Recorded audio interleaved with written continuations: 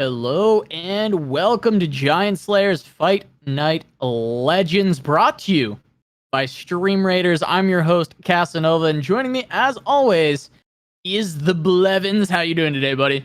Doing great, Casa. Doing absolutely fantastic. We took a little bit of a break from Fight Night. I don't know, do a couple things on various other streams like the seasonal, but we're back. We're back home, buddy, and we're ready to cast some games with some banger decks. Absolutely, and honestly, it's like one of the biggest bangers of a Fight Night that we've seen in a while. Is when it comes to deck lists, right? We got a new set, and a lot of times, we come into the first Fight Night of the new set, and people are like still playing the old stuff because they're like, okay, we really want to look for the win, but Shrima came out 2 weeks late. Yeah, Shrima came out a couple weeks late, but this time I would say the set has made a big enough of an impact, a big enough of a splash that people are like, okay, well, this is a real threat. We got to pay attention in tech for this or play it. And we do have a couple of Aurelias today, which I'm really excited to see. Yeah, absolutely. I think definitely some spice for sure. But Casa, before we get too deep into it, let's take a look at our format here. Of course, same old double elim bracket with 80 invited players. Every single match is going to be a best of 3 with two players bringing 2 decks with no region overlap. And to win, of course, you need to win with both of your decks. And as always, the players are going to be playing for their share of the $200 prize pool, and the top 2 are going to be invited back to next week. Now, Castle, let's take a look at some of those players that are going to be playing this week. Absolutely. Yeah. This is, I mean, if we go on just earnings, this is the most stacked lineup we've ever had on a Fight Night. We've got multiple seasonal champions here. We've got seasonal runner-ups, top 4s. I mean, you name it, we've got it. Starting with majiinbae and Jason coming down the line. Duckling versus Rigby. Then we got Fake Hero versus Tenorix. And then finally, Ian Noguera versus Floppy Mudkip. I believe in round number 1, we're going to be following Ian Noguera versus Floppy Mudkip, and potentially we'll see a battle of the champs later on if Majin and Rigby are the ones advancing. But for now, I want to take a look at this matchup because Ian, top 2 in Cosmic Creation, Floppy, top 4 in Empires of the Ascended, but both of these players are exceptionally good, and they've brought some really cool lineups that I think we're just very excited to see. Yeah, these, we look through the decks. We always look through the decks to see what players brought. And, both players kind of brought, one sort of semi-traditional deck and one deck that has a little bit of spice with the new cards. We look at Mudkip here, of course, also a top player in Pokemon VGC as well. So, as well as being accomplished in LoR. So, definitely some really great decks here from both players. I think Mudkip kind of went the level 1 of the new expansion. So like level 0 would be just play the best old decks, right? Just play, Thresh Nasus and TLC, right? Which I don't know if anyone brought that exact lineup, but we definitely see both of those none decks. Today. Yeah. But we do see both of those decks represented amongst lineups. Mudkip brought the new hotness on the ladder, Azir Aurelia, which is absolutely, if you've played it all over the last 2 days, I guarantee you have seen this deck a lot because it is basically everywhere. Absolutely. I mean, you've been seeing Azir Aurelia, MF Aurelia, just in general. We've been seeing a lot of Aurelia. She's kind of been the tail of the tape as far as this new expansion, and we've been seeing just so much of this resurgence of aggressive Ionia. It disappeared for a long time after elusives were nerfed, and now we get a kind of a new taste of aggressive Ionia, this time with constant attacks and summons and tokens, and it's a pretty cool deck. It can be a bit annoying to play against. I know a lot of people are a little frustrated with it because it feels like you have to play a deck that specifically can beat just a bunch of tokens attacking you right now. But that's because it's new cards. Everyone's representing it in the meta. We might see it shake up where there's some good decks that beat it and beat a lot of other things, and they make it kind of unplayable in tournament. We've seen it before with decks that start out pretty good. So we'll see how this shakes up. But as far as week 1, we get to see some Aurelia. We get to see some representation from the new keyword in Blade Dance. And I'm really excited for it. Even though, if you've been playing a lot, yeah, you've seen a ton of Aurelia right now. It's still week 1 of Fight Night. We get to see how people have started to refine the list and how it works in a tournament format. Is it going to have the same success that it's had on ladder? I'm not sure. We'll have to see. Absolutely. It really does it sets the bottom bar pretty high of, if you can't beat this deck, you really kind of have to be thinking about it, right? It does win. It's what would be referred to as a goldfish turn in MTG, meaning if a goldfish were just playing the most, the most obvious plays every turn with no interaction, it could win on turn like 3 or 4, right? Or sometimes we would call them Hearthstone turns, but where there's no interaction from your opponent on your turn. This deck wins very, very quickly. It puts forth a ton of damage. It also not only puts forth a ton of damage, like the absolutely nut draws can kill very quickly, but it also has a lot of refill. And it absolutely needs refill against decks like this one that Ian brought, this Braum Vladimir. Yeah. We see the full suite of Ice Shards and Death Lotuses, 3 apiece. So there's a lot of ways to deal with little X1 attackers. Yeah, I think Scargrounds is actually a really good meta read into specifically all Aurelia decks. And just if you thought, hey, people are going to bring Aurelia today, I think Scargrounds is a great read for that. And I think Ian is well positioned in the tournament if the Aurelia decks continue to be successful. And of course, round 1, he's going up against Aurelia on the side of Floppy Mudkip. So I think, Ian's got to be happy with this choice as far as the start of the tournament. I think he's brought this, obviously it had better performances in the season than people originally expected. This deck's been around. It's been pretty solid. But specifically this current meta, this new, week 1 meta where we're seeing all this token aggro, it's the perfect place to be playing Scargrounds, where you blocking these 1-attack blades coming in is just beneficial to yourself. You're getting to proc all of your on-hit things. You get to proc your Scargrounds, or you just have tough and they don't matter. So it's, there's so many good things about Scargrounds into Blade Dance, into these aggressive Ione decks. I think Ian is really well positioned with this choice, and I was really excited when I saw that on the submissions this morning. Yeah, it's definitely, I think this was one that on paper, it should be a good matchup. Now, it being a good matchup on paper and it actually being a good matchup, that's potentially a completely different story. And I'm very interested to see how this one plays out, because my gut says it might not be enough. You might just need to draw like 3 Death Lotus or Ice Shard effects. You might need to have that Scargrounds on 3, which already the deck kind of feels like that a lot of the time anyway. And it being even more the case might not be good. We'll have to wait and see, obviously, but the Aurelia Azir deck just goes so wide so quickly that even with a Scargrounds, even with a good Scargrounds curve, 1-drop, 2-drop Scargrounds, and then another drop, it might honestly be too slow, which is kind of scary to think about. Yeah, I mean, it is possible, right? Especially the Azir version. The Azir version can get off the ground a little bit quicker than the Misfortune version is, from what I've seen. And I think that later on, especially with things like Inspiring Mentor, can start to cause a lot of issues overall. So we will have to see what happens there. Mudkip going to be queuing up Draven Ezreal, though. We're going to get the other decks that we didn't talk about at the start, which is just the classic for you and I, Blev. But it is going to be Draven Ezreal versus another interesting one from Ian, Zilean Nasus, instead of the classic Thrash Nexus that we've been seeing for quite a while. I mean, as a caster who has no vested interest in who wins or loses this tournament, I am glad that Ian brought Zilean to this, because I definitely have wanted to see more Zilean. I've wanted to see, what Zilean, where Zilean actually fits in the meta. Is Zilean actually good enough? And we might very well see this. If I had to guess, this is just a less refined, probably not as good version of Thresh Nasus, but it also could just be a more mid-range version, and that's not necessarily a bad thing.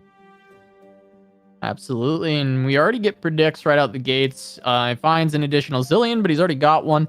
could just be a Preservarium or just another predict to continue to chain these and find what he wants over time.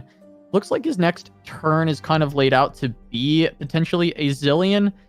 So he may just want more predict to try and find those time bombs and try and get that Zillion online as quick as possible. Luckily, for him, all those options are kind of predicting, but it looks like Ian just decides that none of those cards are what he wants. He's just going to pass. I'm curious, this matchup, I suppose Bakai Sand Spinner is something that would be an interest of Ian to draw to try and deal with the Ballistic Bot, deal with the backline threat. So maybe just, hey, none of these predicts are super good. If I draw them, that's fine, but I could look for some better cards. Even Black Spear as something to deal with the backline could be solid as well. Yeah, what's really interesting...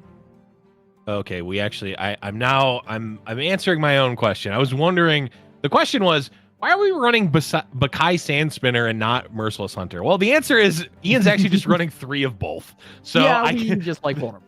There is a reason to run Bakai Sand Spinner, and that is as the 4th through 6th Merciless Hunters, a little bit more versatility potentially. So, an interesting play here from Ian. They played the Aspiring Chronomancer before the Zillion, which I would have thought you'd want the Zillion first. Get the bombs in the deck first, then try to find the bombs. So this makes me think that Ian's actually not a fan of the bombs in this matchup, which makes sense. There's not a ton of X1s.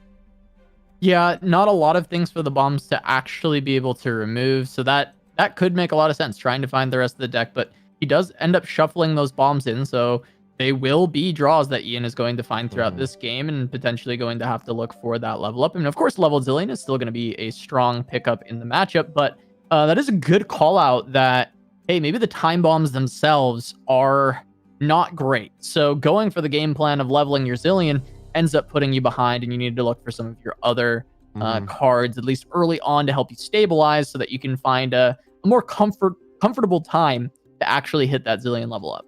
Right.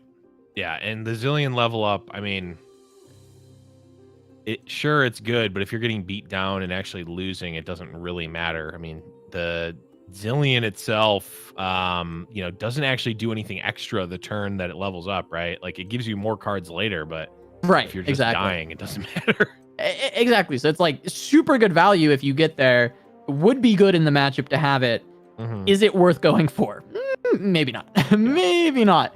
Super good to go for. And instead, Ian just going to continue to try and look for removal, keep his life total very high, deal with the Ezreals, and start to generate pressure in that way. Looks like he wants to try and safely get 2 damage down so that both Whale and Vile Feast are lethal threats on to the Ezreal. I really like this because a 1 health Bakai Sand Spinner, the odds of that actually killing the Ezreal here, I would say, are quite low.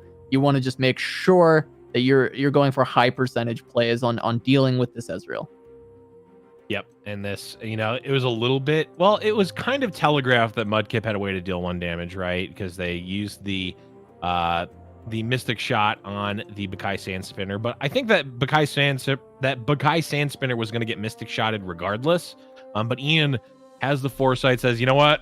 I'm calling the bluff. I'm going to just get my safe damage here on Ezreal. I don't need to kill it this turn necessarily.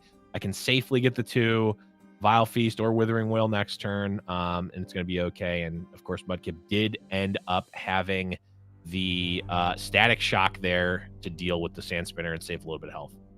Yeah, and I mean, while Ian is placing these units to try and deal with Mudkip's board, you can go ahead and start placing your units in the battle for Stream Raiders. Shout outs to Stream Raiders for sponsoring Fight Night this week. We're excited to be working with them, and it gives you guys something to do during the breaks. Just while the games are going on, you can play some units, and during the break, we can all raid together as a big happy community. So go ahead and do that. Participate in our raids, and we can all take down some bosses together.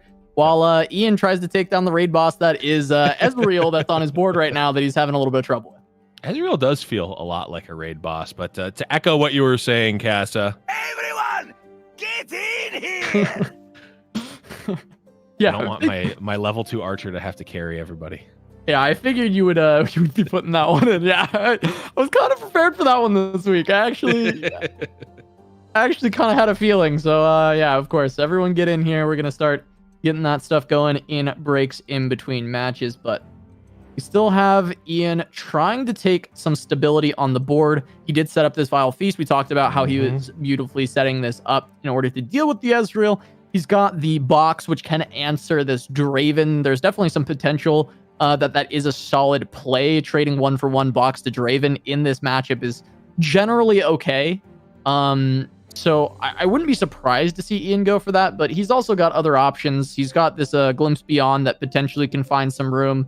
He also has the Merciless Hunter, which can deal with the Draven if that is the option he wants to go for. I expect the Merciless Hunter to be used to deal with this Ballistic bot, though, because that's starting to become a problem, generating the ignition every single turn and still just being on the board for so long.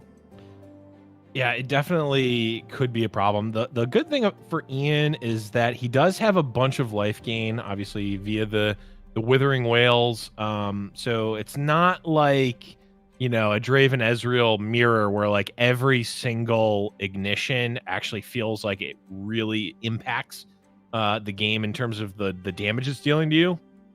But even so, I mean, the Ballistic bot is already going to be able to trade up into almost anything. And I mean, what Ian definitely doesn't want is for a Ballistic bot to potentially be threatening to trade with a Nasus or even just block a Nasus later in the game. So you can set up that Merciless Hunter, give it vulnerable. You can even throw an Aspiring Chronomancer into it, like Ian did earlier with the Ezreal, and then just Withering Whale or Vile Feast that last point of health away on a later turn.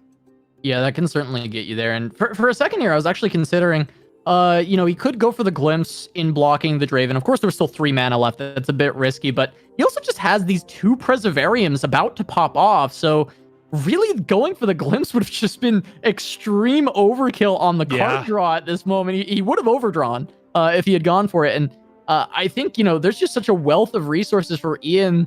That Glimpse is now just going to become a deny on an Ezreal trigger, a deny on something overall later in the game. I mean, he does not need any more card draw. Just going to be setting up the time bombs, setting up the, now another Preservarium, and slowly making his way to trying to deal with this board even further. I like this double attack because if both value blocks come out, you've just got the Withering Whale. That seems like a pretty reasonable bait. Mudkip, of course, not going to take that. There's no reason for him to block with the Draven. His life total isn't normally going to be too heavily in danger, but I guess we got to remember this is a Nasus deck. So very true. As those plays come in, I mean, your life total does matter to an extent, right? Because the Nasus is going to come down. There is still going to be a single atrocity. You can't drop too low because you don't have any healing. This is a Draven Ezreal deck. So Ian likes that chip damage. He likes to get that in, and he's going to be slowly trying to make sure that he can find his way in and get enough slays that the Nasus is scary. Absolutely. I mean, we got to call out, of course, the atrocity has been nerfed to 7 mana. I don't know how much of a difference it's going to make a lot of the time, but it certainly is an impact, and we only see 1 in Ian's hand. And Mudkip actually overdrawing there. Interesting. Rip Tri-Beam Improbulator. Yeah, interesting, because it feels like Tri-Beam Improbulator would be something solid in this matchup overall, especially considering a full hand. There have to be plenty of 3 costs for Mudkip to actually be playing at this point. We haven't seen that many of them hit the board yet. I mean, we saw an Ezreal, we saw a Draven, but other than that, there have not been many 3-cost cards played by a floppy Mudkip. So you have to imagine, I mean, there you go. Arachnid Sentry, his hand was probably quite full of 3 costs, and getting a Tri-Beam down, getting that big tempo swing of removing a unit and playing a very large unit, certainly something that Mudkip is going to be missing out on by overdrawing here, and really hate to see that if you're Mudkip. Yeah, certainly not what Mudkip is looking for, as it's just such a good tempo swing, which I would imagine in this matchup is quite relevant, though maybe not as much as if this were the classic Thrash Nexus. As this is definitely much more of a mid-range sort of late game deck on the side of Ian. With the Rampaging Bakai and the Zillion just in general, just allows you to play that late game almost infinitely, right? Where you can just keep going and going.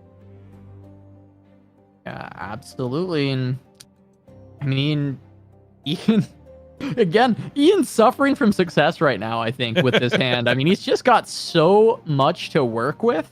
And he even has a lot of healing, which I think is incredibly impactful in this matchup.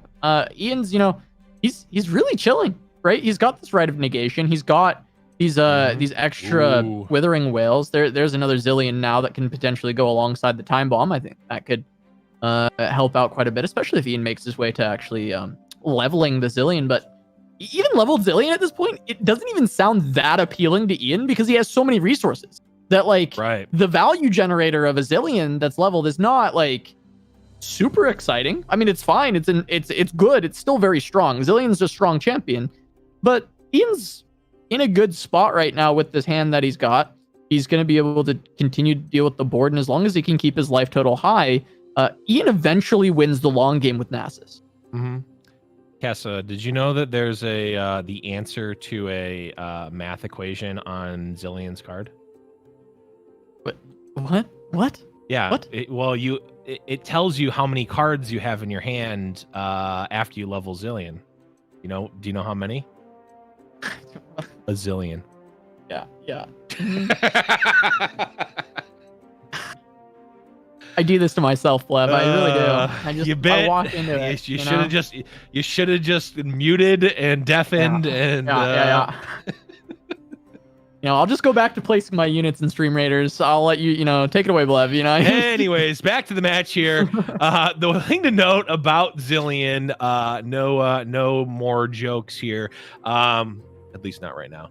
The thing about Zillion is that Zillion does need to see the bombs explode, right? So, you're not pre-leveling Zillion. Zillion has to be on the field, see the bombs explode. So, there is potentially a little bit of tension here from Ian if he is looking to go for the leveled Zillion, because on the one hand, you want to get it out now so that you'll get that first time bomb. You'll see that first time bomb explode, but also you're leaving the Zillion relatively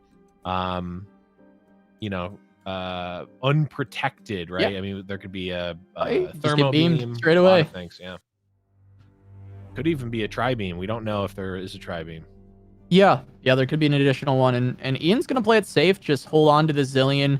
I like the concept of holding the Zillion until at least a little bit later. Wait for Mudkip to expend some resources, and then you're also going to be expending those resources as well. And then that Zillion becomes a little bit more impactful because you actually do want that value engine online. You actually do want those cards coming in when you have less of a just full hand that you currently have. So I think that it makes a lot of sense to hold back the Zillion for now, play with what you've got, and then, of course, I say this, but he did just draw a second one, so I imagine you play it now. Regardless, it just makes sense when you've got the two in hand. Yep, absolutely. And I had a sound drop ready for Thorn of the Rose, but I forgot to prepare it, so it's gonna have to wait for another. It's gonna have to wait for another time. Oh well. Looks like Thorn of the Rose. This is definitely, I would say, one of the worst matchups for specifically Thorn of the Rose. It just it's basically a 0% chance of ever living. Yeah, I mean, Guile is because this is the Zillion version and not the Thresh version, the Guile you get is actually kind of nice. Because when Nasus comes down on, if he comes down on an attack token turn, you have the Guile, you have a 1 mana way to stall it a little bit. So that's certainly nice in this matchup, but overall, Thorn of the Rose, not great against this, 3x Vile Feast, Withering Wailed up. It's going to be a rough matchup. And wow, Bakai is such a phenomenal answer to this Ezreal that's getting played down. Should be an easy removal. I think 6 health is much too high to be removed. I mean, Mudkip could have exactly what? Double Get Excited? I'm not sure if he's... Triple Mystic Shot. Yeah, his deck's not running Get Excited. I didn't think it had Get Excited in it. So it would have to be Triple Mystic, which is just very, very unlikely. Yeah. Also, maybe worth downs. There's only one additional Ezreal left in the deck from Floppy. So, I mean, There is only a certain number of win conditions. There potentially is one. 7-mana Tri-Beam. Ian can get the 2 cards. The unit will still be generated. Can we get a Zinc Beam for 7? Let's see what we get. Yeah, let's see. Okay. Decent pickup of Raz. It's got an attack buff as well, right? When you're going in and reduce the attack of all your enemies. It's oh, okay, it gives. So, I mean, it's not getting blocked. 6/6 elusive, no, basically. No. Yeah, 6/6 elusive. I mean, that's actually... That's pretty good. Kind of huge because, I mean, now, of course, Ian's got this vengeance, right? He's not going to eat 6 to the face. But if he does, I mean, 6 to the face when you're playing Draven Ezreal, that's good. You need that damage. You need that damage, and this is a really good pull for 7. So I think this is definitely a high roll. I think Ian has the responses that he needs, that it's not going to be too worrisome for him, but that gets a little bit more worrisome is now you have 2 targets that feel that they require an answer. And you only have 11 mana. You have 1 answer. You do not have more than that right now. This is actually getting a little bit scary because, I mean, yes, you have the Nasus, but then one of these is dealing damage to you. That is, you are taking some damage on this turn guaranteed. Yeah, I mean, low key, the our alligator rider might actually qualify for a Zinc Beam, Casa. Oh yeah. Oh, so I think so, because 7. I'm trying to think. I mean, we've had a lot of patches recently, and the 7-mana pool is definitely increased because people don't play 7 mana. No one plays them, so it's hard to always remember what that pool is. But if I remember correctly, there's not a ton that are much better than a 6/6 fearsome with an ability. I mean, that's really solid. Yeah, I would say that's definitely up there in the best things you can get. Oh yeah, he had that Guile. We talked about the Guile on the Nasus. Yeah. So to the point, it's good to the point where Ian is actually valuing it more than the Farron. Yeah. I mean, it really is. Look, the Farron, he can actually put the Zillion body in front of the Farron with this Siphoning Strike. Siphoning Strike's phenomenal here. Having that second Nasus, being able to not only level your Nasus to reduce the attack of Farron, but also it's 2/2 to all champions. Remember, this is not just your Nasus. True. This is going to go to the Zillion. You don't need the Zillion level up. You really don't. No. But saving 7 health? Yeah, or 6 health, I should say. That seems pretty good against Draven Ezreal when you've got your Nasus on board. All you need to do is not die. You should be winning. Just need to not die, and your Nasus should take you home. So, yep. Seems pretty solid. I like it. Okay. Thermo Beam for 3. Just that's Thermo 3 to the face is what Mudkip just did. That's a pretty cool play, actually. Yep. Yeah. It also, for what it's worth, is another 3-drop for perhaps another Tri-Beam. Let's see. Are there 3 in the deck? There are. So it could be 3rd Tri-Beam. So we saw the one get burned earlier and the one played. It's I was thinking about it, Blev. That's such a burn player play. Like, that's something, like, I always think, I'm like, how can I deal the most damage to my opponent? Right. Well, if I use my Thermo Beam now, it's actually like dealing 3 to their face. True. Thermo beaming their face, and Aggro Brain activate. Merciless Hunter might be at the front of the NA Aggro Brain charge, as it's arguably one of the best cards. Oh, it was another. It was another for 1. Tri-Beam for 1. That was the one. Yeah. And Ian's like, nope, not even allowing any sort of shenaniganry here. Yeah, but Zillion on the board, 100% win rate in Fight Night so far. You know what, Casa? I think I'd be okay if Zillion won every Fight Night. Okay. Oh no, those fabled words in before. Fabled words. Zillion Mind Meld is the best deck in the format. You heard it here first. And you heard it here last as well. So I won't be talking about Zillion Mind Meld. That's the one you're gonna be on. That's Blaze Nation. You're our only hope. Look, yeah, hit up Princess Powerful, hit up BP, hit up Blazing Agency, see what they got for you. See if they got you a Zillion Mind Meld list. But going into game number 2, we got the Scar Grounds now coming out from Ian. This is the deck I was super stoked to see. Actually, fun fact, in alpha or closed beta. Sorry, closed beta before open beta. The only thing I played, I only got it for like a day or less, like half a day that I got to play. First thing I made was like a all-in Vlad deck. Was Crimson Package. It's one of my favorite things. And you know, I'm on Sparkling Iced Tea's team, man. I'm on the Scargrounds train. I love this deck. I think it's super fun. I think it's really cool. I'm glad it's finally it has the tools to actually be a legitimate deck that you can bring as a meta call. I think that's awesome because I think this deck is in an amazing spot because it's not always good. It's not always the best deck, but it has spots that it's incredibly strong. It completely destroys certain metas, and I think that's kind of one of the things that you want to strive for in a healthy competitive scene is having decks that are so good against certain metas that can be brought as meta reads, and I think Scargrounds is a perfect example. Yeah, it absolutely is. My only concern with it is it feels like the type of deck that can be in this position and get 2-0'd. Like, it feels like it has that capacity. I've played it enough. I haven't played it a ton, but I have played it enough to just know that, like, it can just have those just clunker draws that just, they don't line up right. It's a very unit heavy combat focused deck. Now it does that very well. And it also has reactive parts, so it's better than something like a Lulu deck, which is all, you know, sort of focused on attacking. It feels similar to that though, where if your you know, your units don't line up right, or your combat tricks don't necessarily line up right, or your opponent outlasts those initial sort of power turns, it really starts to look lackluster. And can get run over on both ends in the long game, and in, like, you can go under it potentially too. Absolutely. It can be pretty rough overall if you do run into those instances. And yeah, it does have some top heavy draws that can definitely cause issue, as we see Braum eventually going to come out. Set up, try and get the Poro, try and get things rolling. No Scargrounds yet for Ian as well. I think that's important to note.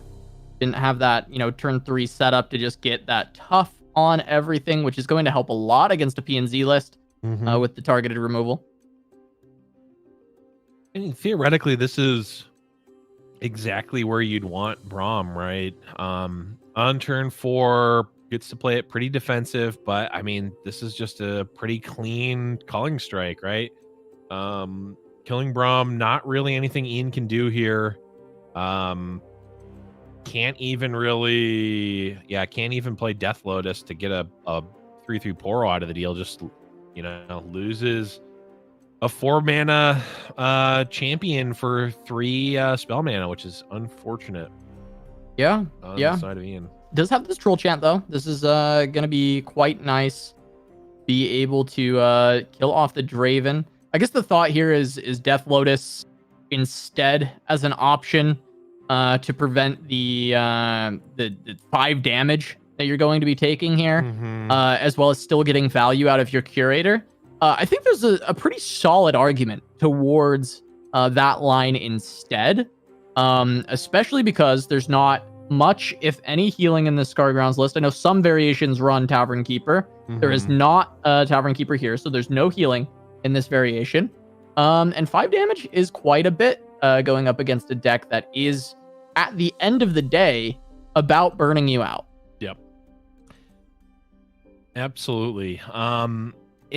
It's tough because you do want to be able to pick your spots to actually kill Draven, right? Like, if you can get a nice kill on Draven, that's great, especially considering, like, this deck eats mana. It eats it a lot because there's so many units. It's so focused on units that every turn, I mean, look at this turn, only going to be able to really play, they can play 2 units, but then it's left with only 2 spell mana. There's a ton of mana worth of cards in Ian's hand, and he's going to have to really pick and choose his spots, you know, where he's going to actually want to cast these spells. Now, the 5 damage does hurt, but that Death Lotus, you know, the Thorn of the Rose is going to die to the Death Lotus at any time. Yeah. So he doesn't necessarily need to worry about that. Yeah, he might be able to get a lot more value out of it, especially if he can pick up a Scargrounds in one of these next few turns. and then just kind of go for an all-in attack, pop the Death Lotus. You get value out of Curator, you get value out of Disciple. You proc the Scar Grounds on everybody. I mean, I think there's a lot of room for this Death Lotus to do really well. And as you said, yes, you take the 5 there, but the next time the Thorn of the Rose attacks, you should be able to just deal with it quite easily, and you're not going to be too worried about that overall. The issue, and you bring up a really good point.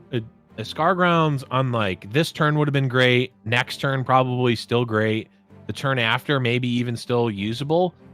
But after that, it starts not only not looking good, it's horrible. It actually becomes almost sort of a dead draw at some points. Like if Ian doesn't have a board or the ability to make a board and he draws a Scar Grounds, that's really bad, which is another one of the downsides of this deck inherently. It has a very interesting window.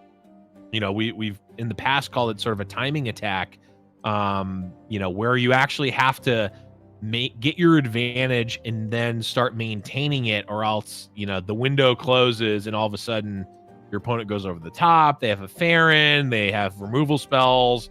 A Tri-Beam swing can really turn a matchup like this. And right now, Ian's kind of like, he's got a handful of spells and units, which is great, but he's not really doing too much. Yeah. I mean, it is tough. He needs to eventually establish this Vrena. I think the lack of Scar Grounds has been really brutal for Ian. I think having that online earlier would be helping him quite a bit. Right now, it's just a pile of spells. Culling Strike now having value, you definitely want to deal with this Ezreal, so that's going to be nice at least. But Ian is running a little bit low on cards overall. And with that in mind, you know, he's going to need to start picking a lot more up if he wants to start turning this around. I mean, Curator can help. Curator, I think, is a big factor in this game right now. True. And yeah, I mean, thanks, Ian, for highlighting my point by just hovering your Curator, because I mean, it really is, right? It is the crux in this game right now, is trying to get value out of this Curator so you actually have things to do. You have stuff to play. Like, that is really important, that Scar Grounds gets to continue to be proactive. Or if it has Scar Grounds and a bunch of stuff on the board, it's about protecting it, right? But you have to get to that point, and there's been no Scar Grounds yet. There's no Vladimir. There's no, you know, a lot of the things that this deck likes to do are already missing. And you just have this Curator. This Curator is still a win condition because theoretically it's infinite value if you protect it with things like the Troll Chant. Yep. And Ian not even developing the Scarmother Vrena. You know, that is sort of the other thing. Yes, the Curator definitely going to be able to generate value. Scarmother actually going to be able to end the game, especially with the Death Lotuses. But if, you know, either or both of those die, I mean, you look at the board, just Braum and a Poro. Mudkip can pretty easily deal with both of those. The Braum already getting targeted here. Ian has the ability to save it with a Troll Champ, but doesn't even value the Braum. Yeah. I mean, not valuing the Braum. It already got the Poro. Doesn't think he's going to ever level it. So just like, okay, I need to save my protection for Vrena. I need to make sure that, well, maybe even save the protection for the Curator. Sure. Of course, he probably will save Vrena if that is, you know, the option that is laid forth. But trying to find ways to start to rebuild this hand, rebuild the aggression, and find a way to actually convert to a win. But now, I mean, Farron makes things a bit tough. You can go for something like, on this swing, you can block with Vrena, Troll Chant onto her, and then do something like double Lotus. Double Lotus. And that will get you removal on the Farron. Vrena will survive with a massive amount of attack. And you'll get draws off of the Curator, unless it's just a Farron, which completely turns off these Death Lotuses from being actually good. This is rough. This is a real tough time for Ian. You could still do that. Block with Vrena, Troll Chant, Vrena plus Farron, which would put Farron down to 6, Vrena up to 10, and then double Death Lotus would kill Farron. Maybe even one Death Lotus would kill Farron. I forget how much attack Vrena gets when she takes damage, if it's 3 or 4. But either way, Ian deciding I'm just going to take 5 here. Mudkip says, how about 6? Yep, which would be a break point, because if Ian took 6 there, it would have went to 8, and 8 is 2 decimates. Guess what? Double decimate. Yep. So yeah, Ian, of course, forced into the troll chant. Now he's got the Scorched Earth, but double decimate, and then you only have to find 5 more. You got a ballistic bot on board. I mean, I like Mudkip's position a lot right now, and I think Mudkip probably does too. I think he's probably feeling it. He's like, okay, well, I'll just keep playing Ignition. I've got my decimates, and there's your Scar. Yeah, Ian. I agree, Ian. Like, you're right. It sucks, man. It's not great. I think you probably still play it, right? And then you just go for the attack with the with these Death Lotuses, and you just kind of hope for the best. It's really all you've got. Yeah. I feel like this happens with this deck so often. And this is exactly the reason why you wouldn't want to play the Scargrounds there. The Draven Ezreal deck is just the master of punishing developments. It's got, of course, the Sentries. It's got Tri-Beams. It's got Thermo Beams. It's got all sorts of quite good slow speed answers and punishes to developments. And Ian kind of just, a sitting duck at this point, needs to hope that, that he can set up an open attack next turn. More importantly, hoping that there is a next turn for him. Yeah, I mean, that's just got to be your hope, but it doesn't seem incredibly like, well, no, okay, there should be like a next turn, but that will probably be the last turn. It'll probably be Mudkip finishing it off. At that point, he's actually going quite wide now, and with the double ballistic bot, I mean, that's just going to be 2 ignition each turn, just going to be able to help close things out. It looks like Ian going to go in, try and get some kind of Crimson unit off of this Curator, but none of the Crimson units are really saving you from this position. And the best one is probably the 5/5 for 4, right? Pumps up Vrina. So notably, pumping up also puts Vrina in, oh, there it is, in range to get Scorched Earth, which is unfortunate. Correct. Is Floppy on? Yeah, he's on 2. Yeah, double Scorched Earth, and I don't think we've seen one yet. No, we haven't yet. But for what it's worth, I do think that this Crimson Awakener is probably the best chance for Ian, as it's a big body to be able to trade, and also Shunpo? Unless is Shunpo going to do it? Is that the thing? Shunpo, I mean, obviously it gives Ian an additional attack. It also puts one of the ballistic bots in Whirling Death range, or not Whirling Death, sorry. I mean, it's death due to whirling, but Death Lotus, yeah. Yes.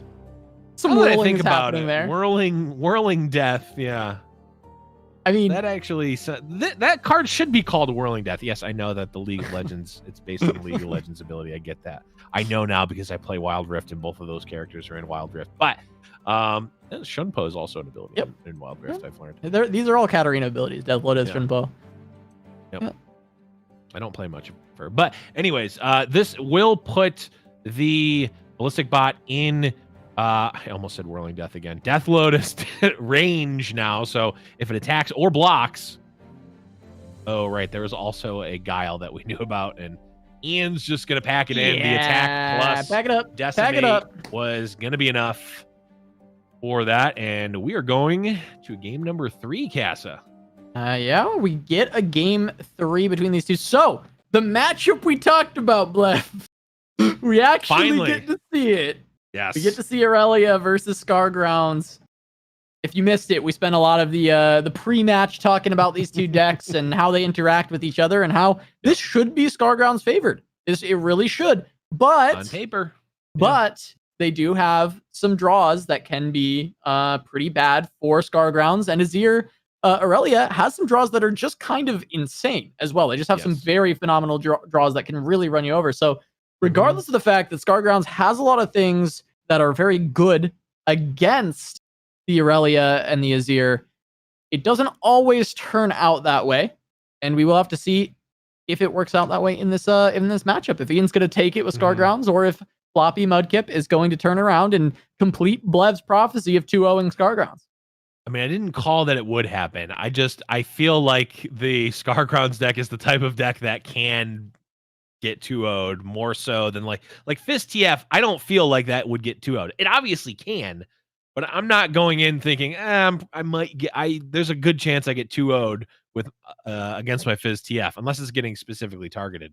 The deck can 2-0 itself, I guess, is the way I feel about it. And like, if we look at that last game, if Ian draws like the same way against the Aurelia Azir deck, I mean, the early Braum definitely puts a hunt, but like it would be bad. It'd be rough. Yeah, because the Azir Aurelia deck just goes around it, or it it does have a little bit of elusive as well.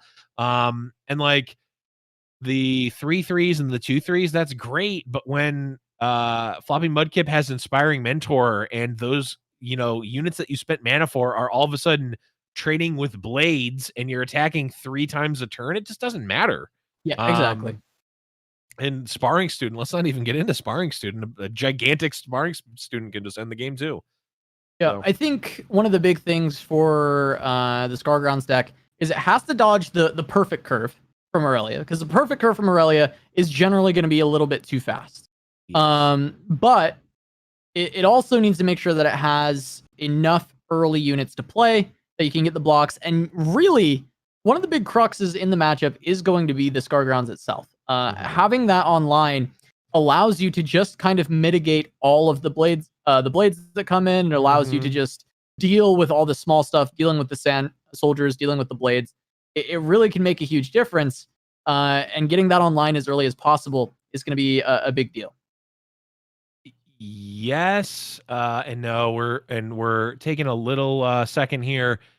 Players will be ready in just a minute, so we'll be jumping into the game as soon as possible. But what's interesting is, like, I'm not 100% sure how I feel about the Scargrounds, the card itself in this matchup, because I agree. On paper, I agree with what you said. It makes sense. They're attacking with 1/1 units. I block. After I get a damage on my unit, it gets tough, and I can infinitely block 1/1 units. That makes sense. That also assumes I have time to play a Scargrounds and block once, and I'm not trading, and can block again. And I'm very interested to see this matchup actually play out, because I'm not sure that it actually plays out like that. It might be that you play a Scargrounds, they attack, they're super wide, and you take a bunch of damage, and then you're a step behind. I had this happen because I played a mono Fiora deck, a Fiora Shurima deck, because I'm a degenerate and I wanted to see if I could, do this. And it's like, okay, I play my Fiora. I even gave my Fiora tough, and like I block the 1/1s, but then they have 3 more 1/1s and a 3/3 and a 6/5 Azir, and it's like, oh, it didn't matter. So and that's we'll see. That's the worry, right? Like that absolutely is the worry. Is if Ian gets behind, like too far behind, like if the curve is too good out of Mudkip and he's just going too fast, then Scargrounds probably can't keep up. Yep. If they ever get past that early game, they get a board down, it's over. It's done. Aurelia is not coming back. Yeah. But this hand is very slow. Yeah, this is bad for Ian. This is a Ian might be dead before they play a card. Completely agree. He might be very dead. Like, this is not good whatsoever. Yeah. Yep. Well, we'll see. I mean, so for reference, Ian kept 1 Braum and Culling Strike in his opening hand. Culling Strike I like, because it deals with both Azir and with Aurelia, so I'm happy with Culling Strike for sure. Braum I'm also kind of happy with too, because you want to block, and you need to block multiple times, and a lot of times, even if you have like a X5 unit, it blocks and it takes 2 damage, then it blocks and it takes another 2 damage, and then like you maybe get 3 blocks out of something if you're lucky. Braum obviously can block and keep refreshing, so this is looking good for Ian. Now Floppy is running the Shapestone version, so this could be a blowout, but it's not something that Ian can really play around. I was going to say, if this Culling Strike goes through, kills his ear, suddenly this is fantastic for Ian. Yeah, this is actually like very turned around. Like, oh, there's the Shapestone. Oh my god! So I can really, Ian gives the GG because I think that's correct. No, if that goes through the Blev, like it's so fantastic for Ian because then he just goes into Braum and then he sets up. He gets Braum, a Poro, and then he goes into like something like Tarkaz or Vlad. Right. Everything is tough. The game is like done. I mean, it actually is such a big swing. Right. If that call trades for Azir right here, and instead Shapestone just blows it completely out of the water. But a 4 mana do nothing turn just attacks for what, 6 damage? That's about as good as Ian could ask for. Because Floppy Mudkip did nothing last turn. I mean,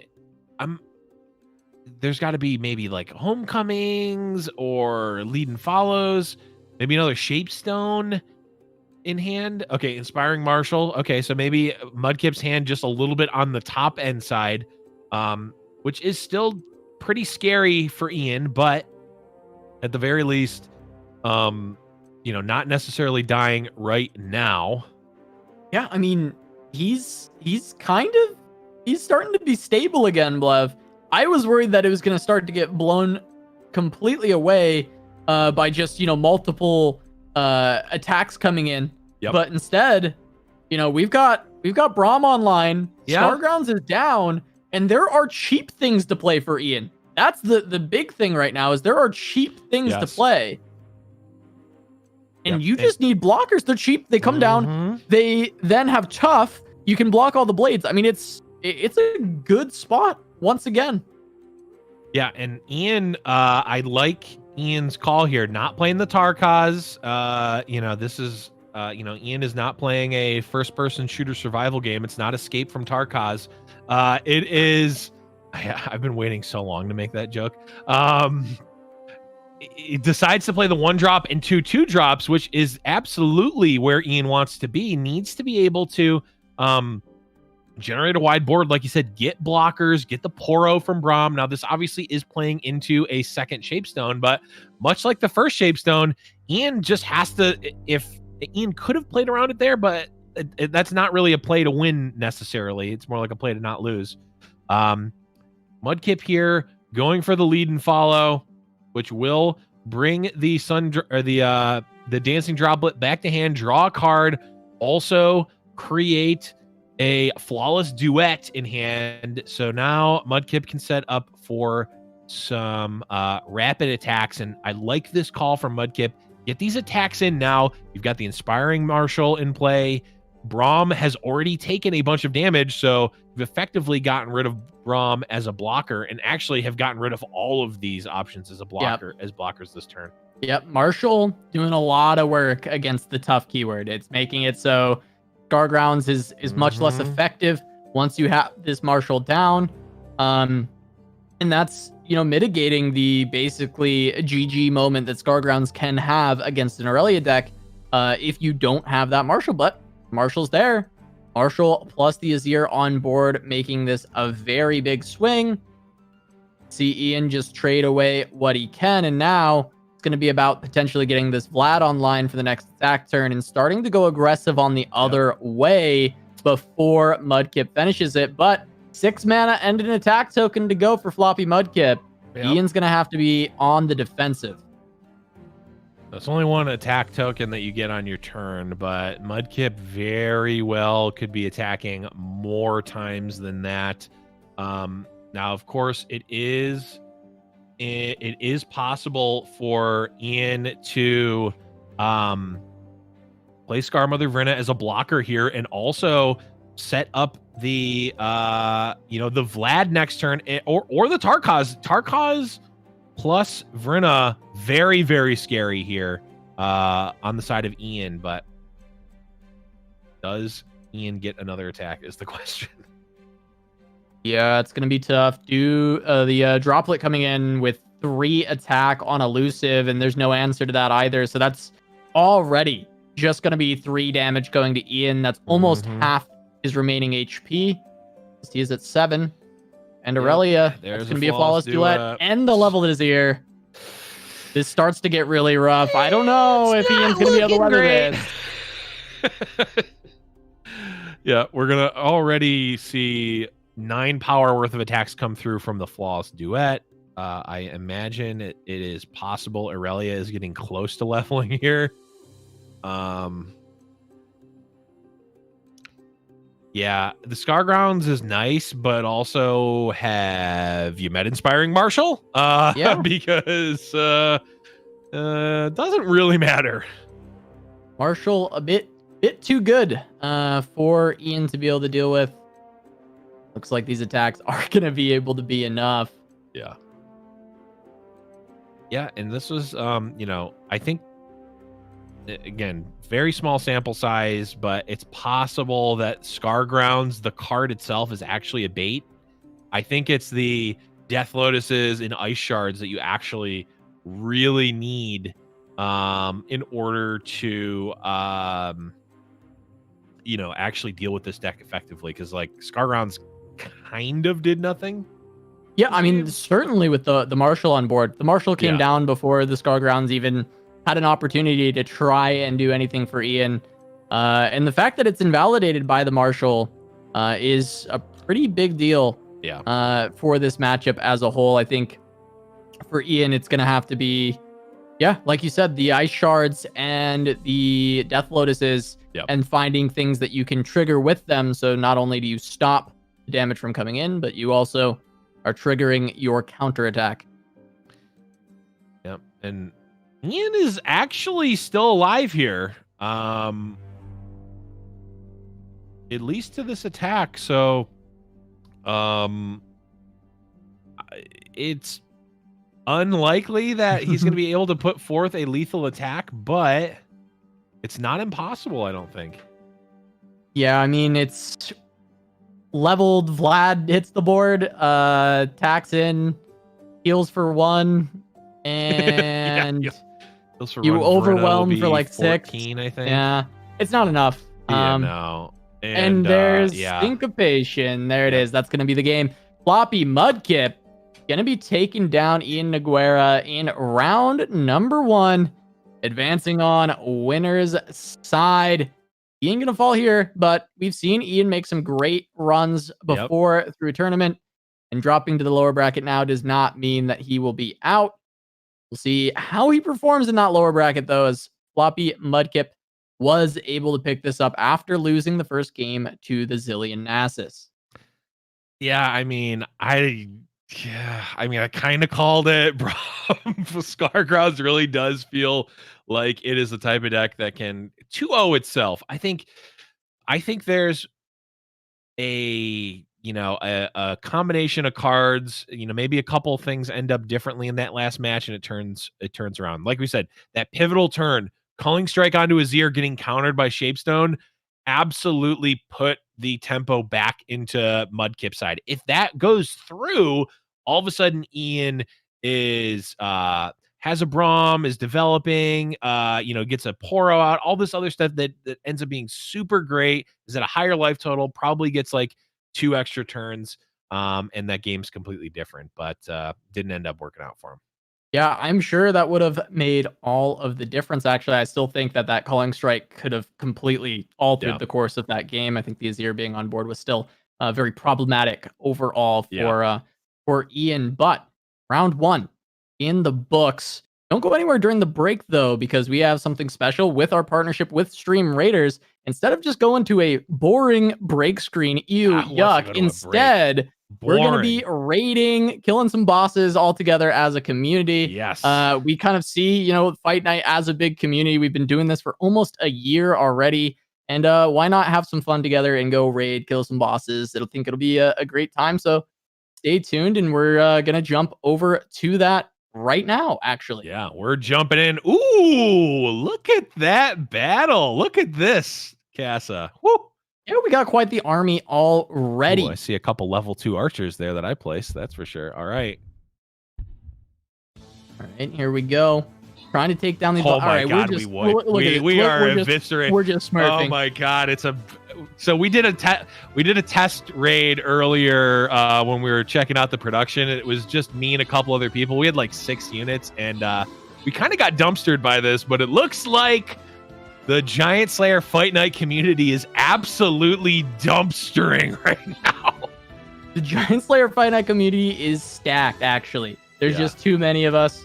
We're just going to be running over everything. Yeah, this is basically like the Azir Aurelia deck. You see, we see the Aurelia Triceratops Azir up there with his blonde hair, of course, and then you just see a bunch of Sand Scouts, or Sand Soldiers, and Blades there in the form of level 2 archers and everything else.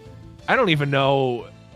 Ooh, look at that. The Blevins with 1 and 9. That's classic top tier stats right there.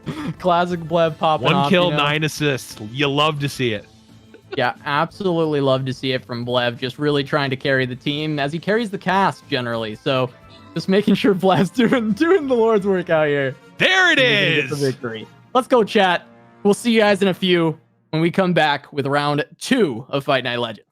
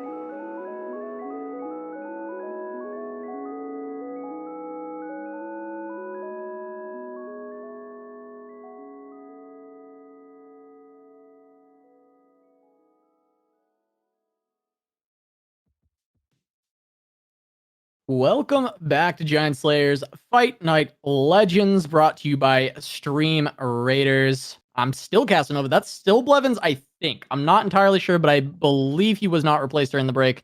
Nope. We'll find out later, but we have round 1 already in the books, round 2 coming up, and we've got an incredibly exciting matchup overall. It's going to be a Rigby versus Majinbae, and if you don't recognize those two names, I mean, you really should, because they're the previous 2 seasonal winners. Now going at it to see who's the most seasoned of the seasonals, trying to take a victory in champion combat. Yeah, I mean, Rigby, sort of new to the LOR scene, as we see here, but spike to seasonal. That's really all it takes. I think we kind of would have said the same thing about Majinbae pre-seasonal victory. I know he was on my radar just because he had hit rank 1 with Lee Sin a couple of times, so I was definitely checking his stream out. But now, thinking of Majinbae as anything but a household name in the LOR community is silly. And Rigby, of course, taking their place. Now, I will say, if I recall correctly, did Majin win the fight night before he won the seasonal or after? Okay, after. So Majin has set a precedent. He really that did. Rigby is going to have to look to fill here, but he's going to have to go through Majin himself to do it. Yeah, Majin won the seasonal, immediately won fight night. Rigby just won the seasonal. We got him into the fight night immediately after he won. Yeah. I mean, Majin gets to defend himself though. True. Majin's like, hey, I did it first, and I can defend it. I can gatekeep right now potentially. So gonna be going up against a Rigby, but the lineups are pretty cool. Rigby actually brought 2 decks. I'm not sure if they're card for card, but the same archetypes as 2 of the decks that were in his seasonal winning lineup. He is running deep, which is exciting, and also running Zoe Vi, or Ruben's Zoo, as Blevins likes to call it. Yeah, I like to call it that. It's not running quite as many animals as some of the other versions. I have to think that these are they might just be card for card. We can take a look here at Rigby's list. There's no new cards in this version, and I've been seeing a bunch floating around. Actually, literal Riot Ruben Zoo hit number 1 master earlier, either today or last night, with a version of this deck, but it's running the new I have no idea what the card is called. The Hawk card. I'm calling it Suntail Hawk, but that's a magic card, so it's definitely not that. But the Hawk, sometimes this runs Mentor of the Stone, so you've got your Submersible as a cat, you've got your Mountain Goat as a goat, you've got your the Hawk as a bird, you've got Fangs as a panther. Yeah, Fangs is a panther. You've got Mentor of the Stones, which is like a hamster or something. I mean, it's definitely a zoo. It's Ruben's Zoo. He made the deck. Yeah.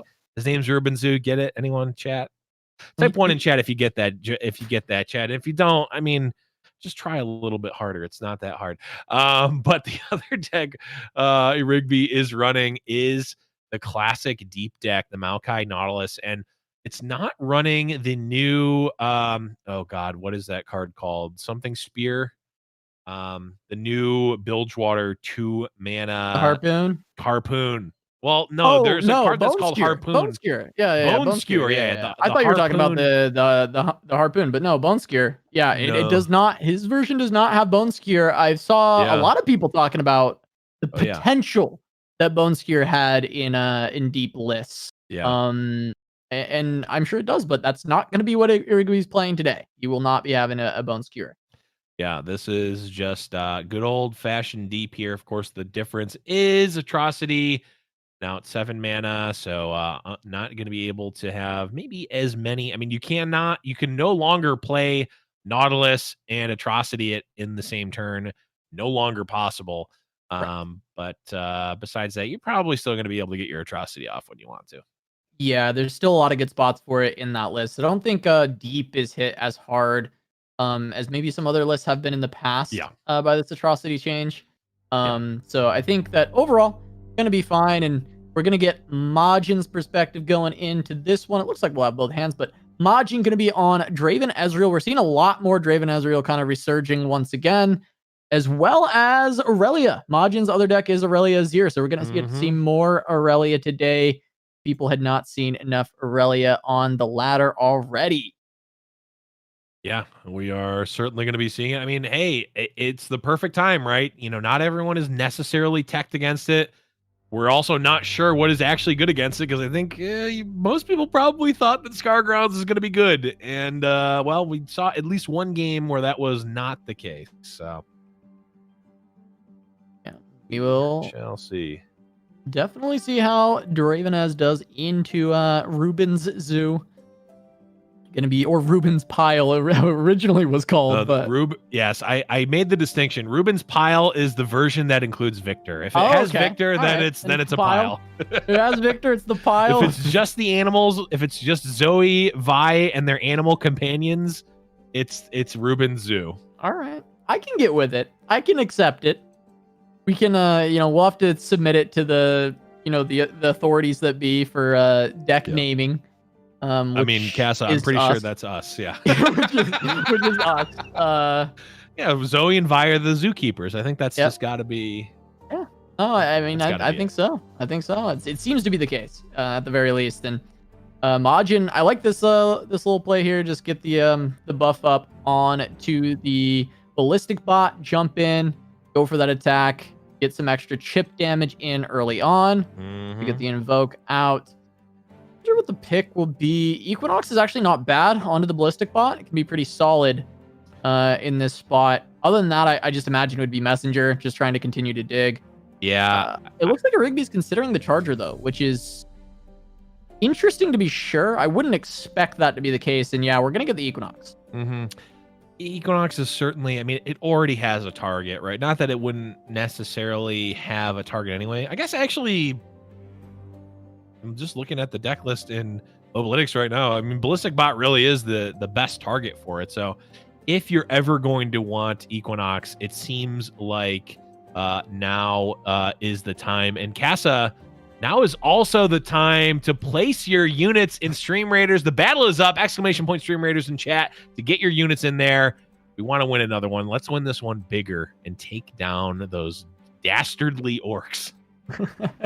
Gotta deal with the orcs, just like Rigby's gonna have to deal with this board. There's a lot of ballistic bots down right now. One, of course, dealt with by the Equinox. Was a great pickup, but there is an additional one, and majiinbae is continuing to generate value here alongside the Draven. We get another invoke. The Fangs coming down. Crescent Strike available. Might just be a little bit of a Cosmo pick here. Try and dig through the deck a little bit more. And yeah, that's just what we're going to see from a Rigby. Makes a lot of sense. And the Mystic Shot to answer the Fangs. Majin does not want to allow any healing. Healing is cheating. Unfortunately for Majin, Rigby's going to be doing a lot of cheating with the Star Shaping and Guiding Touch in hand as well. Star Shaping might be the definition of cheating. It's like one card, it lets you cheat via gaining health, and it also makes a more expensive card in your hand. That is, I mean, that's not cheating. What is, really? All right. Comes a swing in once again. Majin just trying to get as much damage as possible into a Rigby early and often with the pressure. What you want to be doing against any Targon deck, because they do have a lot of healing. The more you let them draw, the more healing they're going to find, especially with the copies of the Fangs and the Star Shapings. And Majin is going to have to deal a lot of damage in this game as a whole. So he wants to make sure he has board control, and he also is dealing a lot of damage to the face. But that's going to be get excited, taking out the Draven. Now Majin is kind of left with not a lot of exciting things to do straight away. I mean, he's got these Arachnoid Sentries, but I think Majin really wants to find a Tri-Beam before he starts playing these out too aggressively, because I think that's one of the ways that he can start to really take a good foothold on this game, get a lot of aggression with the, the tempo swing that card can provide. Absolutely. I mean, Sentry is such a versatile card, but we see it here, and it's like, what is it really doing? It's stopping a Zoe attack, which certainly is useful, but like, that's not great. Majin, of course, does have a backup one, and I imagine it's probably going to get played right now because Vi is definitely scary. I love this play from Rigby. You know, Vi is currently out of Thermo Beam range right now. Is 9 attack as well. I mean, this is a really good sort of opening for the Vi to come down and start terrorizing this board. It's going to start swinging. It's actually crazy. It was almost at 10 attack already because he had it in the opening hand. Yep. He's already played so many cards. And it looks like Majin, considering the beef up, because this is a created card, it will push all the way to 5 attack. Yeah, really heads up play. Interesting play from a Rigby. I wonder if that was what they wanted to do, or if they just didn't factor in the fact that the ballistic bot was going to get +2 attack there from the axe, because trading the 9 power Vi for a 2-mana ballistic bot, probably not where you want to be. You don't always have the choice, but it's certainly not the best scenario. Yeah, I mean, maybe considering the card advantage and the star shaping in hand and the Cosmo as well for the draw, the cycle with guiding touch, maybe it was just like, I don't want you to have any more value. Let's get rid of your value engine. Yeah. And I know that you have this axe, but I'm going to trade my Vi for your value engine and your axe and 1 card in hand. Yeah. And maybe that was just worth it for Rigby, because he knows, like, you're not going to pass that up. You need to kill this Vi if you are Majin as well. And I wonder if that was part of the consideration. I don't know if that's even that worth it when I think about that, but I do wonder if that was the thought process that a Rigby went through when he went for that attack, or if it was just a mistake. I'm the only reason I say that is because I've messed that up many times, forgetting that a ballistic bot gets +2 attack from axes. But obviously a Rigby, a seasonal champ, may have just had that in mind. I'm not 100% sure. It did at the very least, the play seemed a little bit weird to me. But that does not necessarily mean that it was a bad or incorrect play. And either way, a Rigby, is a little bit low on life, but like you mentioned, we see a star shaping, we see the golden sister as well. Going to be able to gain some of that life back. Yeah, I mean, a lot of healing available for Rigby. As much as Majin has done a fantastic job pushing a lot of early damage to try and get the pressure, Rigby just has too much of the healing that his deck has access to. And I think that Rigby, with having board control and also star shaping, guiding touch in hand, and a golden sisters on board, this is starting to get a little bit more out of reach for Majin. It's not impossible. You can try and bring things back, but realistically, the golden sisters was kind of that final nail in the coffin, where the board has now gone to a Rigby, as well as having all this extra healing in hand. I think the get excited is fantastic, trying to stop the board healing, but you still have to get through that extra HP that is going to be provided, and Rigby might just find a win condition off this star shaping as well. Right. Also, there's a 4-power elusive in play, which is already presenting as a win condition that is going to warrant its own answer, probably in the form of that tri-beam, I would imagine, at some point at least. Oh, and that's a 2nd star shaping, which is just not gonna be good for Majin here. Oh, and got a Pale Cascade off the top to even save the sister. So 13 going through, life gained on the side of a Rigby, and oh, by the way, there's still 2 star shapings left. Yeah. That's a bit rough. I will have to say, for Majin. I think, as much as we don't love to call games early, I think that might have just settled it. I think this is only, it's only 3 on this tri-beam. Actually just going to heal the lifesteal, the golden sister. Sure. Instead of even healing face, already at 16. Ooh. Cosmic Inspiration to buff up this wide board that a Rigby already has, and he's got another star shaping in hand. Yeah, it's real safe for a Rigby to lock it up, and Majin finds the best draw, right? Captain Farron, that's what you want, but I'm not sure that it's going to be enough. Yeah, when Captain Farron's like not particularly close at racing what's on board now, Ooh, yeah. it's certainly not close to racing what is on board after the Cosmic Inspiration. Yeah, Tri-Beam no longer can kill anything.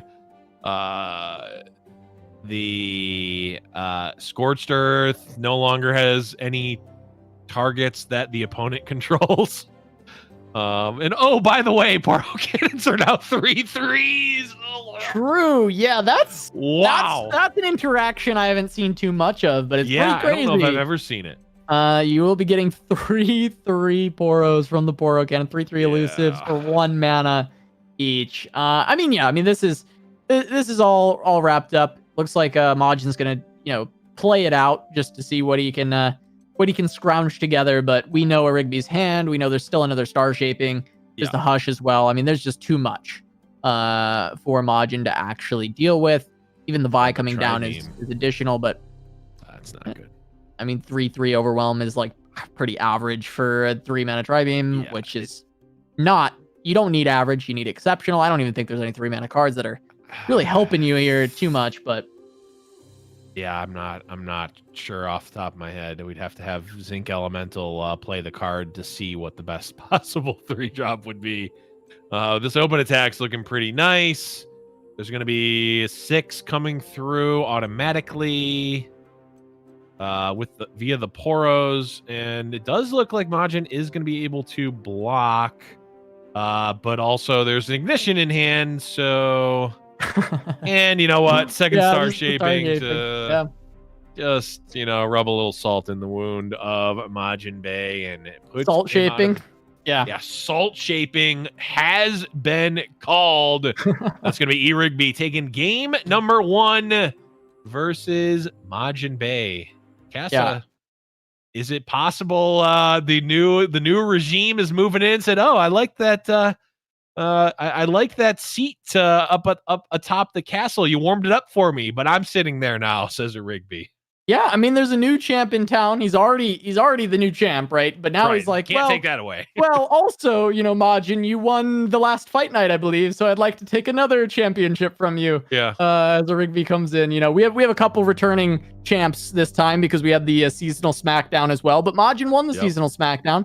True. And so he is the most recent champion of a fight night. Fake Hero also in the tournament today was the champion prior to the seasonal SmackDown. So, Rigby just snatched all over the place. He's trying to, he took it at the seasonal. He's trying to take it at fight night, and Rigby up a game over Majin, and now he's got Deep to go for 2 games to see if he can pick up the win on the series.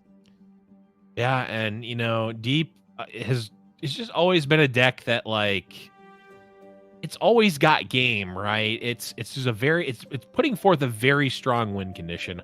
Obviously, we saw it have a lot of success in the Empires of the Ascended Seasonal, at the hands of a Rigby as well as Random 7. And was there other players that brought Deep as well? But regardless, both finalists did bring Deep. 2 in the top 32, I believe, that brought Deep. And they both made top 2. So yeah, but there were 5 total in the top 32 that played it in Swiss. So it was a little popular, but not too crazy. Rigby and Random were the 2 that were like the really notable Deep players.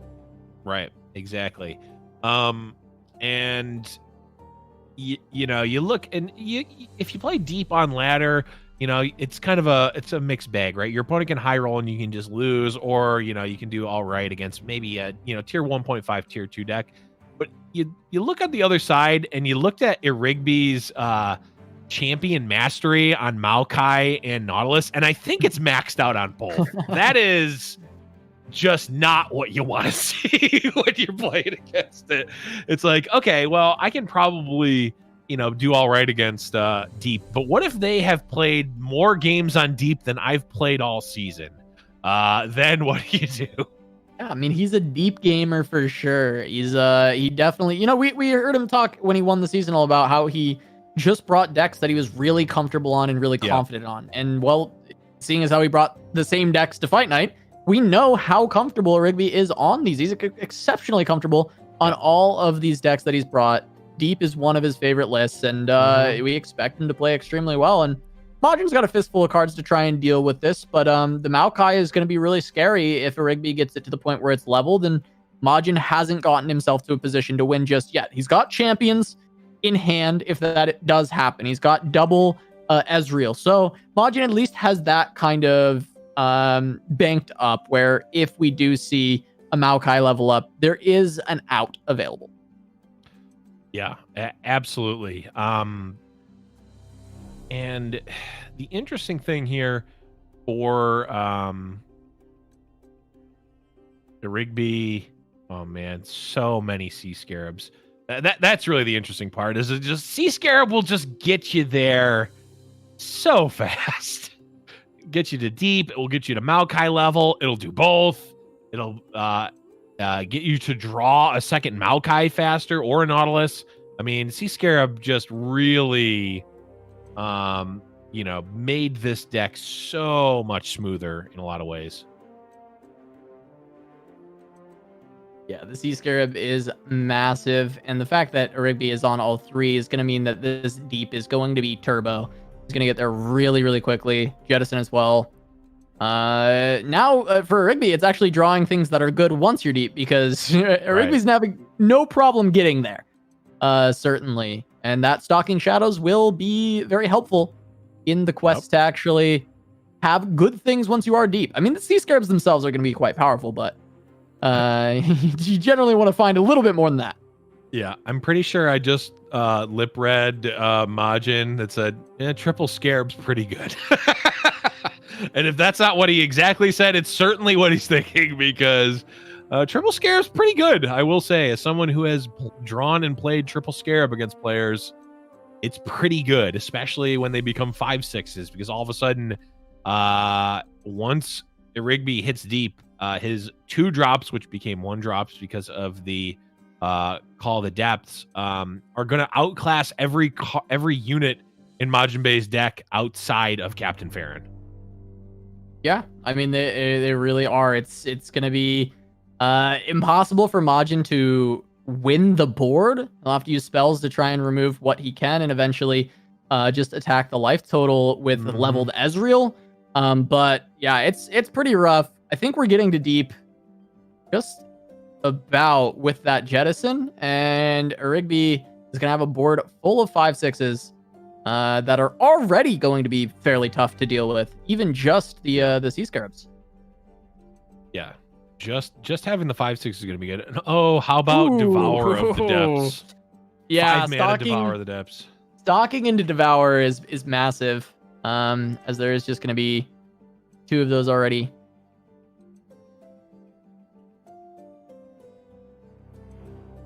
Yep, and it's like Rigby deciding not to put the Scarabs in harm's way quite yet. No real pressure, right? No pressure from Majin. Majin doesn't really want to attack with anything outside of maybe the Ezreal. Well, probably the Ezreal, and Rigby knows if these Scarabs stay alive and he gets to deep, he's going to be in a good spot. Now we finally are going to get a Devour potentially from a Rigby. He does want to be dealing with the Ezreal, and there is going to be the Devour. Yep. I mean, Majin can try and protect it, but he's got to assume that there's a way to go deep, and he's just going to let it go through. He knows he has the second Ezreal. Mm-hmm. And he could go for a Farron turn. He does have the attack token. It is 8 mana. But he is running out of hand space to generate those decimates. True. He would, if Majin plays Farron, would have exactly a full hand. So it could play Farron, and I mean, he also has a whirling axe or a spinning axe, so can potentially open up hand space there. But is it actually good to do that is the question.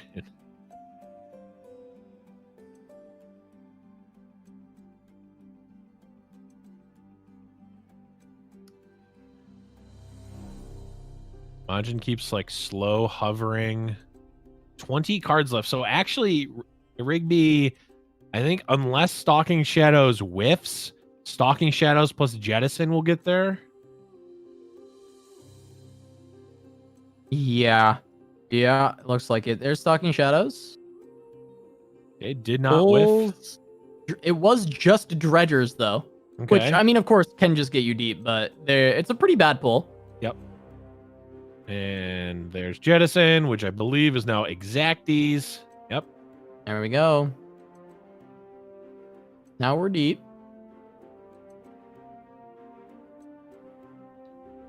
The water This is a fat board. rises. That is a thick board indeed. There's He goes to another eat Ezreal. Devourer. And you don't want to spend anything on this. It's an ephemeral Right. unit. But you're Yeah. losing your Ezreal currently, and it looks like Majin is just going to accept it. I mean, he kind of has to. Actually, he doesn't even have enough to deal with it. He only has a single Mystic shot, so Yep. we'll just be losing Ezreal. Can Scorched Earth this Nautilus, at the very least. Big Has that removal? bilge.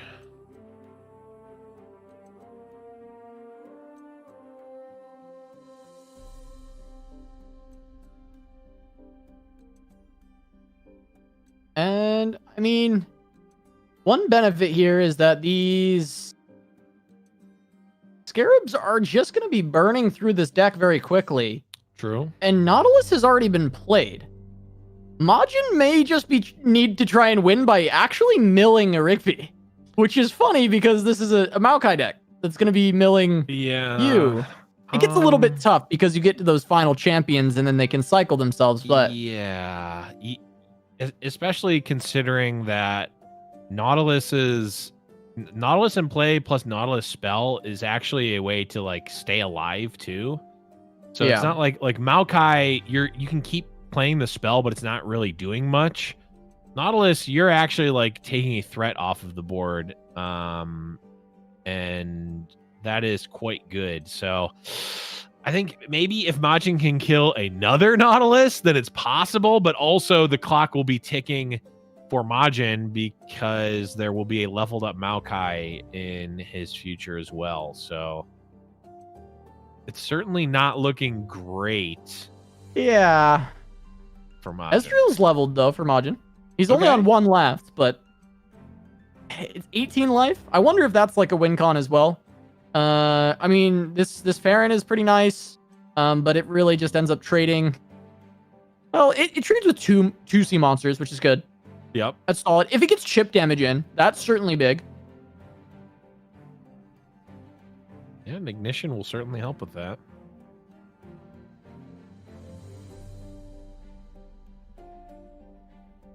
Oh, he hovered for a second. I didn't see how many cards he has. Nope, can't see it.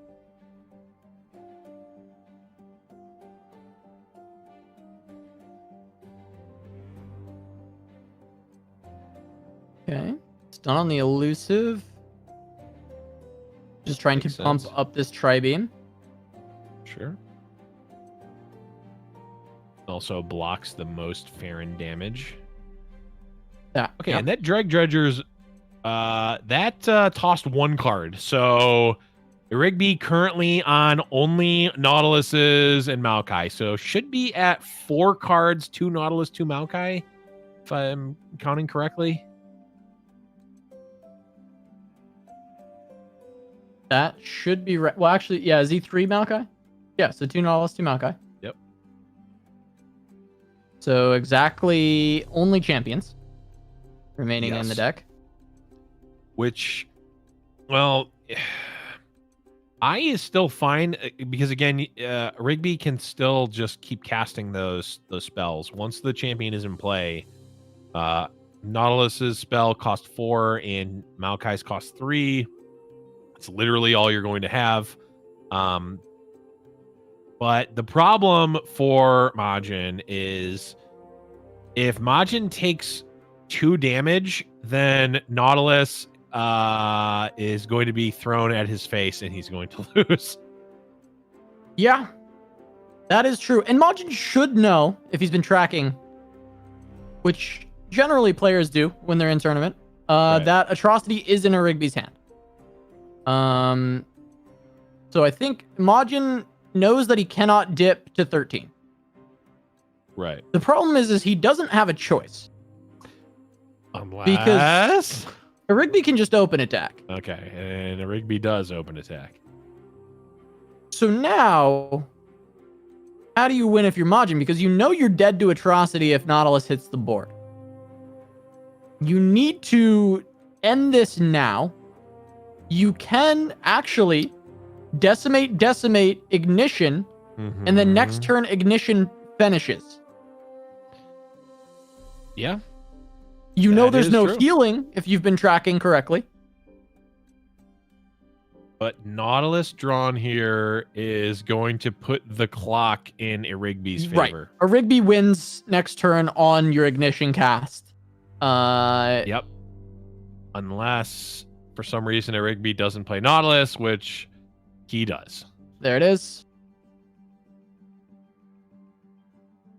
There was one win here for Majin, and it was a Rigby drawing second Maokai instead of one of the two Nautilus. Yes, very true. I mean, Majin doesn't really have any choice. Wait, right? does he have?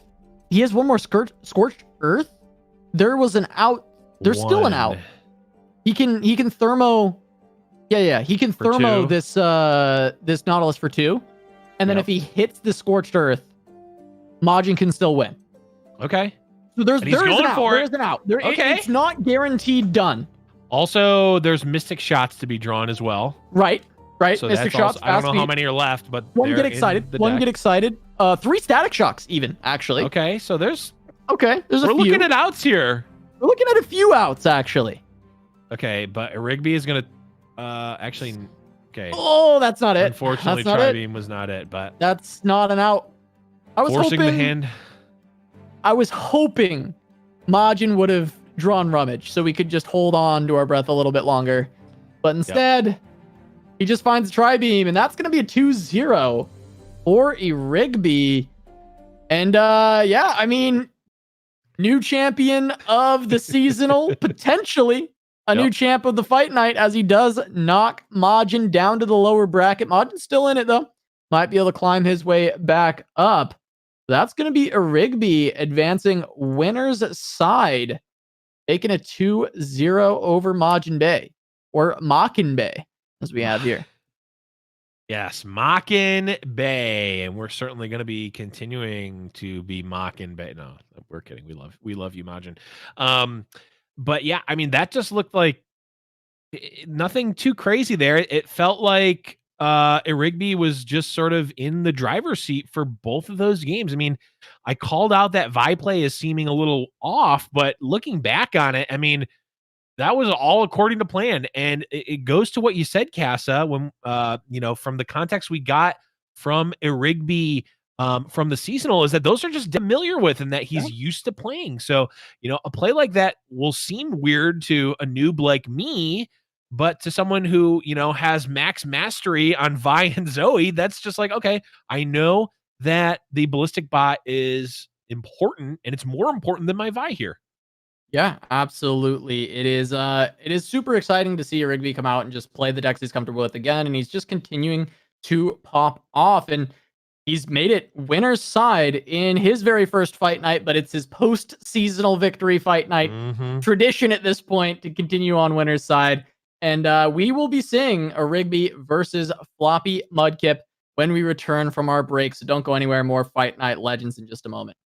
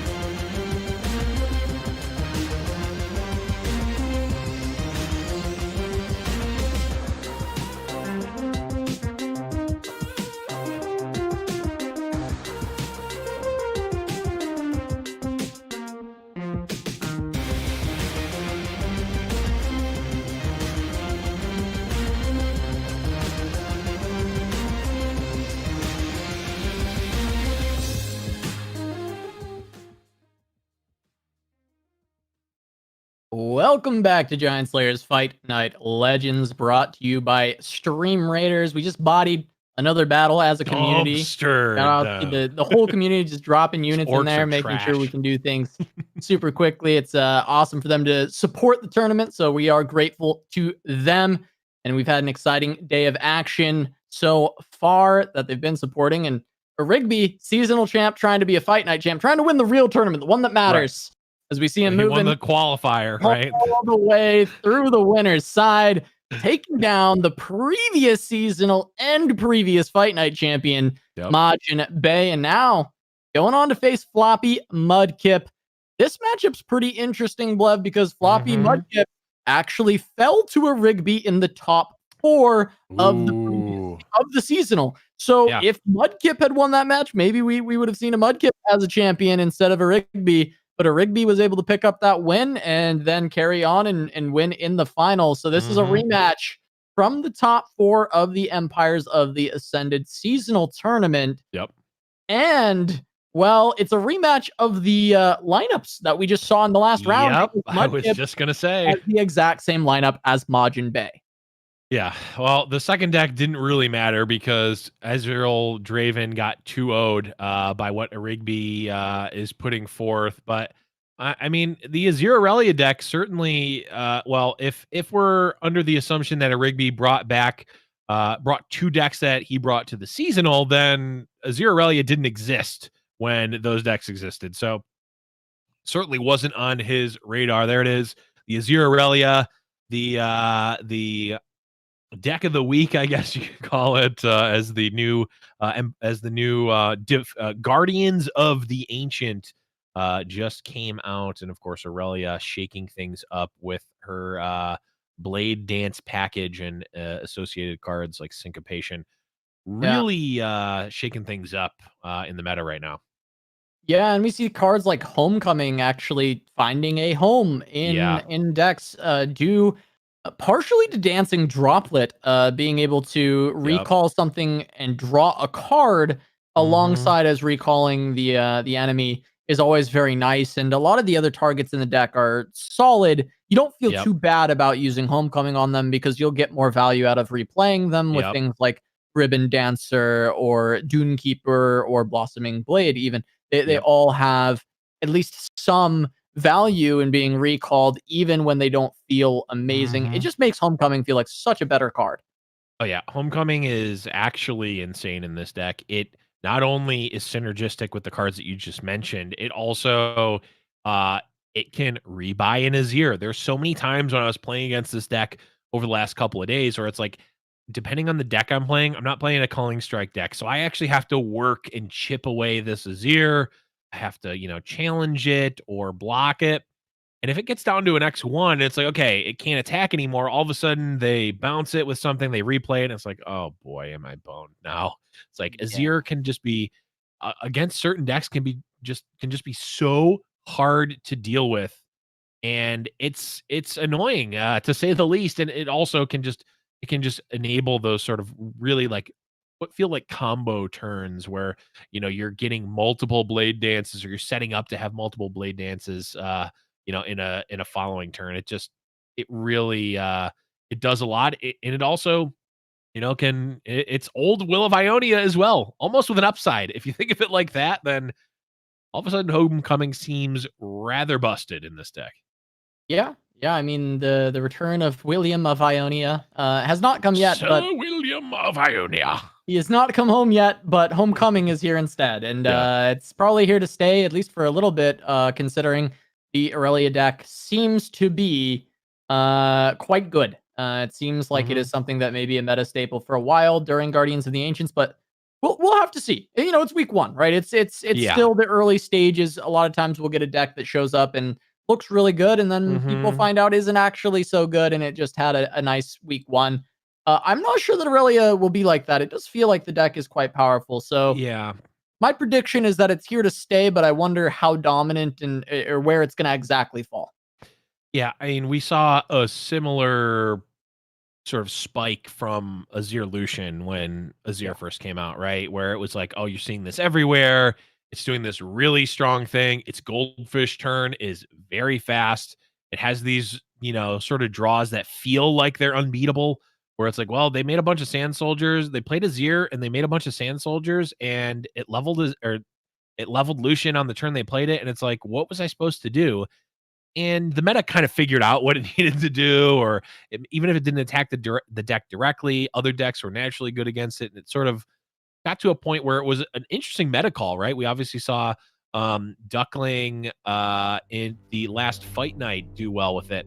Fight night proper, but Hipster Waldo took it to a win in Europe, right? Yep. So we know the deck is still powerful. It was still powerful, and maybe this is actually the level up from that Lucian deck, or maybe not. But as of right now, it feels like it could be. It's kind of it's been doing exceptionally well so far, and this is an interesting hand from Mudkip that we saw. Looks like he is having a bit of lag though, so we might not be able to get that hand. We might just be watching a Rigby, but we did catch a glimpse of an Emperor's Dais alongside Azir and an Inspiring Marshal. So a lot of the very powerful pieces that this deck has already in hand straight away for Floppy Mudkip. Yep. It's definitely the types of things that you want. And I just got to say, I'm super pumped for Rigby. Obviously, we've been talking about how he won the seasonal. And even just looking at the stream now from when we saw him on the seasonal, I mean, he was literally talking. He was talking into like his iPad, his earbud, or not even earbuds, just like iPhone headset mic. So we see a mic. I think we see a light as well. Just awesome to see these players in the community growing, and growing their content. Just it puts a smile on my face. I just got to say. Yeah, he leveled up his stream. He's getting in here, getting ready to go. I know he said he wanted to start streaming. I remember the comment he made when he won is like, I tried streaming before, but no one watched. And I mean, people are watching now, Rigby. People are watching now for sure. They know how good he is. They saw it. Player without a team, all by himself, did all his prep all alone, ends up coming away with the win against all odds. So Rigby, really, really strong player. Somebody we really like here. And again, making the run through the bracket so far, winner's side. Going up against Floppy Mudkip now, but he did, like we mentioned, just beat this lineup before. So even if he loses to Azir Aurelia, we saw him 2-0 Draven Ezreal just a moment ago. Yep. Absolutely. And, Rigby fighting against all odds of the seasonal, but let's fight against all the orcs in Stream Raiders. The battle is live, ! Stream Raiders. If you're not already in there, the link is there. Get your units in. I want to absolutely demolish this next fight. Let's go. Anyways, back to the match here. And Rigby, again, setting up the forces here, getting a little bit of chip damage maybe with some ignitions, but we know at least a couple of cards from Mudkip's hand when we saw it at the beginning. It could be very explosive. Yeah, it really, really can. And we know that this hand from Mudkip is a pretty explosive hand. Dunekeeper was a great pickup. That's an addition that we didn't see from the Mull. And that's going to be able to enable these this Emperor's Dais and the Azir as well. And once we get that Inspiring Marshal down, this is going to start to be very difficult for Rigby to deal with, just the consistent pressure of those 3+ attack units, Sand Soldiers coming down on the board. Yeah, and we see, a lot of Rigby's deck is, small health anyway. So even the 1/1s over the course of, 2 turns are going to start taxing Rigby's blockers. But when they become 3/1s, it's just, you're all of a sudden, not even able to block 2 blades. It's just like throwing away a ballistic bot or a sump dredger for a sand soldier, and that's just not a winning. Those are just not winning trades, unfortunately.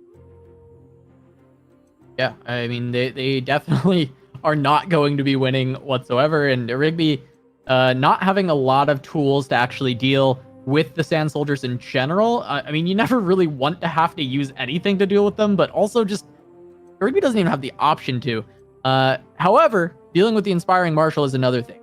There is going to be this Thermo Beam. I think that is an exceptional answer and a necessary one. You really cannot leave the Marshal on board. That is going to be the thing that is creating too much pressure for you to actually deal with. And straight away, we're going to see the Fangs instead, though. Just going to go for the Invoke and potentially look for maybe an Equinox, I think is a solid answer. Not going to find it. Ends up just going for the Serpent, trying to play something cheap that can get some chip damage potentially onto his ear or the Marshal itself. Yeah, and if you're looking at it from a blocking perspective, literally all of those units were exactly the same at blocking Sand Soldiers, so might as well take the one that costs 0.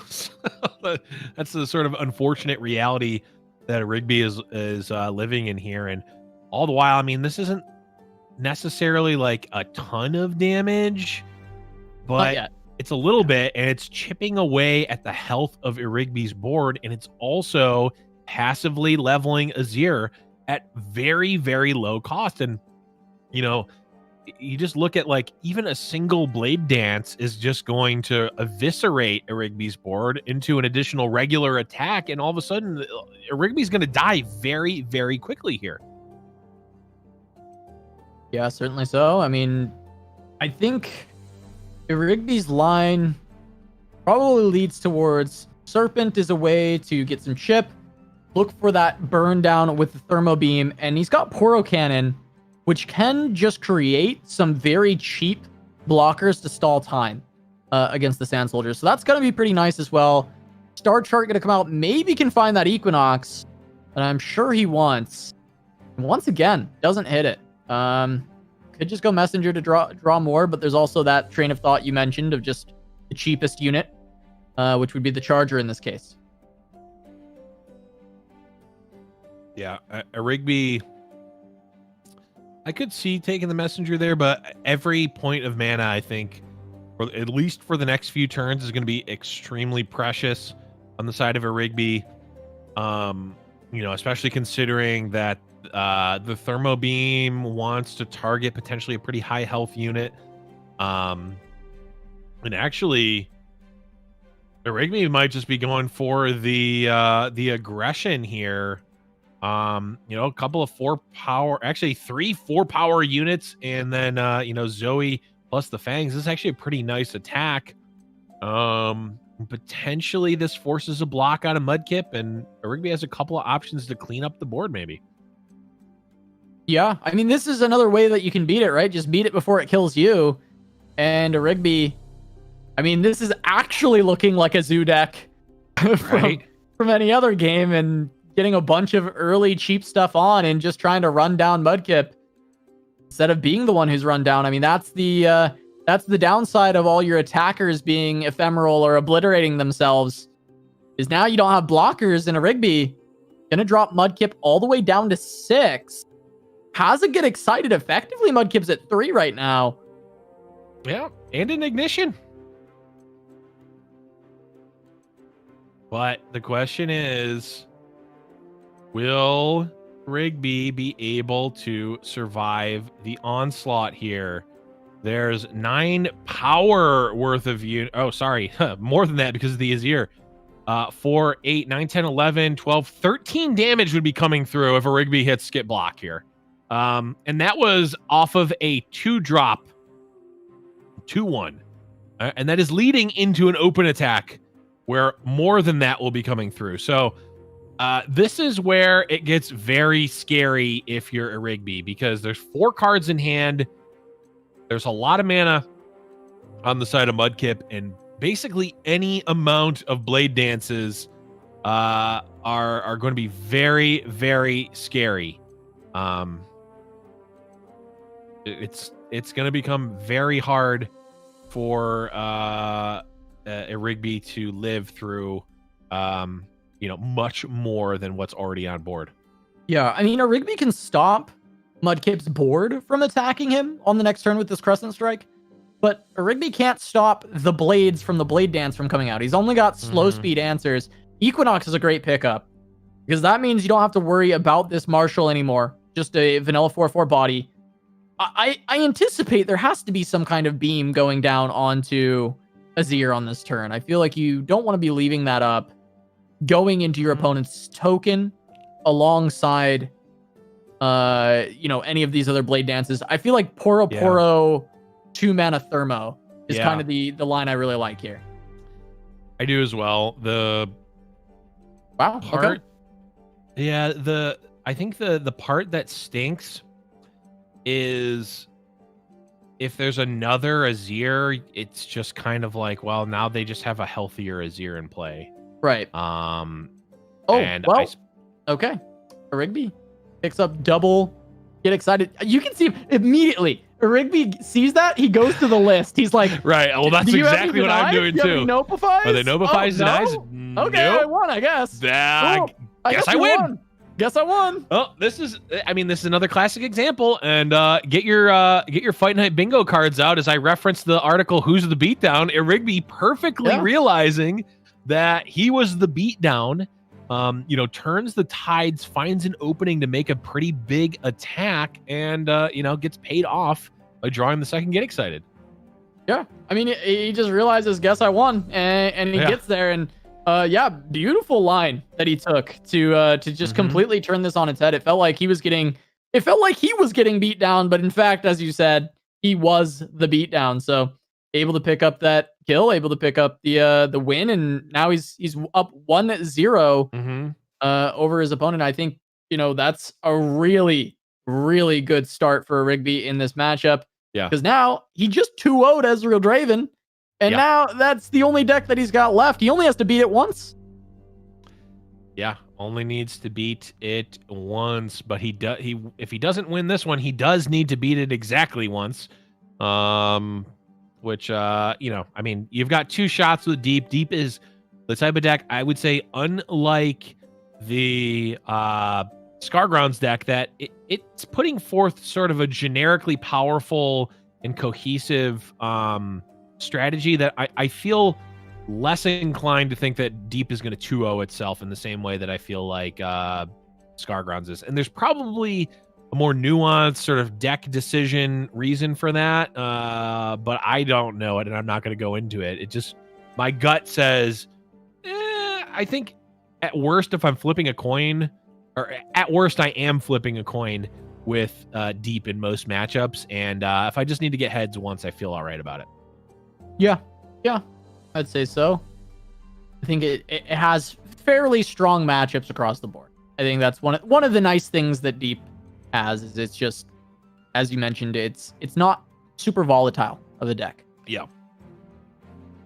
At least not in the negative standpoint. It can be volatile in the, I drew 3 scarabs, or I drew 3 I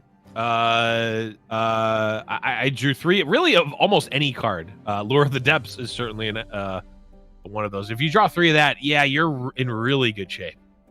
Yeah. This is a pretty solid starting hand, actually, for Rigby. He's got 1 Scarab, 1 Lure, 1 Drag Dredgers. So can start working towards a fairly quick Deep. Also, on that Dreadbloom Wander going up against this deck specifically, that extra healing is going to be rather nice. Yep. Especially because theoretically it can block 2 Sand Soldiers and, get the lifesteal both times, which is pretty solid. And we are going to see... straight away, Mudkip gonna try and get a little bit of aggression going with this Azir. Has the Dais, just has the start again that was so incredibly strong last time, right? Azir and Dais, but last time Rigby was able to still find the win, and maybe he'll be able to do it again. Yeah, although one notable difference, he did just get hit, but oh boy, that Withering Wail might be even better than Atrocity in this matchup, to be completely honest. Turning at least one of Mudkip's sort of either Blade Dance turns or even just a big attack with a bunch of Sand Soldiers just gets completely stopped, and a Rigby will gain 3 life. Really gotta feel good if you draw that one. And one thing I want to note, last turn, Rigby didn't take the air quotes free block against a Sand Soldier with the Sea Scarab, playing around the Shapestone that potentially could be there. Rigby knows, you know what? I fall pretty far behind if I block there, and he has a Shapestone. Yeah, just gonna play it safe. Gets the Dreadbloom out now and gets to heal back up to 19. So pretty much no harm, no foul from the early attacks, and gets to keep the Scarab on board, continuing to provide an engine to go deep. And now a Rigby setting up a great Withering Whale turn going into turn 5. This is a phenomenal place to be because Mudkip's attack, you get to nullify the Sand Soldiers and clear away part of the board. Mm-hmm. And a Jettison to get deep even faster. Ooh. Inspiring Marshal is always scary, but not any more scary than, the attack would be anyway. Inspiring Marshal not giving any health bonuses. There's the Flawless Duet. I imagine we just go for the whale on this first blade attack. Just try and get rid of as much as possible. Inspiring Marshal is quite scary, and that's already a leveled Azir. But Rigby does have a reasonable spot here with this whale. It's going to help quite a bit. And Rigby needs to cast it now because I would imagine Aurelia will be leveling next attack. So if Rigby doesn't use the whale now, then I would imagine Aurelia will level up, will gain a health, and all of a sudden Withering Whale does not kill her anymore. There's the Shaped Stone that Rigby was playing around earlier. Not really. I don't think that really changes the Withering Whale attack. No. The Withering Whale play anyway. No. So it's painful, but it right doesn't change anything. Yeah, and we even saw sort of the nod from a Rigby going, "Yep, that figured that was in your hand." Played around it earlier, kept it in the back of his mind. Really, it doesn't quite find the level here. It's close though. I believe. I think we're at 10. I think we're at 10 of 12. Okay. My count may be a little bit off, but I think we're around there, especially with the double arrows flashing now. See Rigby potentially just look for some lifesteal, try and mitigate the HP loss as much as possible. Knows he needs to continue to try and go deep, but we'll be able to at least obliterate the Aurelia with one of the Devourers he's got in hand. He may be getting close with the Jettison. Considering the Jettison, he may be getting close to that deep. And that will be helpful for sure to get those extra stats. 21. Yep, there 21. So this will be 20, and then the Jettison will put him at 16. So very close. If another unit dies or next turn, Jettison will put Rigby at deep. Stalking Shadows can get him there, but he doesn't have the mana to play it with the Devourer, and I think we always want to play Devourer here. I think so as well.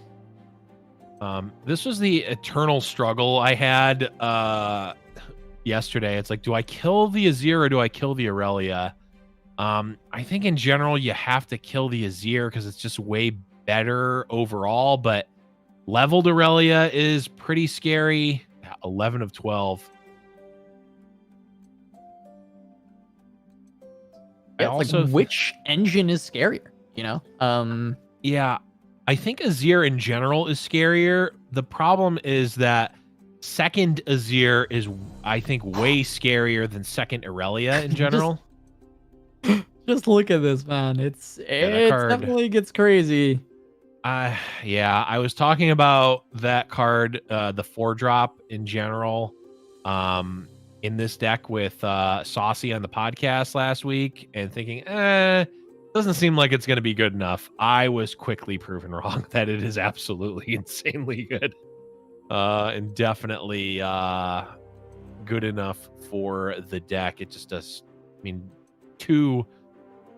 Blade Dance 2 is just so good, and an additional body is gravy on top.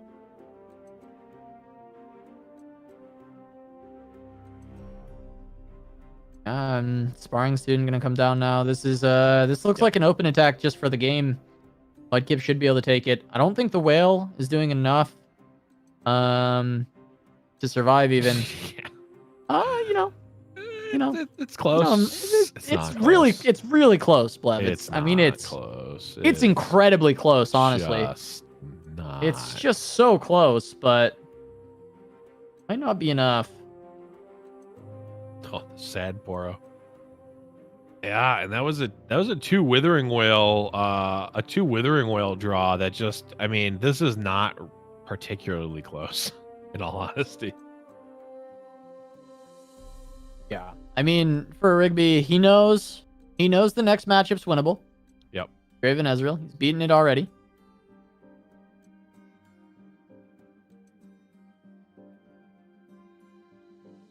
just gotta get through that. But it is getting tied up 1-1. Mudkip finds the win on Aurelia. Yep.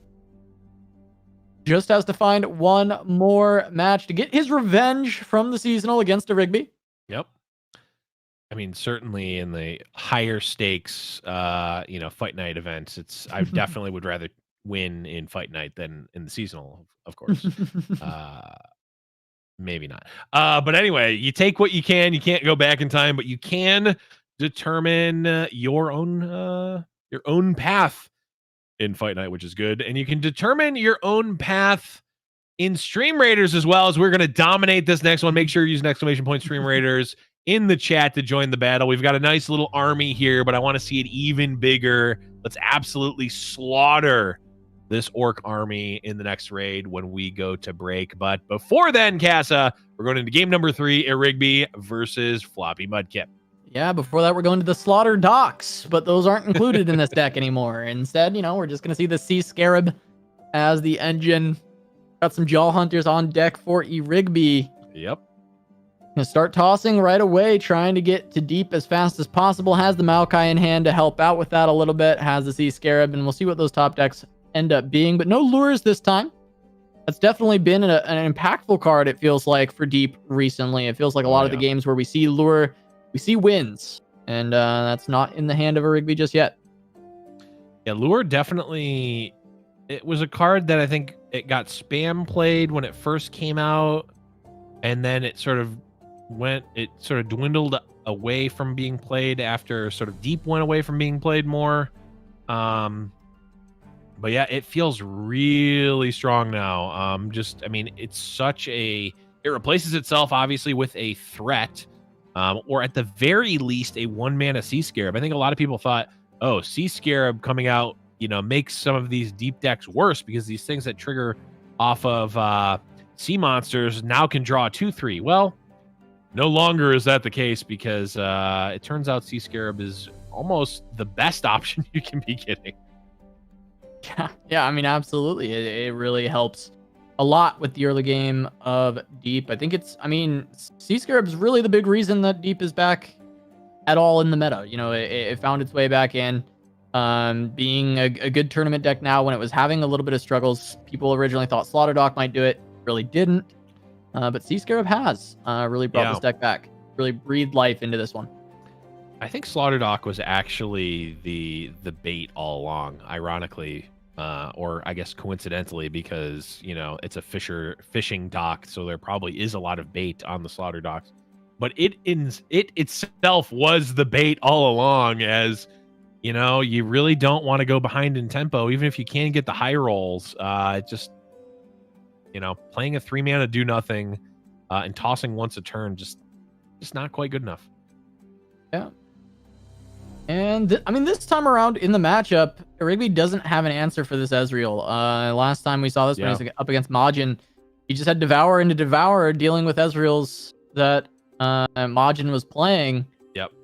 This time there's no answer, and now we get the Fleeting Mystic into the Ravenous Flock, just taking care of Maokai number 1.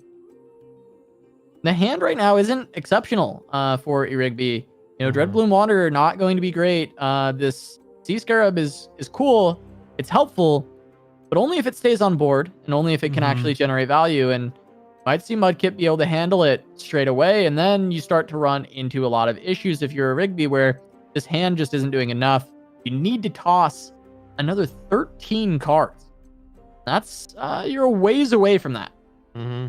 Yeah, if we recall the last time, the last game when Rigby was playing this matchup, he also had 3 Sea Scarabs, which is hard for most decks to beat, I would say.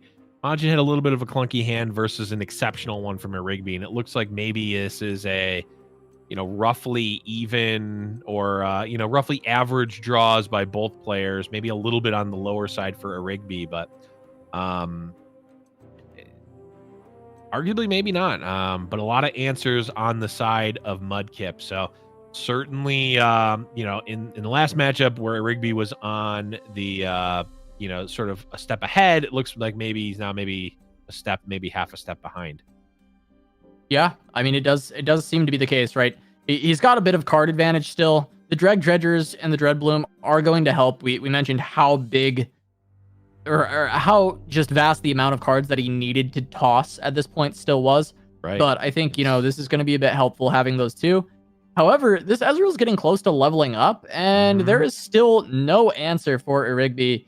And there's not even card draw. There's not even like a sight towards an answer. Right. It's just about, okay, I've got to go deep as fast as possible and get some counter pressure down, because as of now, this Ezreal is just going to continue to bear down onto a Rigby, generate Mystic shots, continue to clear away the things that Rigby puts down with infinite value, and that's not how you beat Draven Ezreal, unfortunately, for Rigby. Is he doesn't have the tools that he needs.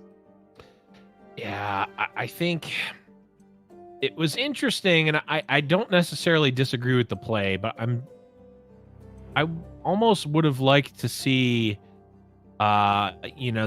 the Maokai played a little more conservatively, maybe with a little more protection, or bait out some removal before the Maokai came out, because it does seem like Maokai can be that late game sort of finisher, right? Outside of chaining Ezreals together, or if you're just going to die on the next attack, Maokai level up condition seems like it's an all right way to win this match. Maybe it's a little bit too slow, but either way, the position that Rigby is in now needs to get deep. And even if he does, still doesn't have a ton of resources. Yeah, even if he gets deep, there's just a leveled Ezreal on board.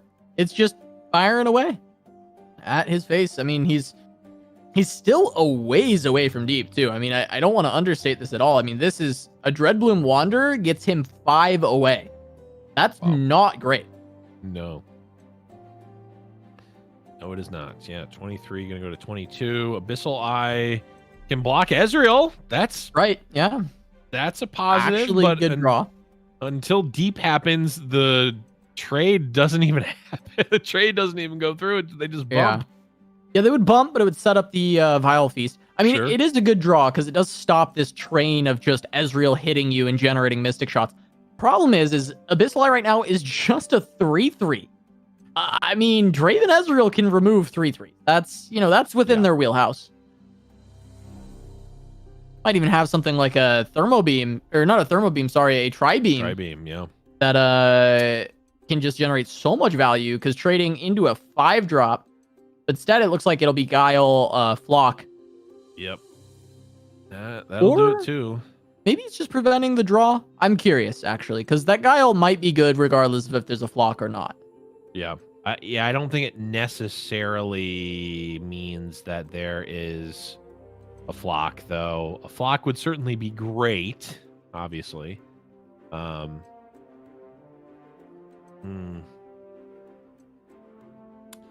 Rigby sort of at the mercy of the top decks here. Just sort of ran out of steam. There's a lot of answers from Floppy. This Ezreal leveled up and is now just slowly chipping away. Okay, we're getting closer. Okay. I mean, that's good for Rigby. He did need that to die. Okay, Static Shock. That's just going to be some face damage from the Ezreal, as well as getting some more cards in Mudkip's hand. This feels really lost. It's actually...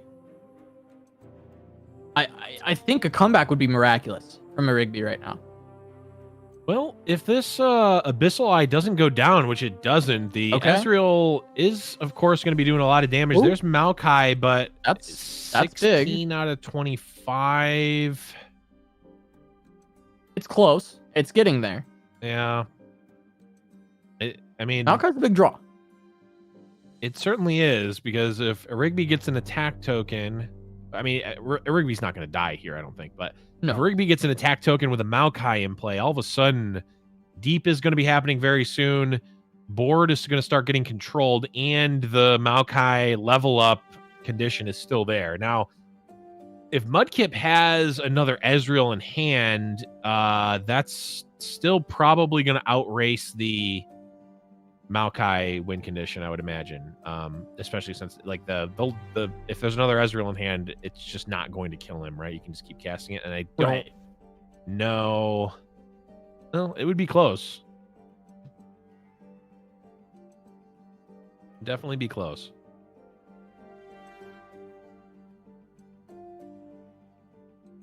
All right, just a pass. I mean, I think a Rigby likes that right now. I feel like a Rigby's got to be down for a pass. Like, you got to be cool with that. Just gets you a little closer to deep. There's a Devour. Okay. An answer has been seen.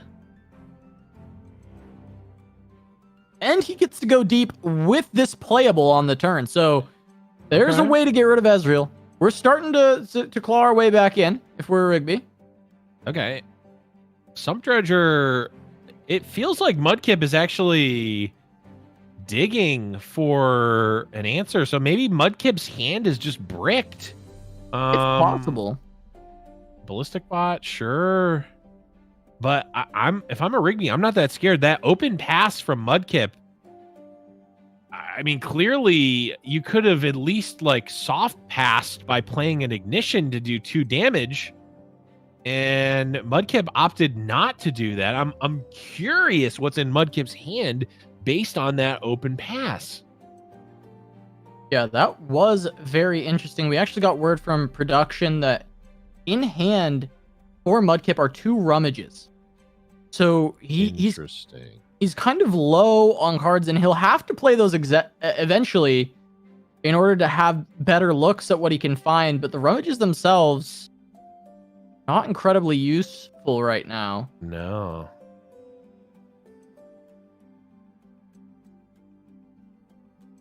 Okay, there's a Scorched Earth. That makes sense based on the Static Shock earlier.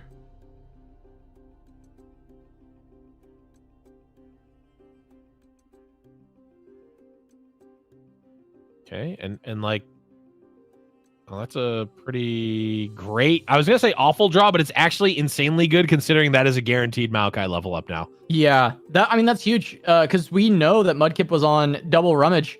How useless are 2 rummages when Maokai's on the board? They're incredibly useless. Well, and we actually see Mudkip get to use 1 now, though. Yep. And that will at least help quite a bit.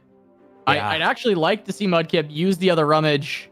Culling Strike is fine, but your deck is gone. Okay, Atrocity notably gone as well, but not before the Maokai is leveled. And I love that animation. It's still so funny to me. Just going for a run. Sapling, just going for a little sprint. Jog. Yeah, doing a little 100 meter dash on top of the deck.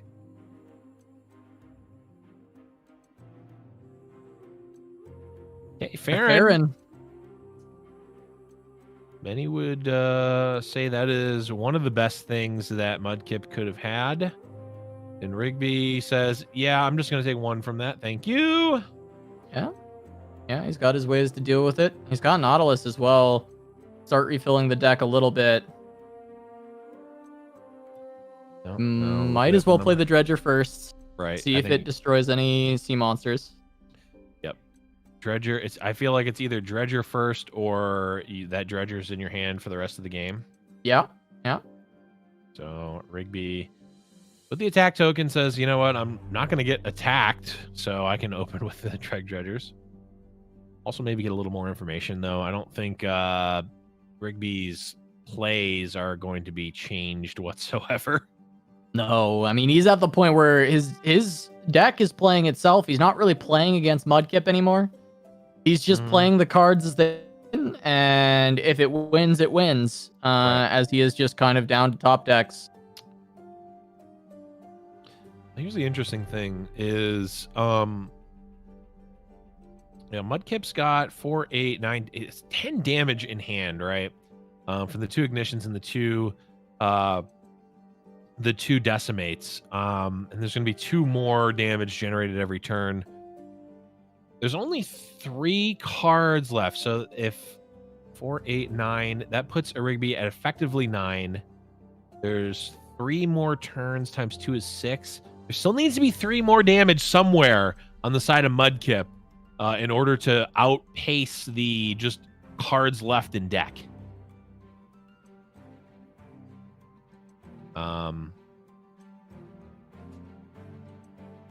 And that's with, a Rigby not doing anything right now. we'll see.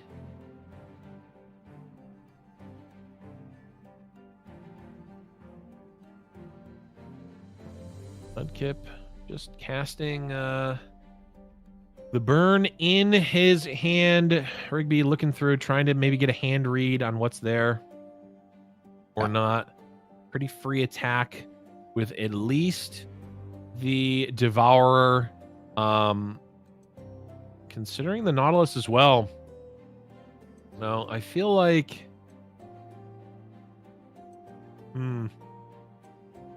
Okay. Mudkip blocks with Farron. Yeah, it goes for the trade. I wonder if he's got a Nautilus answer. But even then, there's only a couple more looks that Mudkip has before the game ends just on draw. Thermo for 14 or not Thermo, Tri-beam. The Tri-beam that's been in hand 14. the entire game. I would say the entire tournament single... probably would be close to 14. Okay, we're gonna get the first decimate down. Mudkip knows there's no atrocity, so he doesn't have to be worried about that. Really, it's just the turn counter that he's concerned about. Cards in hand. Right. A static shock. Okay, that opens up effectively another 4 damage. And I mean, that is that enough? We're gonna get 4 to 9. 5.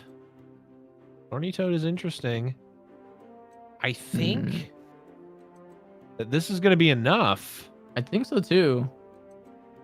Deals 4 on the attack. Goes down to 9. 4 from the decimate, that's down to 5. 2 more from ignition, that's down to 3. Mudkip can find 3 more damage in a 5-card hand.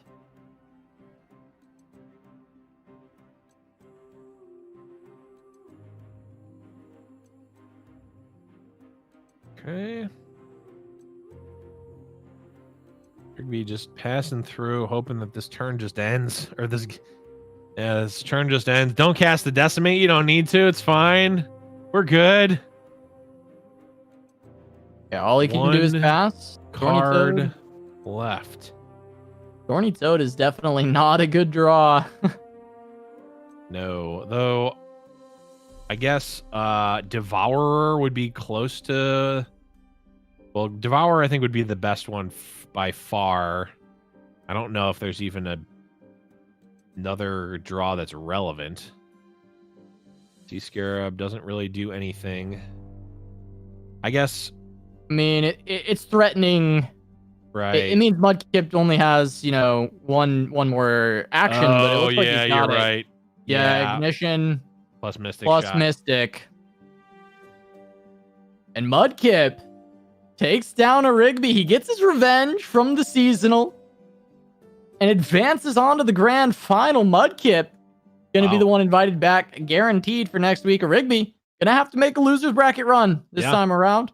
But not a very far one. He is just dropping to the loser's bracket final. He will just have to win one more match to make it to grand finals to get his rematch against Floppy Mudkip. But yeah, this was a round of 4 seasonal.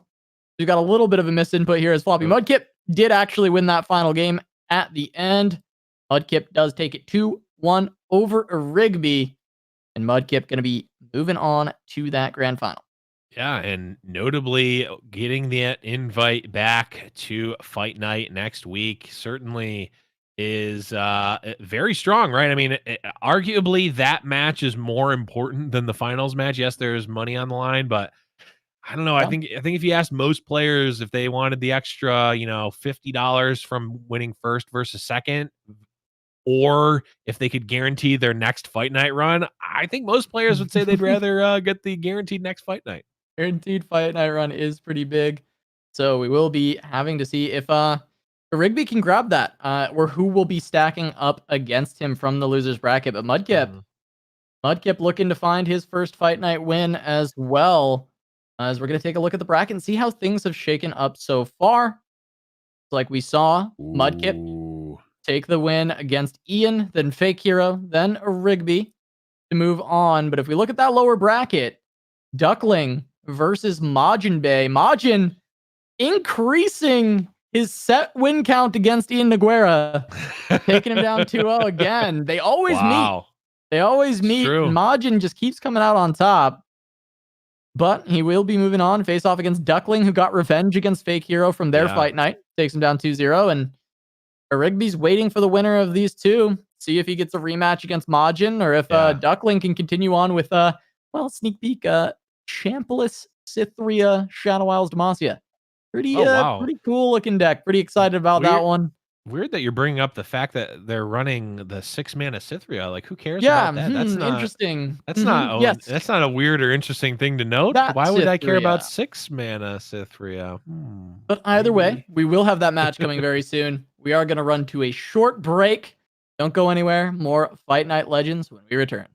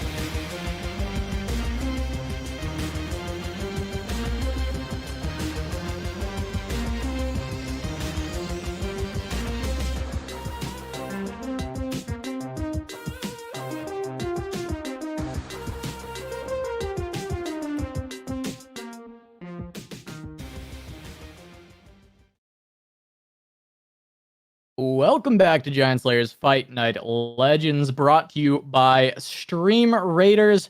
We have made it pretty deep into the tournament. We already have one grand finalist. That's going to be Floppy Mudkip, who just took down a Rigby. But we've still got the lower bracket to get through to figure out who will be joining him in the grands. And that will be our next matchup, the losers semifinal between Duckling and majiinbae. Blev, we got a pretty exciting matchup coming up. What do you have to say about it? Well, I lied. It wasn't 6 mana Cythria that was interesting. It was 10 mana Cythria, as Duckling has brought this champless Shadow Isles Demacia deck with 3x Cythria, Lady of Clouds, Tiana Crown Guard, Spectral Matron, 3 Mobilize. I mean, this is a brew to end all brews, potentially. I mean, this one is... I don't even know how to describe it because I have no real idea what to expect of this deck. No, it's not quite. I thought this was going to be the teal red list, but he's been playing Undying. I'm pretty sure. He's been playing Champless, Demacia SI with Mobilize and Cythria. Oh, okay. And Spectral Matroning out Cythrias. Sure. It's nasty. It's ridiculous. Yeah. I mean, I'm not one to disagree with Teal Red, but Undying is hot garbage, and I like this version a lot more if there's also a version with Undying, because that card's trash. But anyway. Yeah, I mean, the thing is Cythria Lady of Clouds has an incredibly powerful ability, and I believe it is matronable, which is why this combo is just so incredible. Oh, yeah. It's summoned. So it's such a strong combo of Matron plus Cythria, and it harkens back to really when we see Champless decks succeeding. It was Burn, but also it's been Demacia SI. That's kind of always been the Champless region. Now, obviously, I know Undying being hot garbage, but there was a Champless Undying deck in beta that actually did well in tournament. Like, it actually had some good times back then. When people didn't know how the phases worked, or how to play when they didn't know how to, when they couldn't, they couldn't click the cards out of their hand and put them on board. Like, there was cost 8 mana. I mean, there were a lot of things that were different. That was doing it. No, I never, never claimed that. It was, of course, the Crocowith that was doing it in that deck. True. But really, I think it's interesting to see these regions come back and do it again, especially with a completely different combo, right? It's not Ladros that's the reason. It's Spectral Matron. It is Cythria, Lady of Clouds. I'm hyped. I'm really excited to see this deck in action. Tiana Crown Guard's always fun. It's only a one of, but it's there. It exists. It's in the deck. And that also works well with Spectral Matron to get the additional rallies. So there's a lot of cool things this deck is doing. A deck running Mobilize in Fight Night might be a first. I don't know if we've seen a lot of Mobilize, if ever seen Mobilize. The only it's overall just exciting. Well, this deck is sweet, and the fact that it doesn't have Undying is just cherry on top. It's also running. I didn't realize this until I'm looking at the list. It's running my invitational card, Oblivious Islander. Yep. Oblivious Islander is in there. A card that I have posed as for a contest. I've been playing a little Oblivious Islander myself. I was having a lot of fun playing Snapvines with the Aurelia package. Ooh. Which is that's actually cool. It's still Snapvines, but it's fun. You play Oblivious Islander, you recall them, you keep making the Snapvines cheaper, or you make the Blade Dancer cheaper or something, and then you play it and you summon a bunch of Snapvines. It's a lot of fun. Yeah, that is pretty sweet. I mean, at the end of the day, this deck is running. It's running Curse Keeper, no Butcher, but it is running Caretaker, the recently nerfed Caretaker. But you've got Keeper, Caretaker. You've got Spirit Leech, that sort of combo. You've also now got the new card, the Wings and the Wave, which is insane. Fading Icon. It's running the usual suspects that we see in Thresh Nasus. But instead it's now running, this Demacia package as well. And we get to see it right off the bat. I am glad. I could not be more hyped to see this deck. I'm very glad we get a chance to see it. Yeah, I mean, Duck really brought it today. Some people might call him a quack, but I think this deck is pretty cool. I'm pretty excited to see it. Yeah.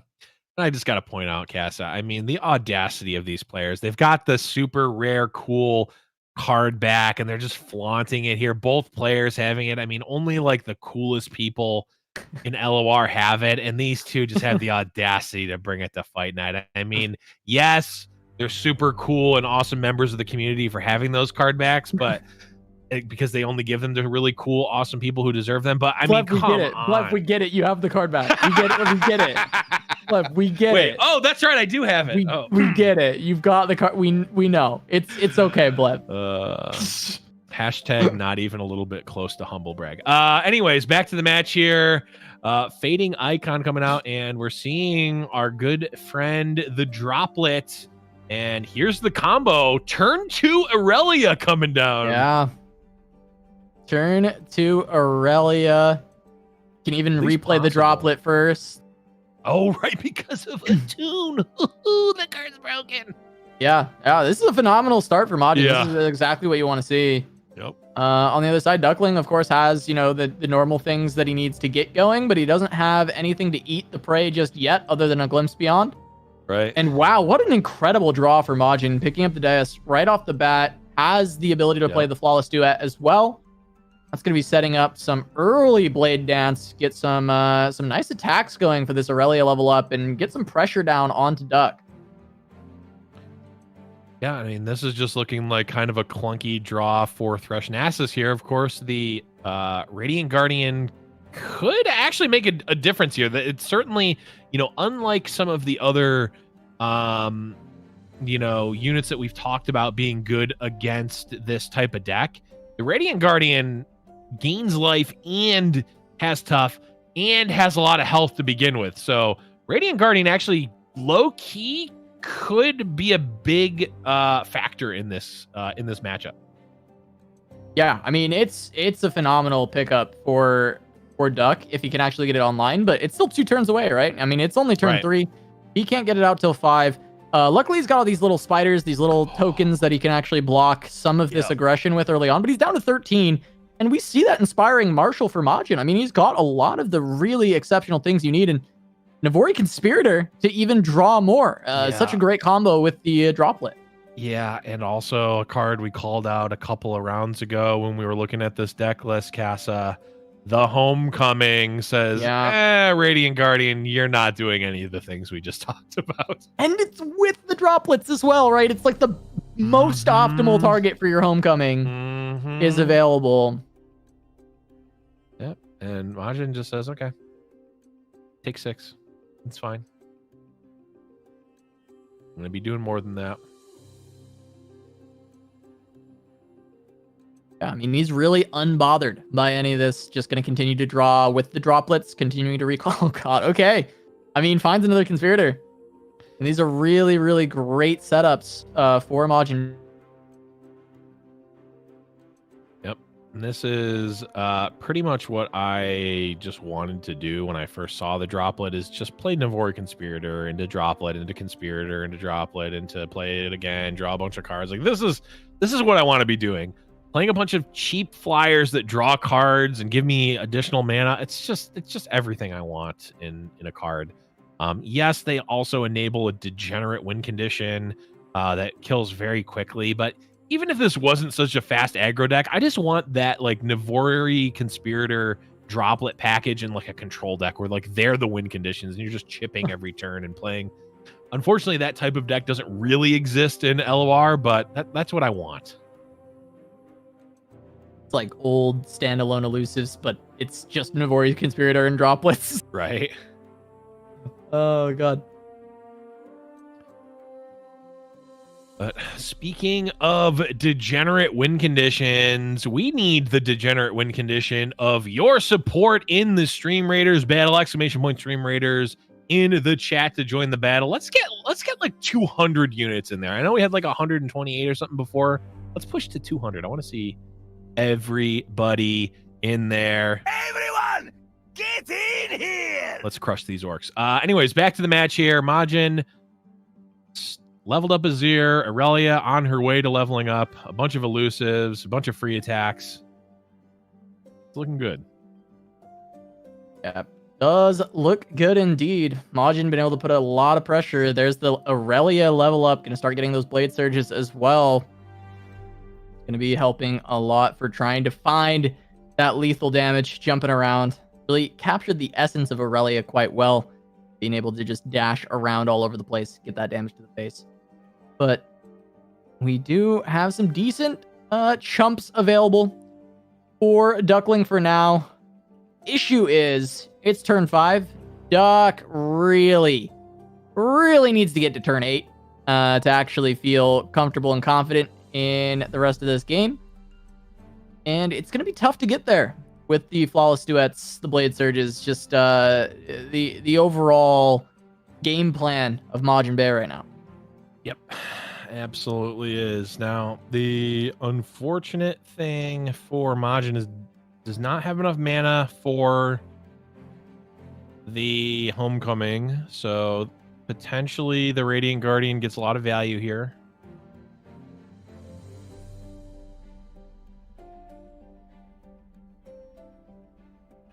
Or absolutely no life is gained and another flawless duet created. Yeah. I mean, it's just gonna be pulling back again. Another recall, no life gain, flawless duet generated, more attacks coming through, blade surge swap potentially available. Yep. Oh, or 2 blade surge swaps.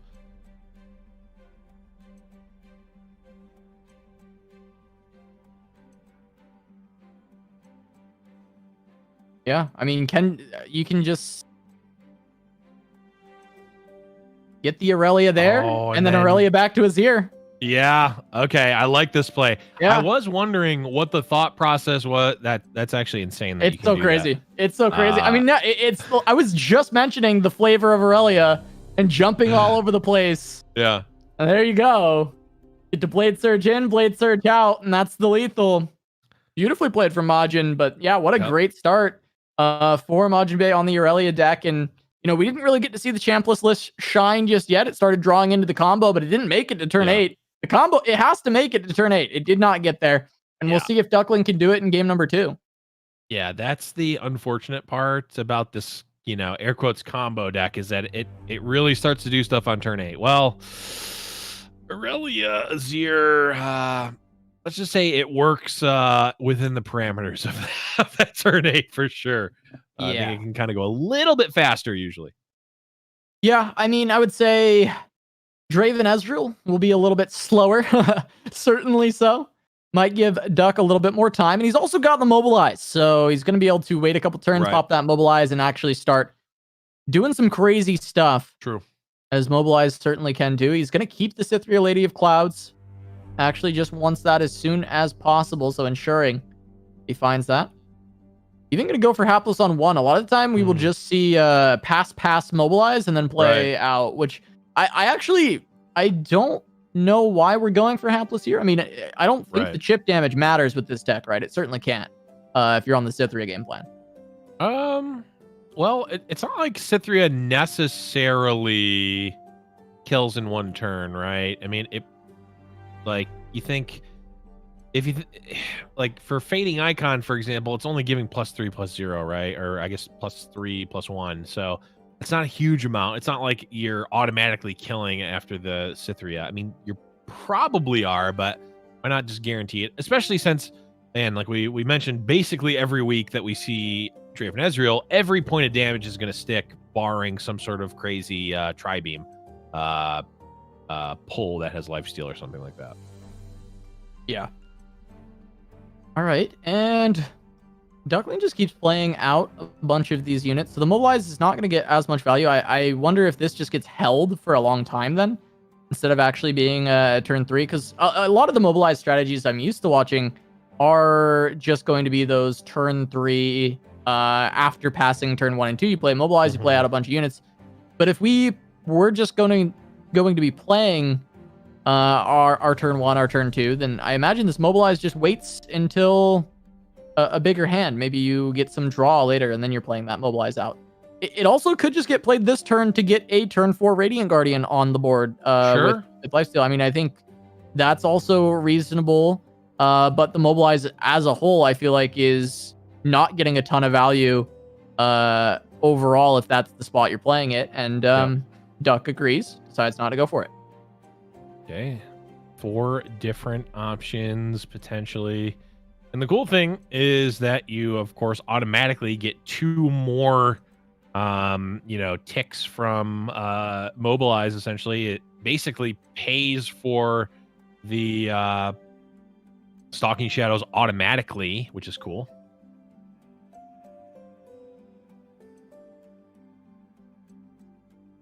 I'm wondering, I mean, there's a lot of different options that Duckling could have here. We'll see what they pick in just a second. I'm wondering what is, what the thought process is. Another Cytheria doesn't seem like it would make too much sense to be like debating over. Caretaker might be one that there's a thought. Another matron. So 3 matrons. Yep. Okay, well, I mean, now you're definitely going to mobilize that. I mean, you certainly want to get that reduced. Right. Well, you can... I mean, you could do it now. You could still wait another turn. Yep. It doesn't matter all that much. It's basically like, do you want to burn the mana now, or do you want to have more spell mana next turn?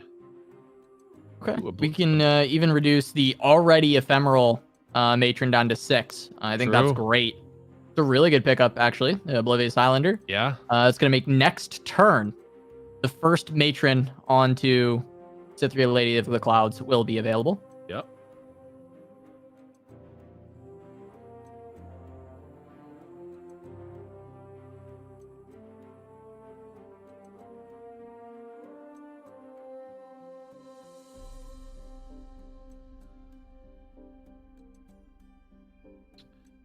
And Majin doing his best to clear out the board. He knows it is likely that, some shenanigans are going to happen within the next turn. After the Mobilize comes out, it's like, kind of have to hold your breath a little bit, because who knows what's going to happen. Yeah, I mean, Majin just, he clearly, I mean, he doesn't know the extent of what's about to go down. Right. He's definitely, I'm sure he's aware of what this list is aiming to do, and he knows that, okay, he's got to watch out for Matron. Mobilize was played, probably need to watch out for turn 7 Matron. Mm-hmm. Oblivious Islander means maybe it's a turn 6 Matron. Like, you could be on that full read, you could go all the way down the rabbit hole on that, and be like, okay, well, next turn, there's going to be something like that. But what do you do in response to the knowledge that next turn, as Cytheria of the Clouds is being matroned out? Like, I think we just try and go very aggressive, right? Like, you're just like, okay, well, I need to end the game soon. Yep. Matron into Lady Cytheria. There's the Monka Ez. And, I mean, the really scary thing, right, is just how massive this Radiant Guardian is, because you need to try and burn out Duck, and now this massive lifesteal unit exists. And I think that's, one of the big, scary things that is going on right now, and Majin is going to have to look to remove this, so it's likely going to have to be something like Scorched Earth. And this single combat is pretty brutal to lose your Ezreal, just an ephemeral major. And oh, by the way, Casa, not only is it a giant Radiant Guardian, it's also got Challenger. Yeah. That's pretty good. Blev. It sure does. But Majin actually does have an answer in the form of Scorched Earth. Yeah, I mean, he's got the Scorched Earth, but it's what's great is now you get the real Spectral Matrons coming out. Right. Which are not ephemeral, so they will stay. Yep. Even though the Cytheria won't stay, the Matron will. And the thing is you see Majin laughing. He knows there's a third. Yeah, there sure is. Which is just great. Oh, wait, does he know there's a third? There's not necessarily... Oh, sorry. He knows there's a third Cytheria, right? So yes, he knows there's another real Cytheria. There's a real Cytheria. Yes. he's gonna be in for a surprise when he finds out there's an additional matron. But he knew there was a second matron coming down right now because he saw the last one was from the Stalking Shadows. Yep. And I mean, he's just gonna continue to run into these Cythrias again and again. I mean, it's great. It's wonderful. Yeah, and also the one drop that Duckling played on turn 1 is now outclassing Majin's entire deck, save Captain Farron. But that next turn will it will also be contending with Farron himself.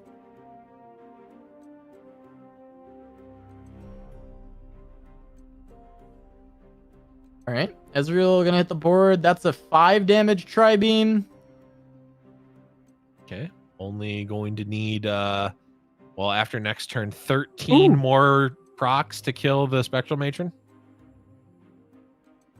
There's one more proc left, you know? Okay. There's one.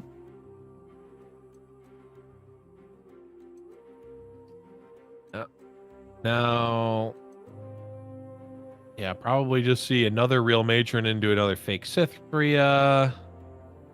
Yeah, I think that seems to be best call. Just play it every turn. Play Cythria every turn. Since turn 6, you just play Cythria every single turn. I think that's generally going to be a pretty good strategy.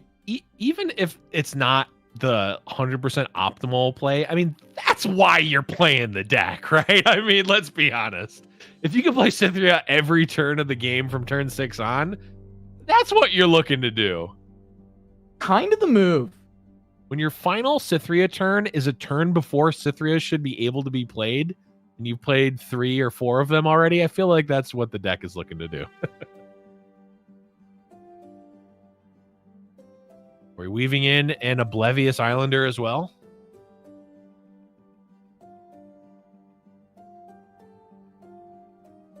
Yeah, I'm going to get that down. Just to make that leech cost a little bit less. Potentially find room to play it at some point. I'm curious if Duck is wanting to do one turn in between, where he draws, tries to set up a bigger board to buff up, but I'm not sure if that is needed. Yeah, I don't know how wrong you can go by just playing Cythria over and over again. Yeah, not very wrong. Yeah. Munga Ez continues to come out. Well, Majin is going to be able to deal with some of these smaller threats, which is very relevant considering that they will very, very quickly become very big. Like, killing this Islander is effectively killing a unit that would trade with Farron. Now, the 4836 Spectral Matron, I don't know if Majin's going to have an answer for that one, but... Yeah, it gets a little rough, but he's killing off the challengers. Sure. He's doing his best, Blev, all right? He's really... I'm just like, it certainly is, I would say, top 3, but is this actually the sweetest Fight Night deck we've ever seen? I mean, it's up there. This one's a lot of fun. It's really clowny. I love it. Nothing is jumping out to me as a cooler concept that we've seen on Fight Night. Yeah, like the original Freljord Fizz deck was a really cool concept. Like trying to get the massive Fizz from the Starlight Seer. I mean, but there was a time it's when not playing Cythria over and over and over again. There was a time where we thought that, Mind Meld was this cool. So, was a time. There was a time when that was fun. Blazing Age paved the way. Would we get tired of this? Would we get tired of massive units on the board, one-shotting people? You know, it would be cool if a Cythria combo deck won every Fight Night. I think I'd be okay with that. Oh no. Oh, no. Oh no. But anyhow, big Spectral Matrons coming in, threatening to kill both of Majinbae's champs. Yeah, Majin's starting to throw stuff at the dome. He knows his win con. Right. I mean, Duckling is going down to 8, and well, Farron plus 2 decimates. The question is going to be, is there actually enough time? Is there enough actions to get all of those in? That I'm less sure of. I mean, I think no. I think the answer is no. You play the Farron, and you can play one of the decimates. Right.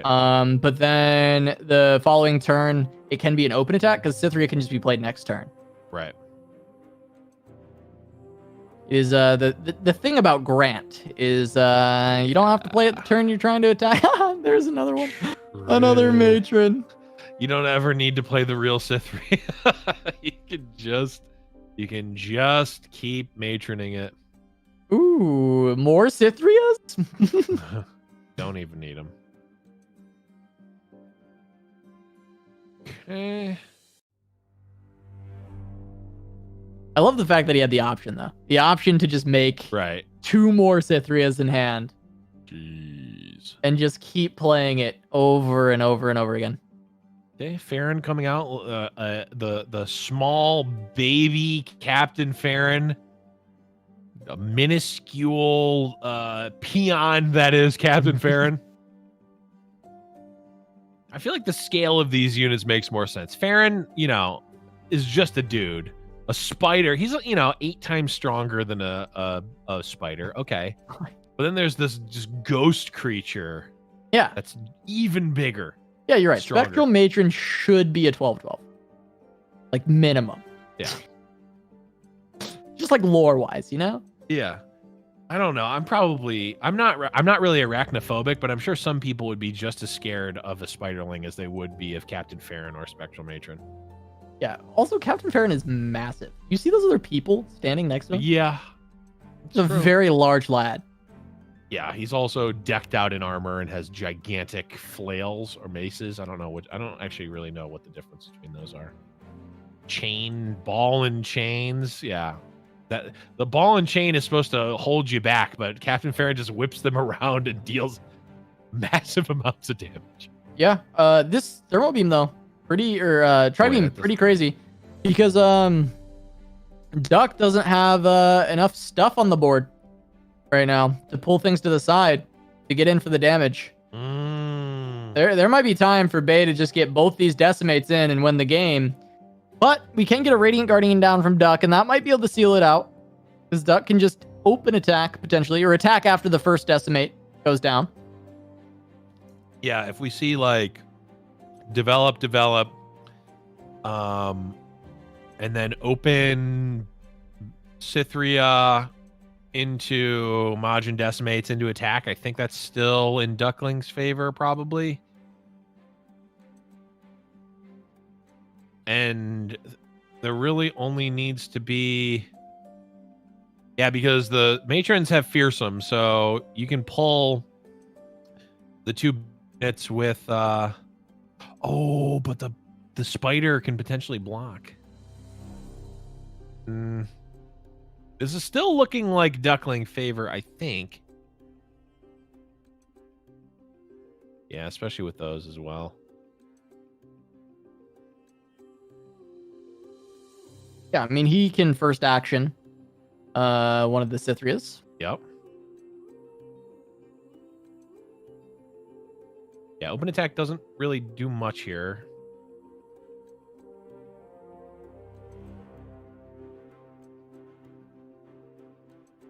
It heals 4, but I think you're theoretically dying to multiple Mystic shots, so there's only 3 face-down cards. Mm-hmm. Majin's actually already spent his Mystics, though, I believe, so you're not even dying to that. He's already spent his Get Excited. He actually doesn't have any burn. So you just play Cytherea. You play Cytherea. And then you should be able to just win with the challenges. Well, the thing is, we can see Spider come down. Right. Stun of 48-30. And then pull, still hit for 24. Yep. Yeah. Yeah, I think this is still just Still just going to be good enough. Yeah, Duck's got it. Champless. Shadow Isles Demacia. Hitting for 48. Really close, but barely finds enough damage. Yeah, it was a little close. I mean, technically, I think he'll Actually only was hit close. for 24. Yeah, he'll have one blocker. That's. Will he have one fearsome blocker? Or will it just be the spider? Technically, we'll have 4. He's done the 48 anyway, so yeah, that one's not getting in. Yeah, he can make the other spiderling able to block, and actually, Duckling actually. If Duckling didn't pull the 1/1, it would have been a throw, considering the triple axe. The axes. Yeah, axes could get there. But anyway, that's gonna be Duckling taking game number 2 against majiinbae, and we are going to a game 3, Casa. That we are. We're gonna see if Duckling can continue on through with this champless Demacia Shadow Isles deck, or if Majin is gonna get another crack at a Rigby, say I'm still the champ. Try and make his way back through. Because Rigby took him down earlier, so I think Majin definitely wants to make his way through. And the other deck from Duckling, playing Teemo Ezreal. Duckling had a pretty fun lineup this week. Champless and Teemo Ezreal. Went from the pinnacle of crazy, wacky aggression and combo to the pinnacle of don't let your opponent really do much and slowly kill them with shrooms. Yeah. I mean, it is a change of pace from the big combo deck. He's going from playing 48s to 1/1s. But we'll see those Teemos trying to pop off, get a lot of mushrooms into the deck of Majin. And this matchup, though, Teemo versus Draven Ezreal. How do you feel about this one? This one, actually, funny enough, I feel like we haven't seen very much this Ezreal mirror between these two. Or not Ezreal mirror, but, two different Ezreal decks. Yeah, I'm not 100% sure. I feel like there's plenty of answers to Teemo in general. I mean, you've got Culling Strikes and Static Shocks and whatnot. Mystic Shots, of course, Thermo Beams. So I'm not as worried about that. And we see Duckling actually just mulliganing everything away except for a Troll Chance. So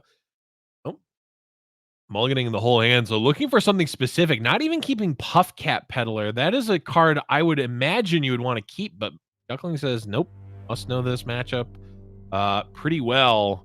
Maybe he was looking for the hex cores there.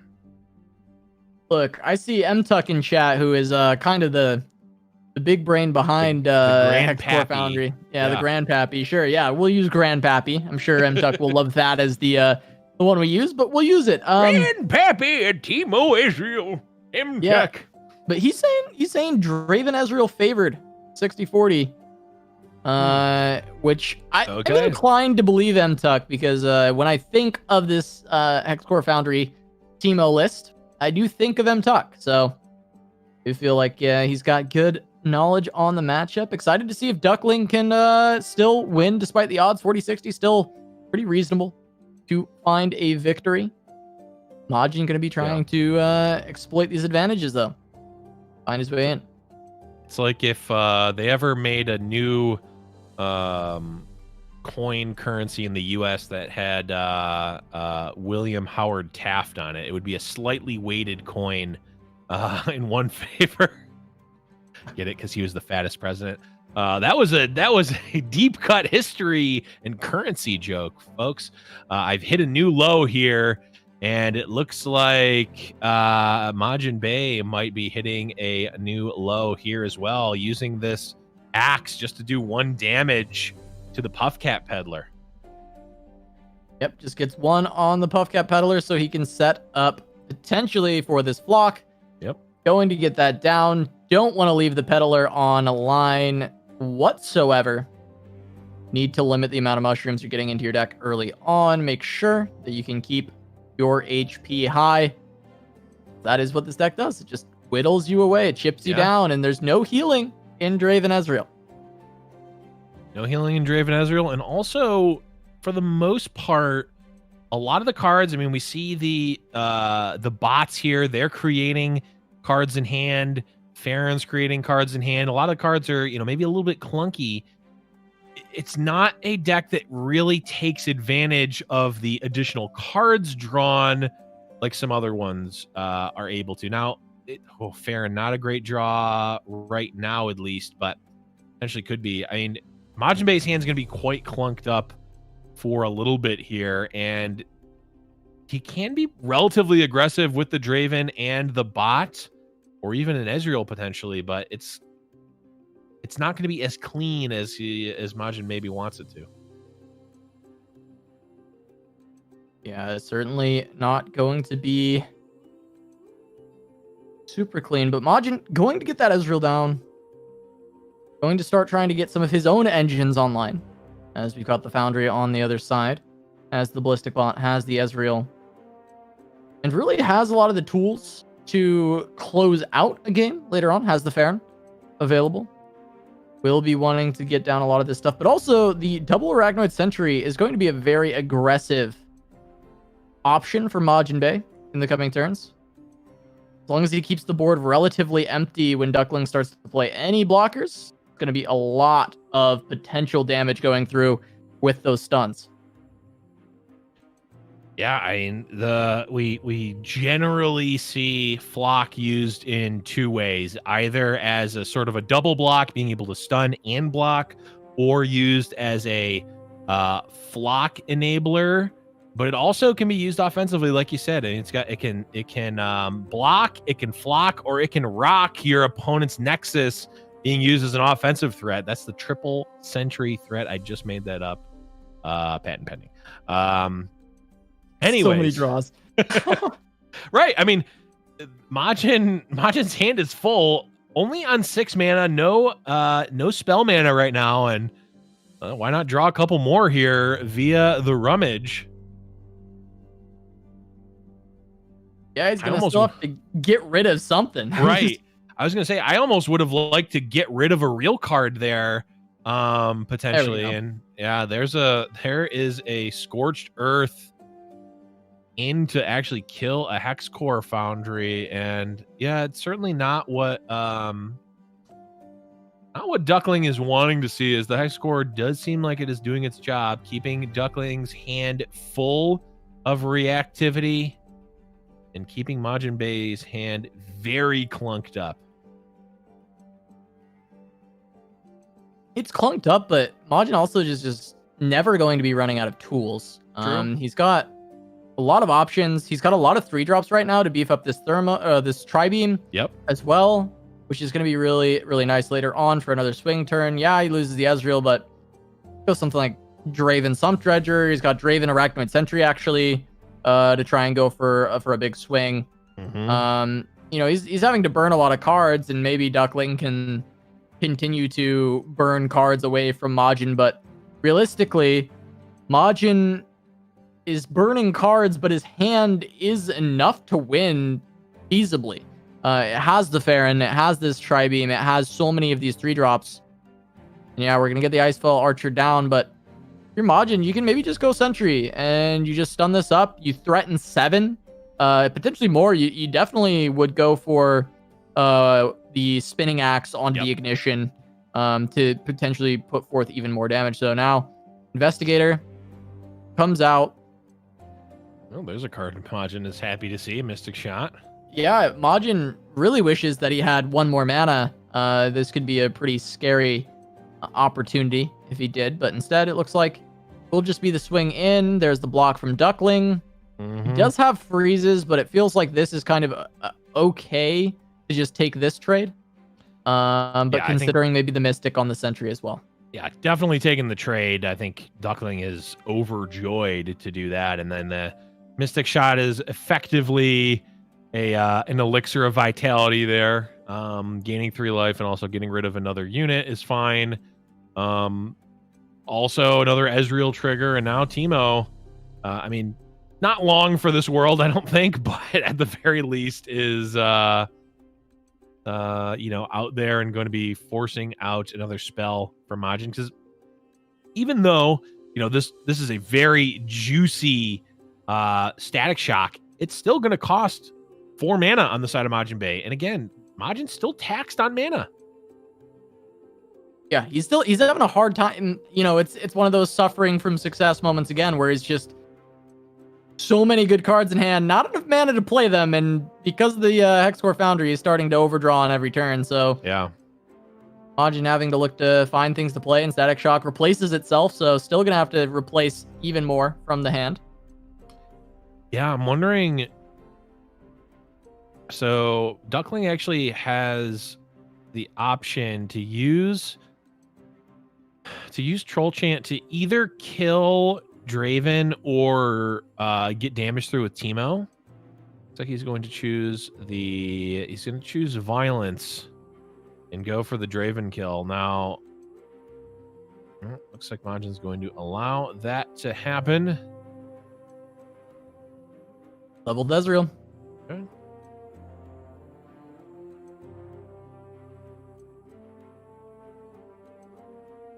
Realizes, hey, my hand's pretty good. I don't need more cards. Maybe you need more cards. Right. So let me get rid of this. Yeah. I don't need more cards, and I definitely don't need you having more cards. So let us stop that right now.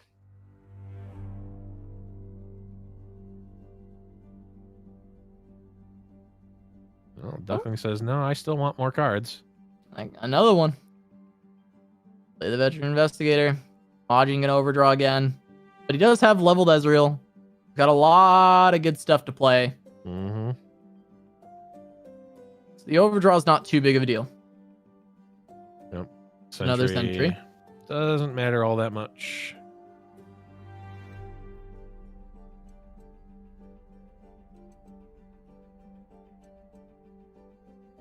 Calling strikes for Ducklings, Ezreal potentially. Only freezes for Majins. Yeah, not quite the same power as this. Ezreal will remain ever present on Majin's side. Does not look like there's really any way at all for Duckling to deal with it. And not just yet. I mean, there's Entomb, but that's not a phenomenal answer. Costs a lot of mana to do so. True. Probulator is an option. Try to gain a little bit more control over the board. Baron potentially going to be dumped. Okay. Majin looking at how many cards are left in his deck potentially. 15. Yeah, I mean the concentration of shrooms would be immense, but Very true. not a lot of shrooms to be playing right away. There's just the 2 from the Chump Wump. Potentially, Still, if there was like a 10 peddler damage. picked up and then Yeah. you actually spent a lot of these, pump full a bunch of shrooms. It feels like there's not enough time for Duckling to really get to that point. Yeah, Teemo really not that great of a draw right now. There are not 1 but 2 Static Shocks in hand, 2 Calling Strikes, a stun, and oh, by the way, it can just be blocked by Ezreal in the first place.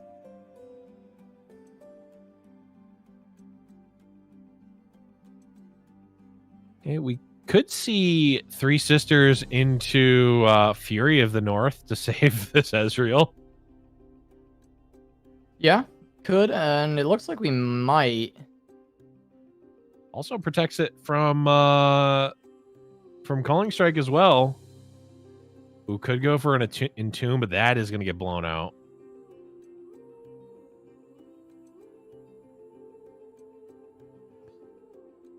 Yeah, Fury definitely plays around a lot, but it's not a...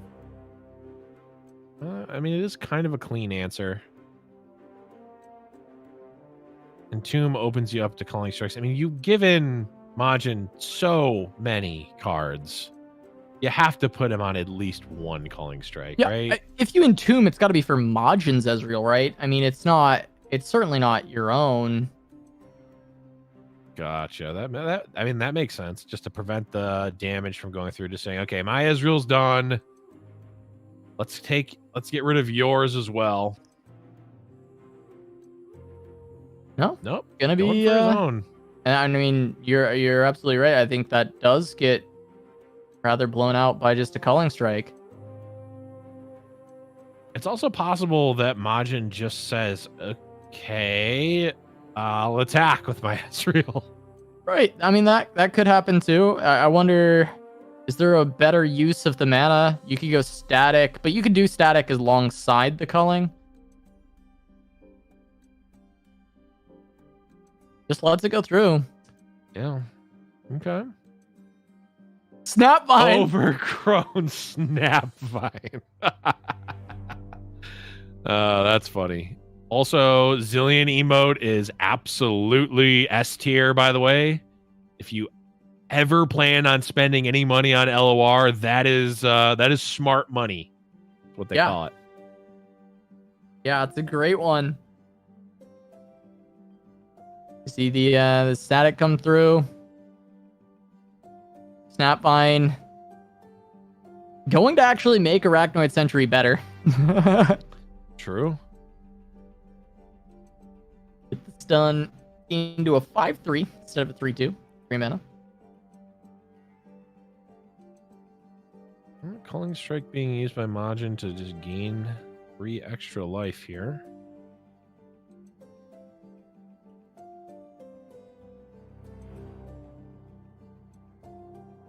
Keep getting a little bit of chip here and there. Yeah, this is great. I mean, here we go. Stun. Get a Snapvine. I mean, it's actually good. Like, it's actually a good pickup. And House Spider's in this deck, which is hilarious. If he draws a House Spider, it's really good with Snapvine. Oh, that is very true.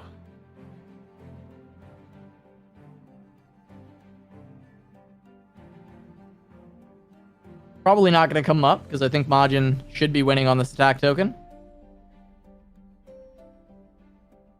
In some way, shape, or form. There are some freezes, but overall, I think Majin should be able to find a victory. Whether it's through Ezreal's direct damage or some attack. 4, 5, 6. I mean, there's almost all of it.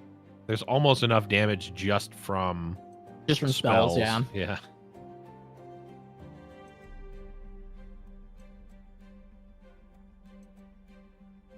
Duckling could iterative improvement a Snapvine. And it wouldn't be good. It would be worse than iterativing the chump wump, but does not go for it. Majin just goes for the swing. We could see 2 freezes in a block, but the spells are enough. Yep. Basically, anything getting through here is going to be enough.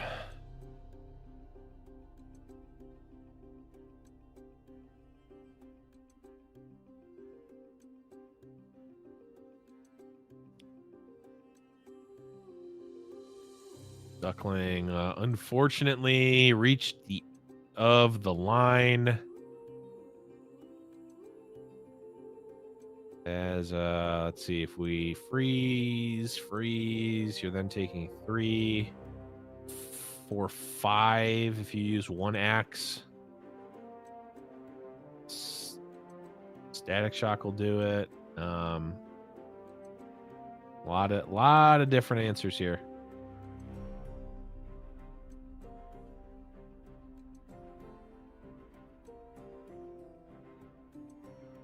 Okay. This is an interesting line. Try and go for the Entomb onto Ezreal. Looks like it will just be a spinning axe over to Draven, though.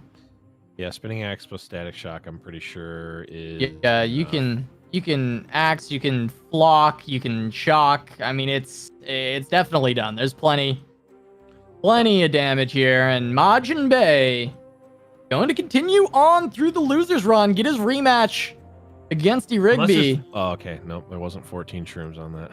There weren't 14 shrooms in the deck, Blev. You never know. Except when you do, and then you pretend like you don't. For suspense. It's just for suspense, for the drama. For the drama. Drama. Yes. Yes. Yes. Yes. Smart. Very smart, Blev. The drama. But no, not enough there. And it is going to be majiinbae advancing. Takes it 2-1 over Duck. We got to see the Champless deck. I'm glad we got to see that on stream. Very cool to see the Cythria, the innovation today, the spice. But overall, not enough for Duckling. Mr. G there, but Duckling. Crackling Duckling. Gonna be losing there 1-2. Now, yeah, it's gonna be Majin looking for the rematch versus Rigby in the losers bracket finals. Rigby looking to claim their title as fight night after seasonal winning. First fight night after winning a seasonal, but they're gonna have to beat majiinbae again, as we did see Majin take that one down. So Rigby gonna have to play against Majin again, and then if whoever wins that is gonna be playing against Floppy Mudkip in the grand finals. Yeah, I mean, we will have to see. I'm still excited for this matchup once again because Rigby took down Majin in the winner's side, and then lost to Mudkip on the same lineup that Majin was playing. So Rigby, it seems like he can beat this lineup, but he isn't going to always beat it. It's a very close matchup. It's hard to call between the two, and it's just going to be kind of down to how well these two are playing. We're going to have even more Fight Night Legends coming up. We got a quick raid. I know we got a bunch of you guys in there. We're going to try and take down some even more progress tonight, our progression tonight through Stream Raiders. Thank you all for participating. But we're going to have a short break. When we come back, more Fight Night Legends.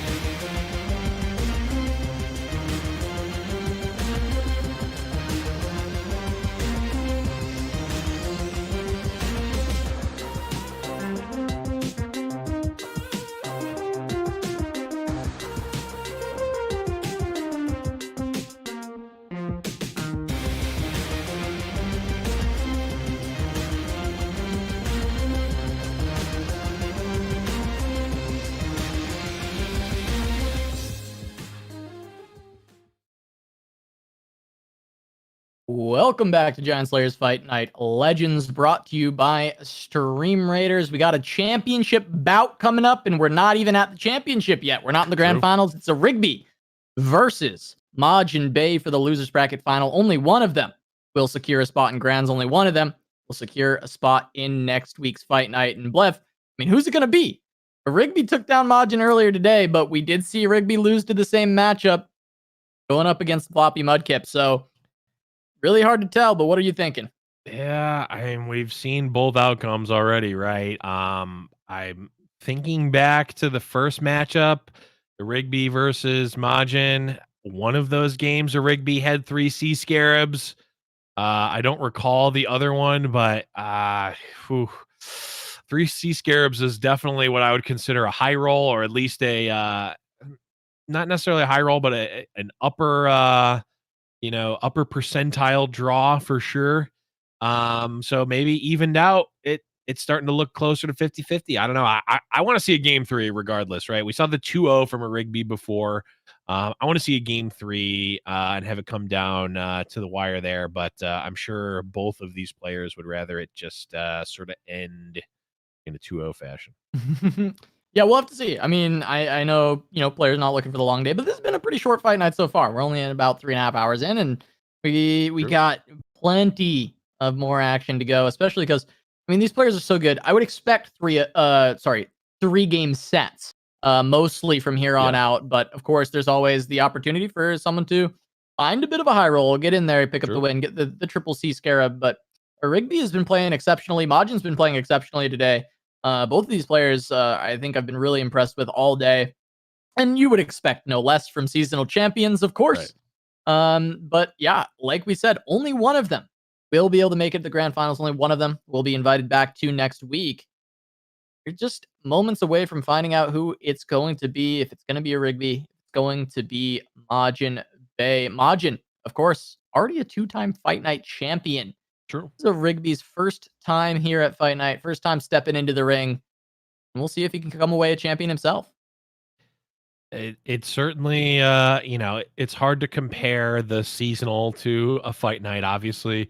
Smaller tournament, but it is a more condensed tournament, right? We were talking about it before in terms of prize money. This is probably the most stacked tournament we've seen ever. Yeah. Just in LOR period, right? I mean, granted, it's later on in LOR's history, but still, it's stacked. We basically start the tournament at the top cut of an already prestigious tournament. That's what Fight Night is. That's what we love about Fight Night. Also, a little bit of a different format. Obviously, everyone just got done testing for seasonal, where it's Riot Lock, so 3 deck, slightly different deck building restrictions, and then also a ban. That's not what Fight Night is. It's bring 2 decks. You got to win with both of them. So you're only bringing good decks. You don't have to worry about the 3rd deck, but you really need to bring a deck that's not going to get 2-0'd. And, we did actually see Deep get 2-0'd by a Rigby when playing against floppy Mudkip. Yep. But we also saw Draven get 2-0'd from Majin earlier against a Rigby. So it's really tough, Cass. How can you pick one over the other? Yeah, I mean, it's really hard to say. We saw Draven get 2-0'd, and we saw Deep get 2-0'd. And so this is going to be the tough situation, right? Are we going to see either of these decks struggle once again? Each of them have been the crux so far of the 2-0s, and we have to wonder, is it going to be a draw diff again on one of these decks? We saw a pretty rough Deep draw earlier from a Rigby when he was getting 2-0'd. So we definitely have some of those kind of flubs that can happen. It feels like both players have been playing really solid. So as long as the cards come out all right, I think we're definitely going to be in for a hell of a series between these two players. And it's really hard to call for sure. I think recency, right? Rigby just came off the seasonal win. Right. He's playing the decks he played in the seasonal. I think I got to give a slight edge to a Rigby because I think he's going to be crispier on these two than Majin might be on a brand new list such as Aurelia, even though he's been piloting it exceptionally so far. Yeah, Majin, inherently really great player. Not to say that a Rigby isn't, but a Rigby also is showing that next level. It's literally in the game champion mastery, but we're seeing champion and deck mastery from Rigby, taking these sort of lines that might look a little unconventional at first, but then you see 2-3 turns later, oh, this is why they did this. Rigby has that sort of matchup knowledge and deck knowledge. Knowing what's important and knowing what's not is very, very important, and we're seeing Rigby do that at a very, very high level. And one of those signature decks, of course, being Deep. Going to be starting off, queued up on that.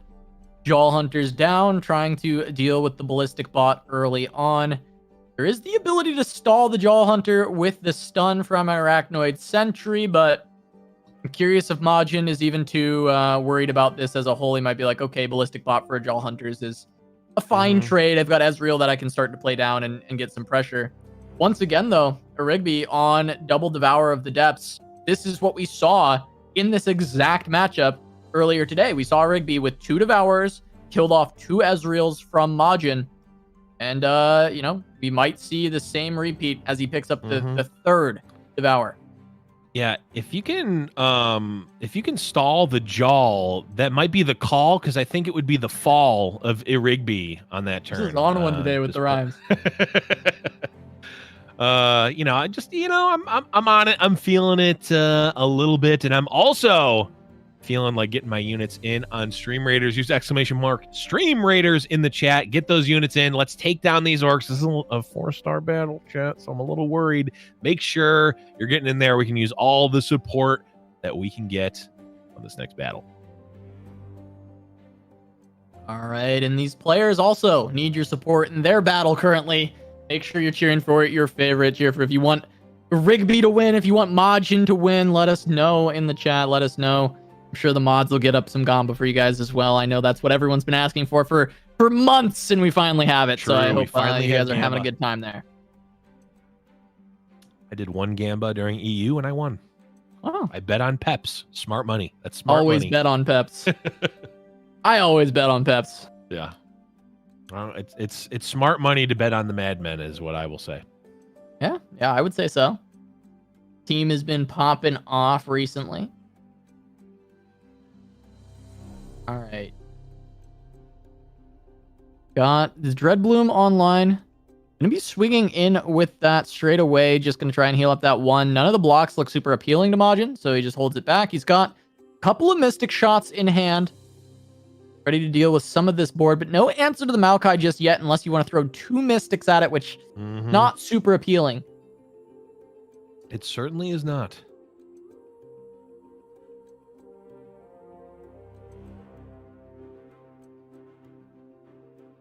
Certainly is not. I mean, even if that does happen, yes, you know, Rigby, you know, is missing out on a potential win condition and value engine, but that's resources down from Majin, and you know, that's also going to open up a shot for Rigby to play Devourer, get some tempo, and really start you know, running away with this game potentially, as there's really not great ways to deal with multiple sea monsters in the hand or even in the deck of majiinbae.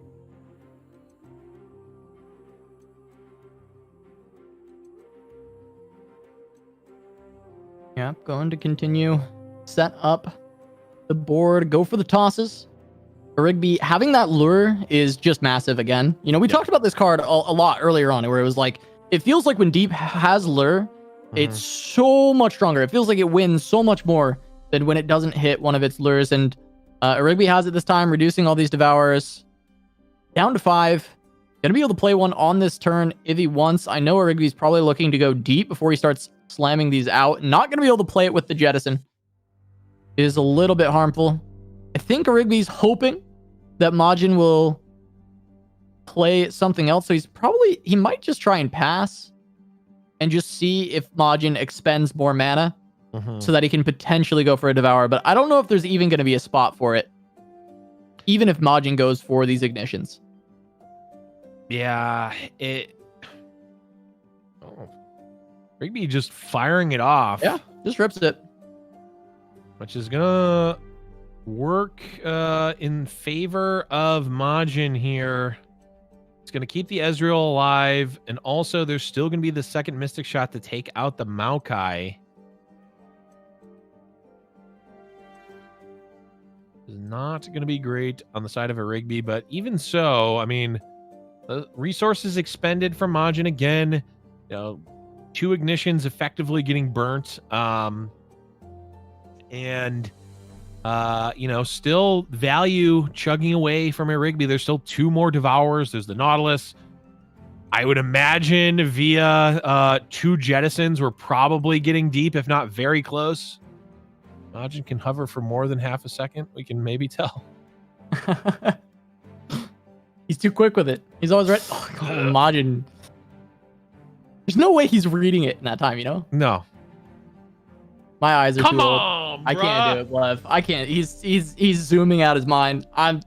Yeah. Okay, this does technically prevent the Ezreal from dying, because the level up will put it at equal health, but there we go, jettison. 19. Okay, exactly. There we go. Look at that champion mastery on Maokai. I'm pretty sure that's max level Maokai. Yeah, he's a deep gamer. Plays a lot of deep. You'll love to see it. Unless you're Majin, in which case you kind of don't right now. I'm going to continue to just try and cycle through. Decks try and find more options to deal with these sea monsters, but it looks like we're getting a repeat of their earlier set, at least in this specific matchup. Just the chain of Devourers causing a lot of problems for majiinbae. And now our Rigby's deep. Majin has to throw away a lot of his board, a lot of damage. He's got the Farron, but it doesn't really contend that well with sea monsters. It does okay. It gets to take out 2 of them. Yeah, but then you got the tail of Big Bilge who laughs at Captain Farron. Much bigger than Captain Farron, is also filling Rigby's deck full of threats. Just really doing everything you want if you're a Rigby here.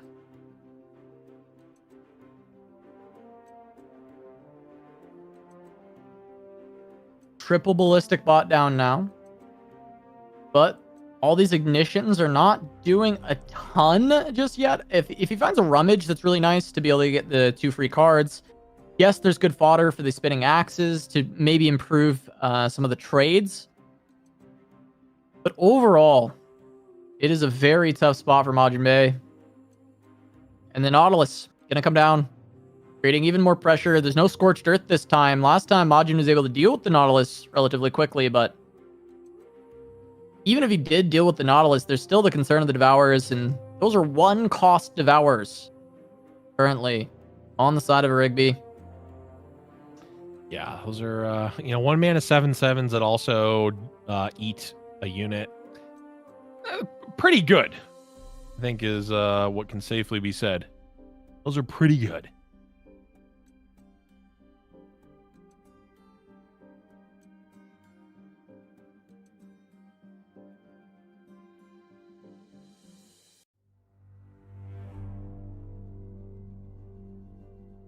All right, now Majin just has to play 20 ignitions, and he might have it.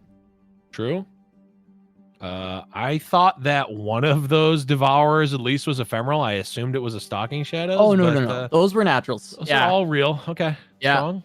They were natural hits from earlier. That's pretty good. It's pretty good. Yeah, that's pretty neat. Pretty neat indeed. Yeah. Why not, honestly? I thought Wiggly Burblefish was gone. We have the bigger brother of Wiggly Burblefish, who also draws a card when it hits as well. And how about 3 giant Wiggly Burblefishes? Yeah, 3 eyes, not 4, but 3 of these Abyssal Eyes. Rigby should be able to set those up to just finish off the game, I would imagine. Yeah. majiinbae can try his best here, but you just start replacing these with 6/6 elusives. Yep. Majin can only do so much. Pretty sure we're just seeing a Rigby repeat that first set, at least with deep. Should be able to pick up the win over Draven Ezreal, and that will just leave Ruben's Zoo remaining as the other deck. Mm-hmm. And we know with all that healing, that matchup gets a little bit harder. As long as a Rigby can kind of keep board parity, the healing really helps against a lot of what Draven Ezreal wants to do. Yep. Star shaping in general, just such a good, such a good and versatile card against what Draven Ezreal is doing. Okay. We see a get excited onto an eye. Majin gonna use 3 cards. Okay, maybe only. Yeah, no, still gonna use 3 cards to take out an eye, only to find that there are 2 more.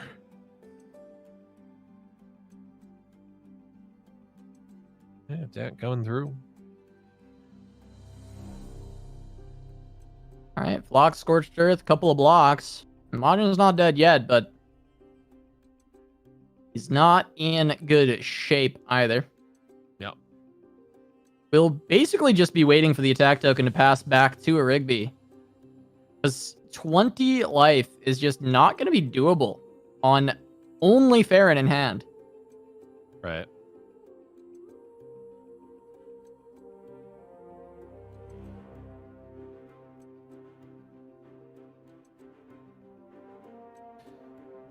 Majin is fighting the good fight here, though. Going to trade with the Devourer. It is going to be tough.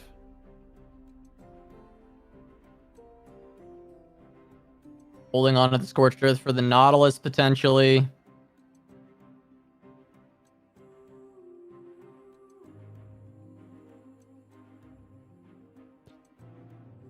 Yeah, I feel like this is one of those cases where if this were in Paper Magic, you just show the other 2 Abyssal Eyes and go, are we good here? Can we go to game 2?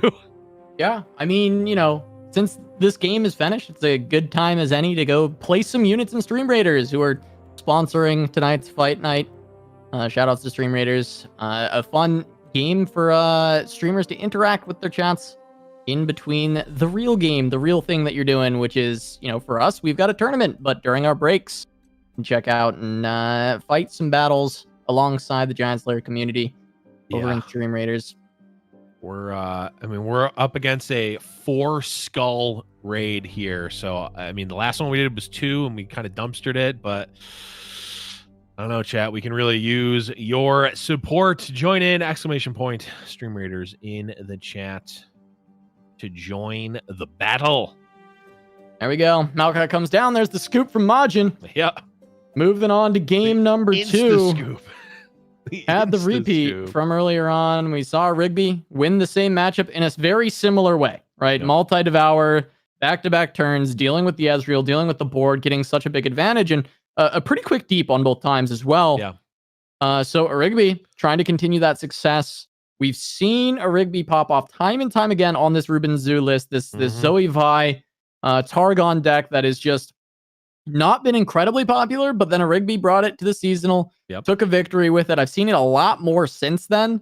Even with the new cards coming out, I'm still seeing a lot of people kind of playing this list, picking it up, trying to learn it. And Rigby's just one of the best players at piloting it right now. He's incredibly comfortable on it, took it to a seasonal victory, trying to take it to a fight night victory as well. And it feels good in this matchup to me. I think that, Zoe Vi, it feels like it kind of crushes Draven Ezreal unless you can get a massive early advantage. And we're going to see if Majin can do just that, get that advantage and try and snowball and find a way to actually beat this deck.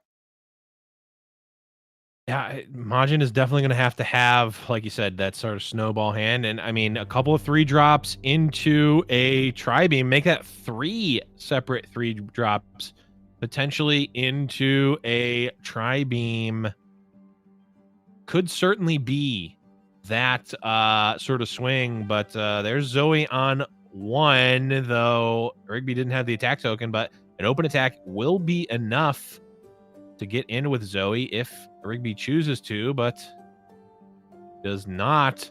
And Majin rejoicing at actually getting the ability to use the Thermo Beam. Zoe.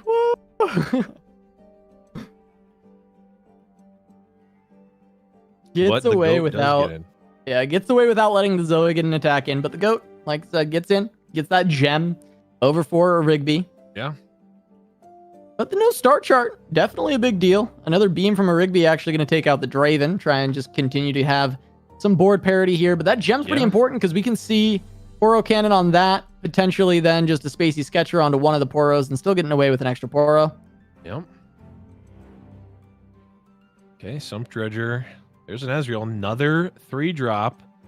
What are we at? 2 on, well, actually 3 on, yeah, because it starts at 1, obviously. Oh, we're up to 4.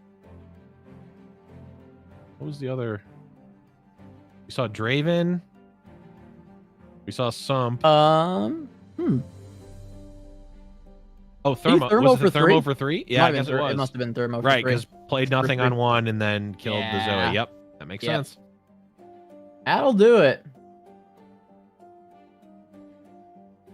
That it will. And the question is going to be, is Majin going to commit this Tri-Beam? What is Majin going to commit this Tri-Beam on? And is it going to be submersible? Is the question. I mean, you just look at the threats that Rigby has. Submersible, Golden Sisters, anything from Star Shaping. It's all value, right? Submersible's drawing a card. Golden Sister is always 2 units, right? There's just not efficient ways for Majin to deal with those units. So it's potentially going to be tough for Majin to really find an opening here with just so much value on the side of a Rigby.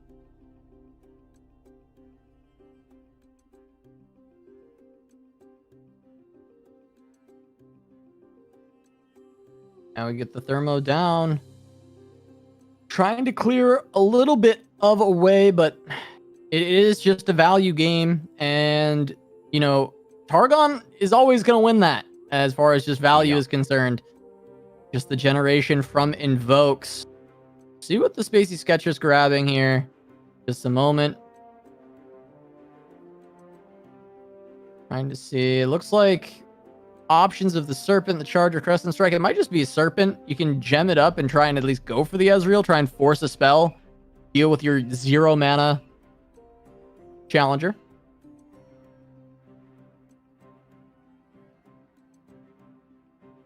Yep.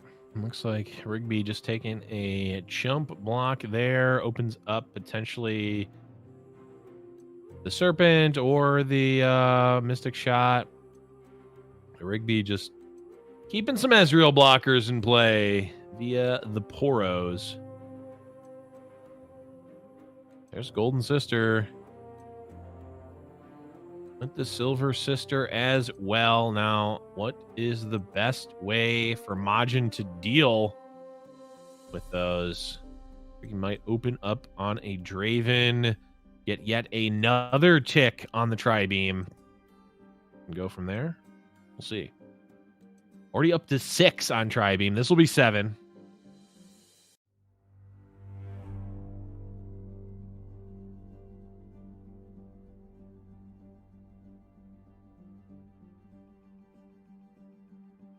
I mean, I'm excited to see. Is it going to be a Zinc Beam or is it going to even matter? I think is the important part, I guess.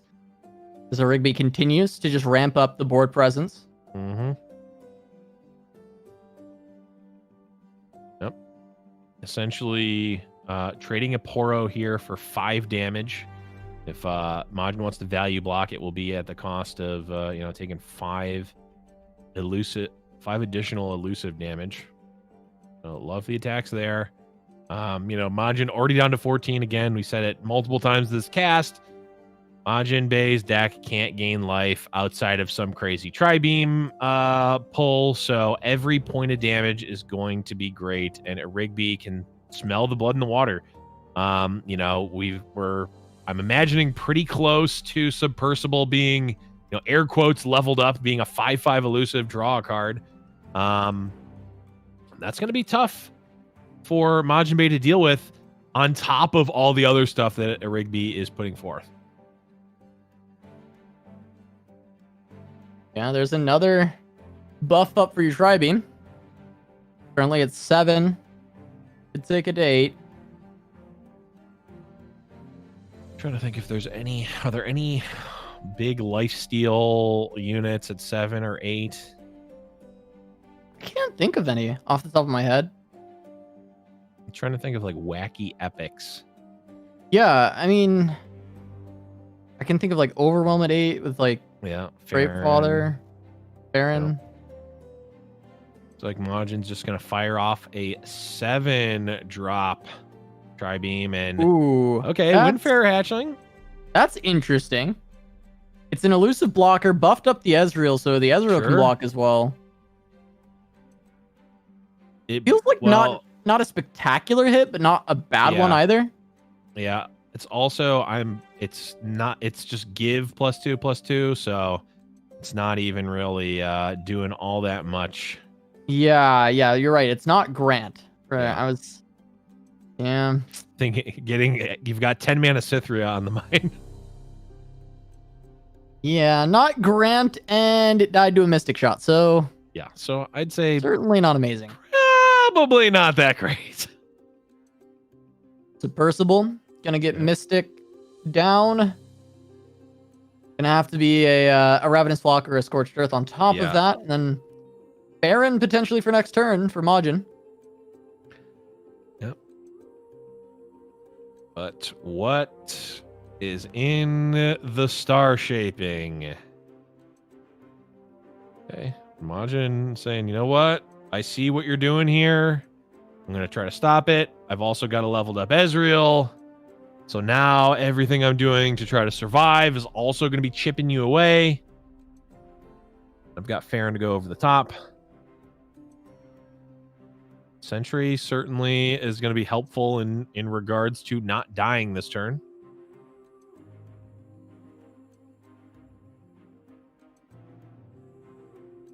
Rigby got a couple of interesting options here.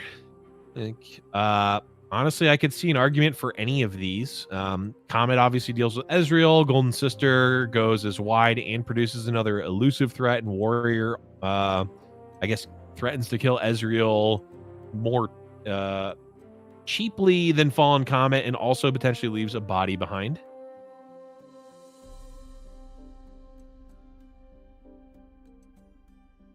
All right, just gonna go for the Comet.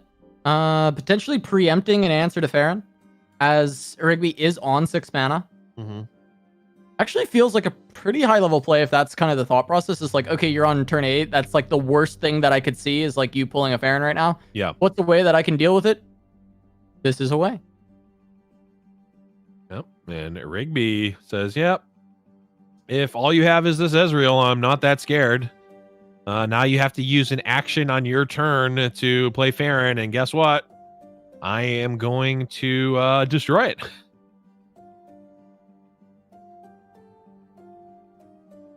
Yeah, so really high-level play there from a Rigby. Just understanding exactly what beats them there, or at least what puts them in a bad spot. Yeah. Deals with the Farron straight away.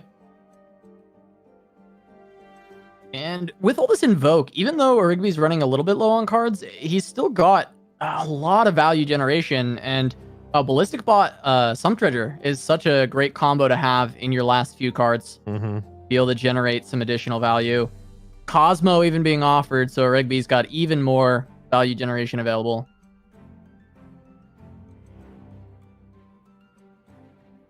Yeah, just the hits just keep coming on the side of Rigby.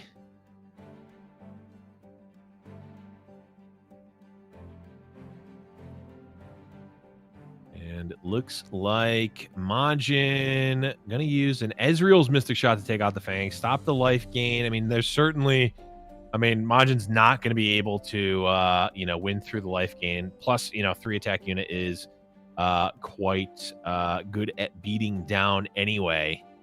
It's not looking great for Majin. Yeah, it looks like we're just kind of having an exact repeat of the first set these two had. Yep. Rigby's lineup just doing so well into this Ezreal Draven when deep draws properly. It does so well into this deck. And on the other end of it, the Targon list is just incredible in the matchup. It feels really tough for Majin to get anything done. It really does, but I just saw in chat, Alan ZQ, thank you for the huge raid, buddy. Really do appreciate it. Welcome, Raiders, and if you want to continue to be Raiders, use ! Stream Raiders in the chat. We're going to be firing off another battle in just about 5 minutes, and we can use all the help we can get. But this match, Majin is really looking for more help here as he is hanging on by a thread. Yeah, I mean, I think that Hush also just going to be a massive pickup for Rigby. It takes this Ezreal from being kind of the saving grace that can try and get over the top, get those Mystic shots, try and help with some of the removal to cull this board, and turns that attack into being extremely risky. Hush can just kill off the Ezreal, and Rigby would then be in a really solid position. Granted, as of right now, nothing on the board is strong enough. Is that what it's going to take to put Rigby into a solid position? That's what it's going to take. It's a pretty bad position right now with only 2 star shaping in hand and 16 HP. But if he kills the Ezreal, no, I mean Rigby is vastly ahead, ahead at the moment. Great Beyond, a potential pickup just to try and seal the deal. Cosmic Inspiration maybe feeling a little less valuable since the integrity of the board is still incredibly soft. But we'll have to see. Yeah, I could yeah, I mean Cosmic Inspiration is all right, but really it's only adding 2, 4, 6, 8, and then with B10 power to the board, right? Whereas I imagine Great Beyond is going to be adding a little bit more than that, at least. Potentially even a lot more. Plus, like, it would already take Majin multiple cards to kill the Great Beyond without Spell Shield. It's going to take even more with the Spell Shield. Yeah. We are seeing a Rigby on 10 mana, 18 health. It feels pretty safe to establish the Great Beyond. There is maybe concern that, the Mystic breaks the Spell Shield. There's a way to actually remove it, but a lot of resources would have to be used in order to do so. And if you're a Rigby, you might still just feel good about that. If a lot of resources are used, even if he kills off the Great Beyond. Yep. Majin having to use that many cards to take care of one thing on your board and you've got another star shaping, I think you're pretty happy. Yeah, this Decimate, just the saddest Decimate in the world. It effectively is doing 1 damage. Right? With the I guess maybe 2 with the Ezreal as well, but also it just doesn't matter. Yeah. And Majin can deal with this, right? He can go Mystic, Scorched Earth, and then True. Has 1 hidden card left in hand that is Arachnoid Sentry. Yep. And that's all. To try and still win this game. And I think, it's winding down and a Rigby is taking this one. This is really looking like just going to be a victory. I think Majin's maybe best bet is to try and all in for the win, but he doesn't even have enough damage for that, He's got 8. So 11. So he's I mean, I guess he's got it with spinning axes if he can get through all the mana. But on the other side, I mean, there's a star shaping, so really tough position. Yeah. Right. That does. Okay, so that does actually get rid of the Spell Shield. I forget that Sentry's ability does use the stack, so that does get rid of the Spell Shield. So 1 Mystic Shot can be saved on the side of majiinbae, so that's nice. And then Scorched Earth next turn will prevent Majin from dying, theoretically. Right. Yeah, I mean, I guess it does get a bit closer, and it just kind of comes down to this additional star shaping that is a bit of a nail in the coffin. Yeah. Because if it was just 11 HP, there's a world where this starts to get a bit close, right? Yeah. But it's not just 11 HP. It's quite a bit more than that. Yeah, it's 16 plus anything that the fangs can get through. And star shaping onto the Great Beyond will threaten to end it, but the other Mystic Shot will be able to come through and still do it. So yeah, that actually does that open it up, Casa? Because now that 5 health that we sort of had on the docket for a Rigby's Nexus just got essentially wasted. Yeah, it's been deleted. Majin did lose a Mystic Shot for it. Right. However, there's still a couple of spells here for Ezreal. If he can find a rummage into some more burn, Majin can actually find it. Could have been a potential throw in going for the win. I'd still say it's a Rigby favored, but very, very close. Very, very close now. There are a lot more outs than there were. Oh, that's... I mean, yeah, I had the same reaction as Majin. Yeah, it's just... That's kind of the worst card that he could have found. Yeah, there are plenty of things that could have been it, but that ain't it. And the open attack coming through. Yeah, Majin looking at the deck saying, if it was almost anything but House Spider, it would have just been... better. Yeah. It would have been better. Yeah. Well, the good news, I mean, from Majin's perspective, board getting cleared here is nice. Sure. Can fill your board back up with a House Spider. True. There's, let's see, 5, 6, 7, 8 damage in the hand of Majin, which is nice.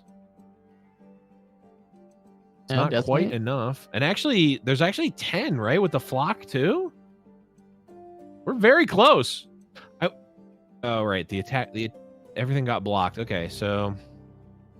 All right, a Living Legends, and oh boy, Cosmic Rays. Oh, actually, Cosmic Rays. The axes. The axes do save a lot. Okay. Couple serpents coming out.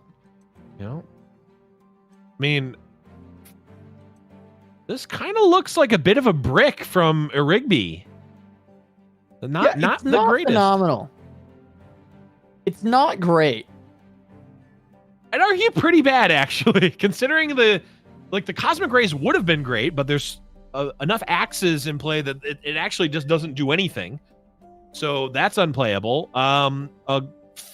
3 cheap units is fine in a lot of cases, but not what Rigby was looking for there, for sure. Yeah, I mean, the board's getting wide, right? Which is good for Rigby, considering that he only has to push 5, and he's also going to be able to establish 3 challengers. Right. That can help get that damage in. Flock is great, though, because it's going to answer this ballistic bot. Yeah. But I feel like a Rigby can kind of just look for Warrior plus X, or maybe he goes for Cosmic Rays and says, okay, use all your axes. Possibly. Could also... Yeah, Warrior plus even like Poro. The Poro is fine. Say Warrior Fangs probably is solid line here. And then you just go for the open with the lifesteal and try and kill off Ezreal. Maybe you don't need to go for open. Actually, you're pretty low. You might need to open attack. I guess your opponent is only on 1 actual card. Yeah, and there's also, besides Tri-Beam, there's not really any... There's not any spells that are slow speed that would be relevant. I guess like Farron plus Decimate would be like a super slow speed spell, but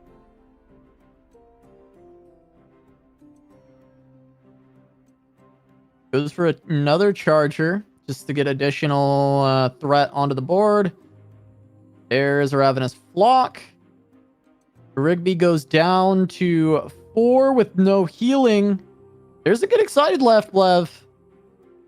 And there's some reach to get there. Mystic Shot is lethal with the axes.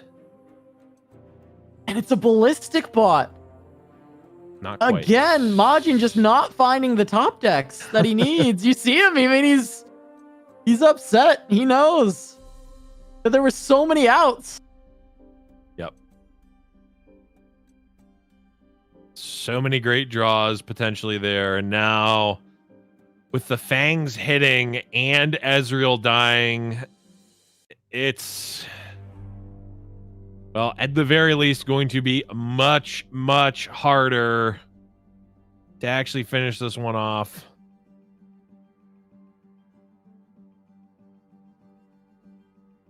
Okay, goes to 3, then up to 6. Up to 6, but no more Ezreal. Yeah. And even like Ezreal off the top is multiple cards on a Rigby side away from connecting, so that is not an option. I mean, this has to be like Rummage off the top into Ezreal plus like Get Excited. But even then, you need more than that because you need something to discard with the Get Excited. It'd need to be like Ezreal plus like another draw, like Static. Like there's a lot of things need to happen for Majin. Yeah. Static is a start, right? It's another draw, so he could find a Rummage or something else.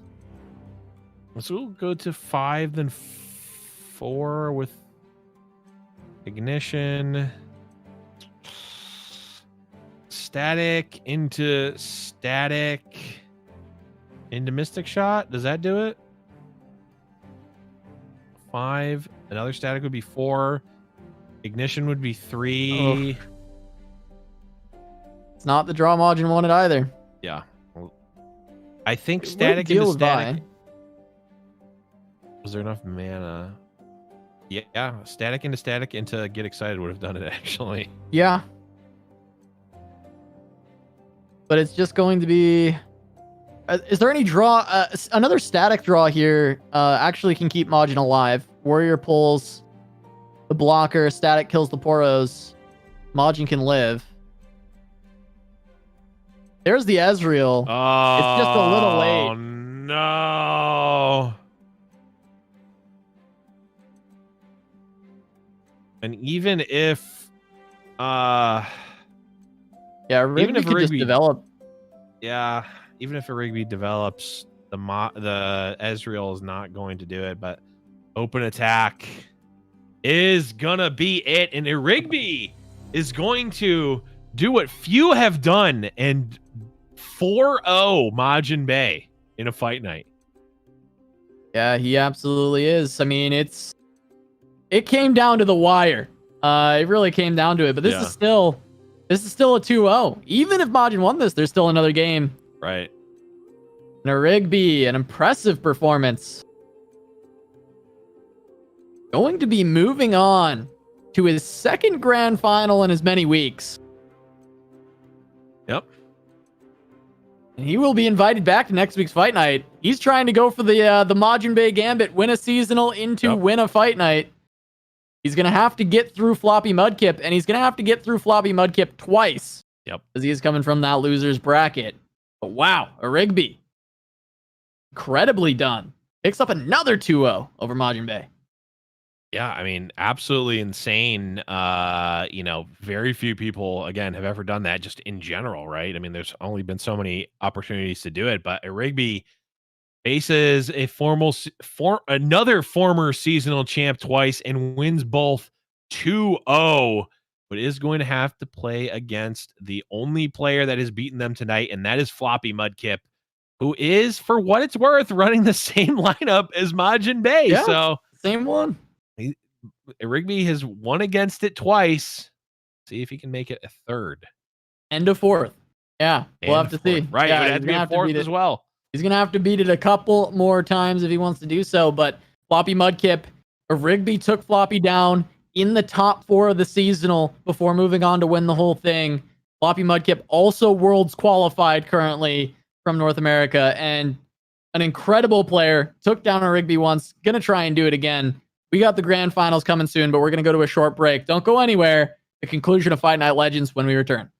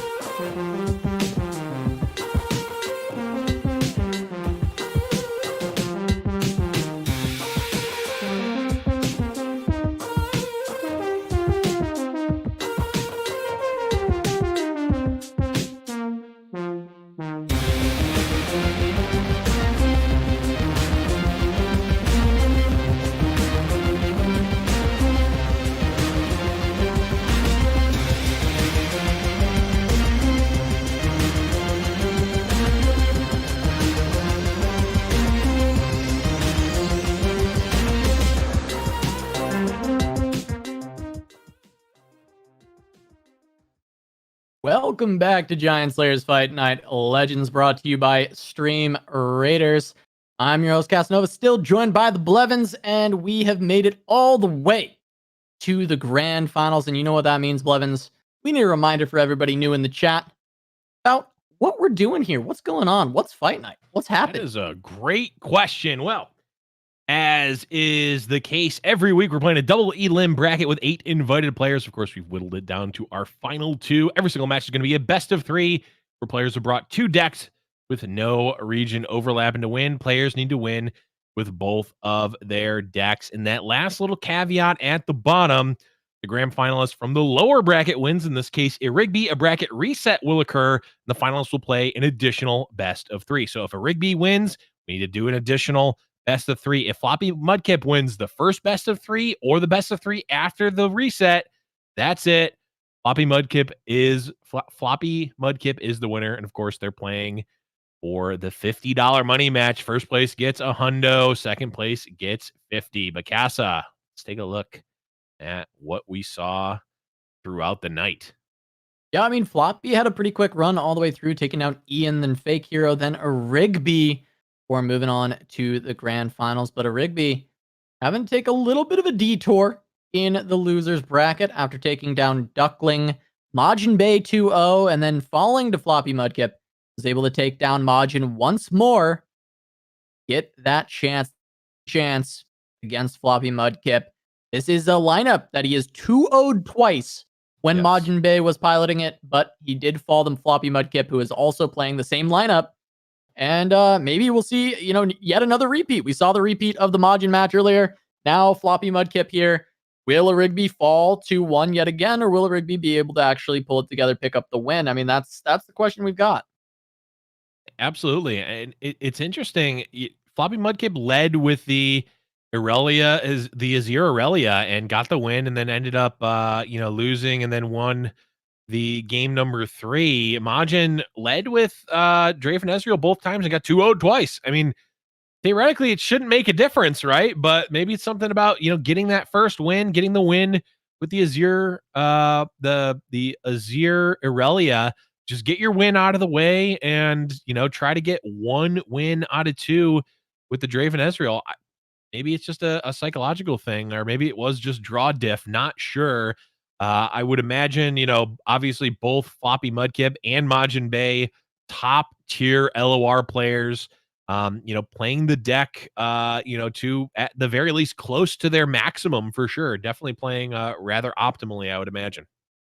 Yeah, I mean, you would assume so, right? These are kind of top level competition players. I mean, these are all worlds qualified players, right? Right. Majin, Floppy, and Rigby are all qualified for worlds, or at least the worlds qualifier, right? Right. I think worlds qualified is a fair way to put it. That's all part of worlds qualified, worlds qualifier. We don't need to go through that. It's okay. We don't need a qualifier for that. We're okay.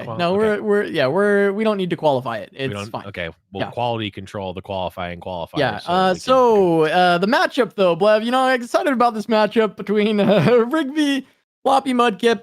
Going into it, I mean, realistically, it's hard to call because we've seen, it go back and forth. Mm-hmm. But if you are just going to make a bold predict, what are we going to see out of this final, Blev? My gut says a Rigby. I mean, he's 2-0'd twice against one of the best players in the world in majiinbae. And you have to, there's something to be said about that. 4-0'd Draven Ezreal. Now, whether the Azir Aurelia deck wins is kind of irrelevant. If you can 4-0 Draven Ezreal again, that's going to be enough. But maybe thinking about it like that, maybe that puts it back in the favor of Floppy, because who's going to 4-0 a deck after you've already 4-0'd it? I mean, what are the chances of that happening? Have to 8-0 Draven Ezreal in order to win this tournament, and that's a tough task. That's one of those decks that has less polarizing matchups. Mm-hmm. I'm sure there are some polarizing matchups. It feels like Ruben's Zoo has a good time, but that was still a close match, right? It was still looked winnable. And I think, even though he has been able to beat it 4 times, it's hard to say if he'll be able to beat it an additional 4, but we are going to see the Aurelia as the first Q for Mudkip. If it ain't broke, don't fix it. We saw him win the first time around with this, and Rigby going to start out on deep. We'll see if Rigby can get a good early starter, if Mudkip can just try and run this over. Gonna be Lure and Sea Scarab available for Rigby, though. So that's a decent start. And how about 2 lures? We have seen 1 lure a number of times. I don't think we've seen 2 lures yet, and they get better in multiples for multiple reasons.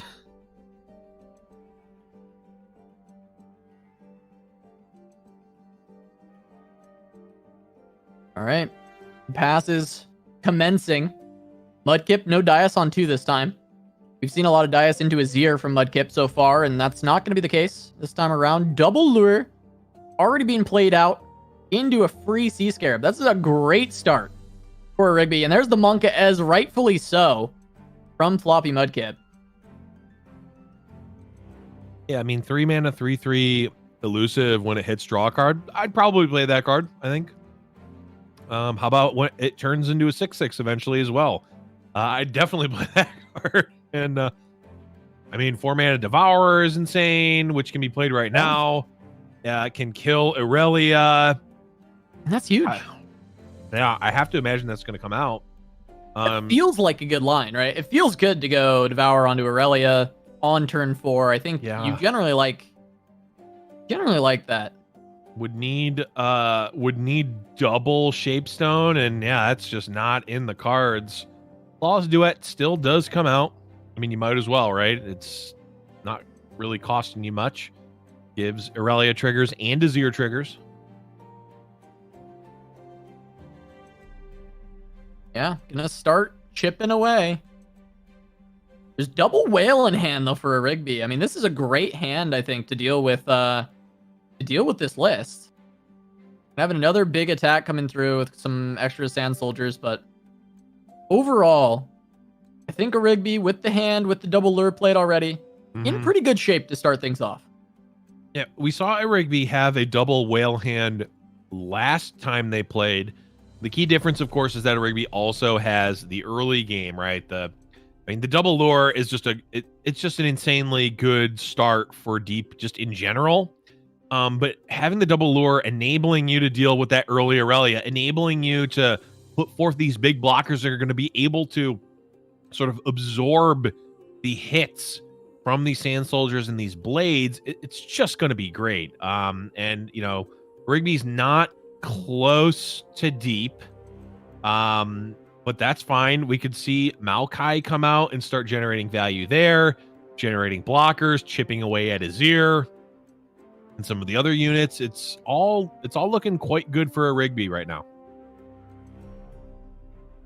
Looking good indeed, but Inspiring Marshal, that's a good pickup for Floppy Mudkip. That's what you need to start trying to claw back in. 4 draws for a Rigby. He actually gets another Scarab that's going to help him go deep even faster. Yep.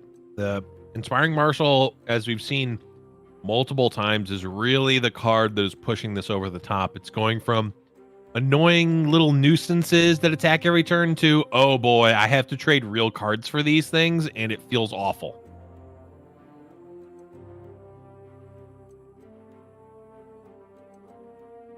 See what else Floppy has. I mean, attack token this turn. There's a Ribbon Dancer. There's a leveled Azir. I mean, this is we're starting to get to that scary territory of the Irelia Azir. A lot of pressure coming down already. Rigby trying to go deep, but I mean, he's 12 away. I mean, he's not getting deep soon enough. The whales are great, but still going to be a tough spot. Maybe waiting on the next attack to fire off a whale.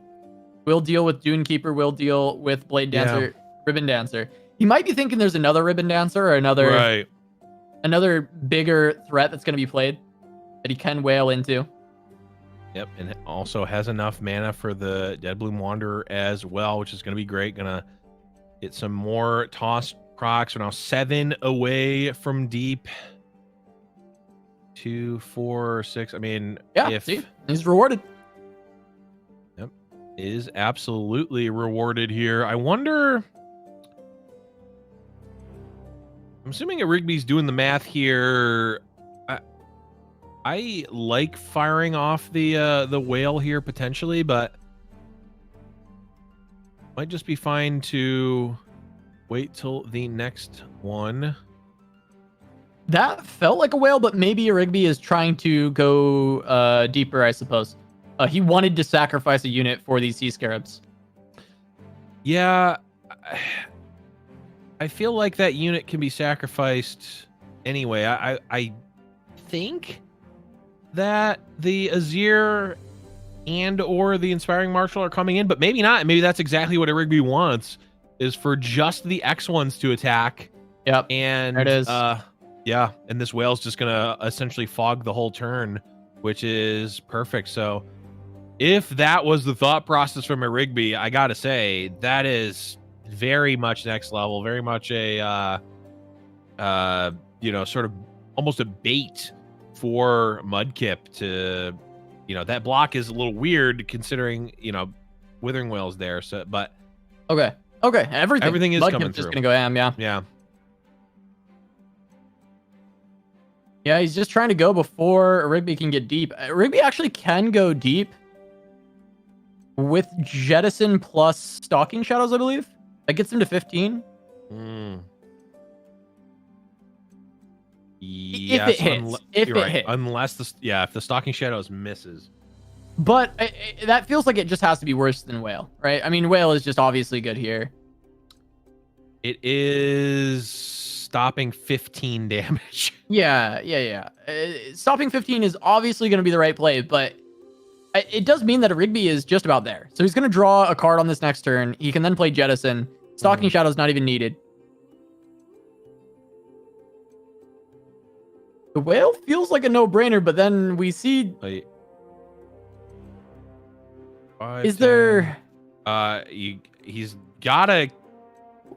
Wait, is this... He's going the deep line. Isn't he just dead? 5, 10, 12. He's at 0. Oh. Uh-oh. Yeah. I think So we've now made an oopsie. You have to block a 5-1, yeah. You have to block a 5 power unit. Now you go to 1, I think. 5, 10, 12. No. So you have to move the fish. You can't block the 4-6. That will put you at 1. That will put you at 0. That will not, yeah. Yeah, you have to block the 5-1. Block the 5-1. The Oh, 5-1. no, Rigby, no. Rigby, you're running out of time. Oh, he doesn't see it. Oh, he's made an oopsie. Okay, that's an oopsie. Well, the nothing has changed, Casa. Draven Ezreal still needs to be... Draven Ezreal still needs to be 4-0'd for a Rigby to win this one. But an oopsie in the grand finals is definitely not where you want to be. Yeah, it is a rough one for sure. Rigby, you know, an excellent player, obviously, just coming off the seasonal win, but just having an oopsie. Even the best players in the game occasionally will just make a big mistake. It was unfortunate there, but unlucky for Rigby finding making a big mistake there. It cost him the game potentially. Yeah. Did feel like Mudkip was in a good position, but going deep with those whales in hand, I think that was possible to be in a Rigby win, and losing out on that one hurts because yes, he is 4-0 Draven Ezreal, but we did just talk about like it sure is hard to do it again. You know, it sure is hard. Yeah, it you don't want to have to do it, right?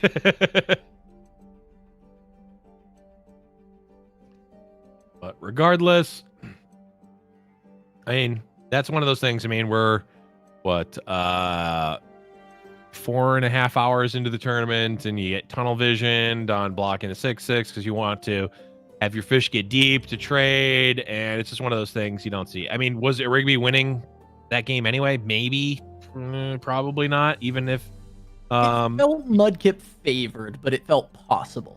Is what that's where I was at on that game. Yeah, it definitely did. But also a Rigby was maybe, I think at maximum was going to like 4 or something there. or maybe a little bit more, but definitely was very favored to die on the next attack token, or just the next attack token that's generated via Blade Dance. So not sure, but anyway, we are into game number 2 here. Floppy Mudkip 1 game away from being Fight Night champion. Rigby needs to win 2 in a row to reset the bracket, and we'll continue on from there. Yeah, I mean, another double lure from Rigby to start things off, and we've seen this story before, right? We've seen it with Rigby versus majiinbae. Double lure with a bunch of sea monsters is a recipe for success. Yeah, but I mean, we saw that hand last turn for last game from a Rigby, and it was not quite good enough. Of course, the Draven Ezreal and Azir Aurelia decks, little bit different speeds. Yeah, bit so. All right, Rigby, take 4 to the dome. He's got this lure to set up a free sea scarab. See if he hits another one, goes double 0 cost. Nope, but finds Devour, and this certainly a good one for the matchup. Yep.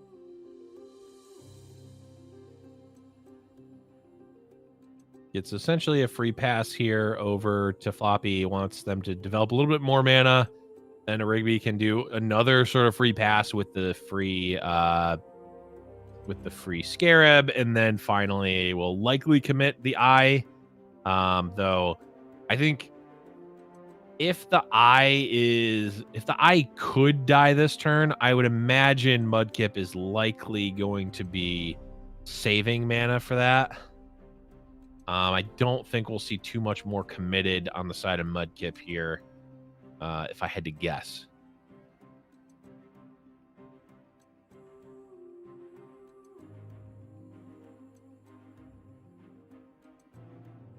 All right. Okay. Mudkip getting pretty wide, but not a ton of threat just yet. Rigby's got Thorny Toad even to deal with some early aggression. Also, these Vile Feasts can be helpful in conjunction with that. And also, just sea monsters are cheap. They don't cost a lot. Yep. I like this play from a Rigby, not developing out the eyes. There's so many different ways. Thermo for 3 is definitely one of the ways. There's so many ways to deal with it. And absolutely 6/6 elusive is a way for a Rigby to just end the game very quickly. So I definitely like the patience there to not play the eye, instead just go for the Thorny Toad, play the slower game, try to get deep first, and then maybe start thinking about developing the eyes.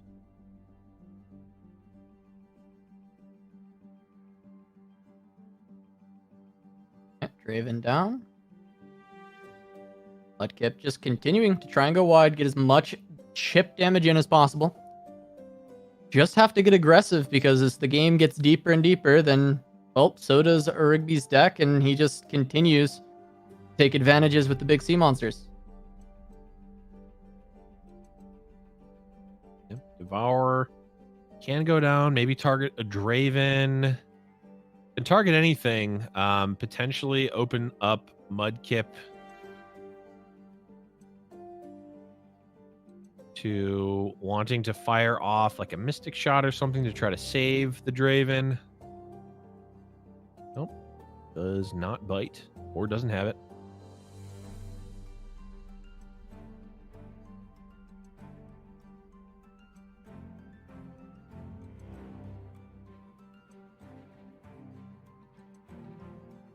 Okay. Rigby looking to play the Vile Feast to kill a 1/1 and also have an additional chump blocker.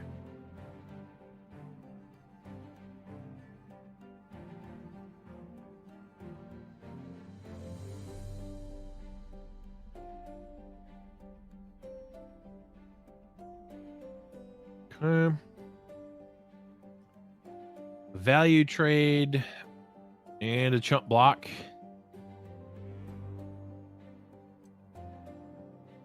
Interesting attack with the ballistic bot.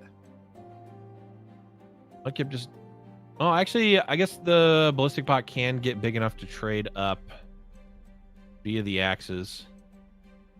It is going to be resource intensive. Yeah, gonna cost an actual card. Actually, we just see commitment to deal an additional damage to face. Okay.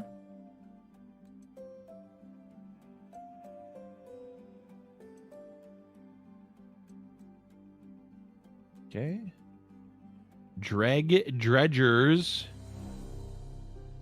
8 away from deep. All right. Rigby throwing out the first eye. Yeah. Eyes will give draws, get closer to deep.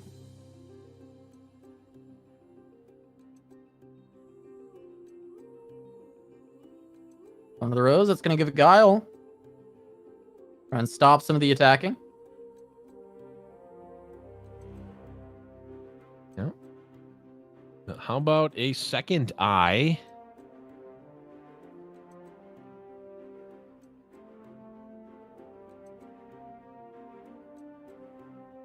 Yep.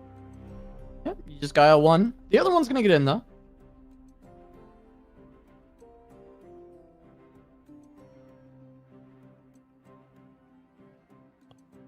Atrocity, certainly now all of the chip damage looking very nice on the side of a Rigby. And if we recall, the first set of a Rigby versus Majinbae did end on the back of an Atrocity onto a Nautilus.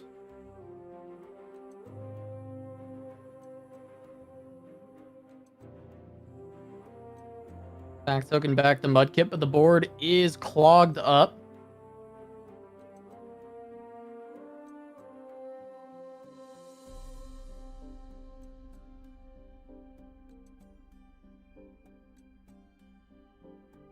There's going to be... I mean, yeah, you mentioned Nautilus plus Atrocity. That was how we saw this end last time. But there's not enough damage just yet with Mudkip at 17. However, with this double eye, it's very likely that I can get there.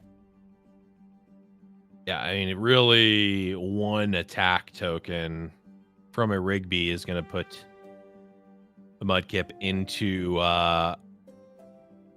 range. Now, again, we may be seeing the full effects of the Atrocity nerf, because now there is an additional passing of the turn and refilling of mana that needs to happen in order for the Atrocity to be cast onto the Nautilus. So Mudkip is going to automatically always have time to cast a Mystic Shot or Get Excited or something onto the Nautilus to put damage onto it, and then potentially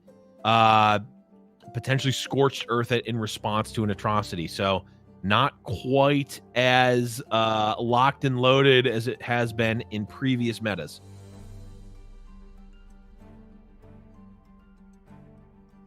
Yeah, I mean, that opens up a lot of opportunity for Mudkip, but he is down to 4 cards, so he needs exactly a 2-card combo to deal with that.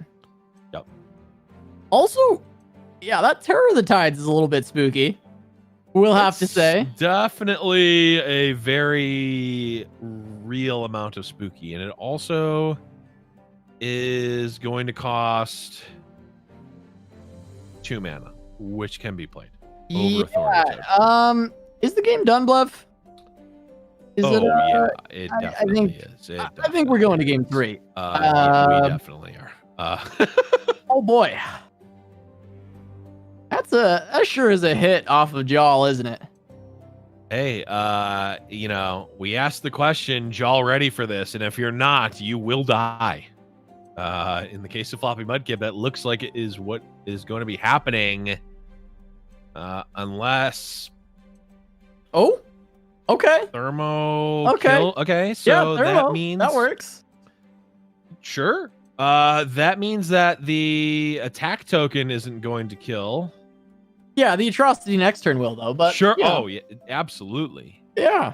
But I guess, well, the problem for Mudkip is it's all about sequencing, right? If Mudkip can get a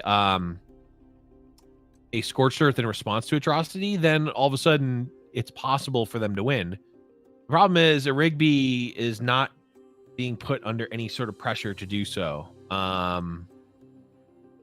To fire off an atrocity. So really a Rigby can just keep attacking, and the next time they get the attack, next time he gets the attack token, he's just going to win on the attack. Mudkip needs to somehow threaten to deal with this board and also still have 3 mana to... Or needs to threaten to kill a Rigby and also still have Scorched Earth mana. It's just not going to happen. Yeah. I mean, also, there is just Atrocity on the eye, and you can't even Scorched Earth it. So... Yes, very true.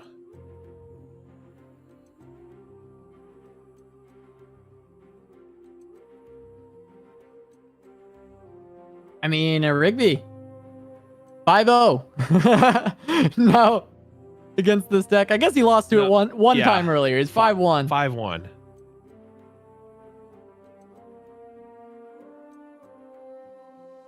But he just can't lose to Ezreal Draven right now. Finds another win. And now the next matchup feels even better for him. With the Zoe Vi. And we'll see if Floppy Mudkip can actually pull it out. Find that victory. But so far, Targon has just kind of been dominant over this deck. Yeah, it's got a lot of early game options with the cheap invokes. It's got a lot of late game options with the expensive invokes. It's got mid game options with the mid game invokes. It's I joke, but also low key kind of true. But even outside of that, you've got, Vi is going to be doing a lot of damage in this game. There's really not great ways outside of the beams to deal with Vi cleanly. So very strong. We do see again the Zoe on 1, though not attack token on 1. So perhaps the Zoe won't get too out of control.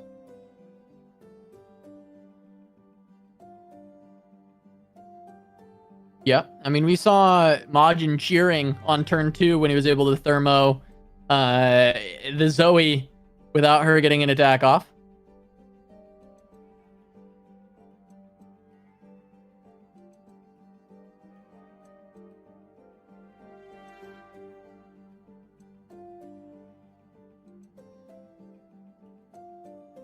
Zoe comes down, Zoe taken out, and we're on to turn 2.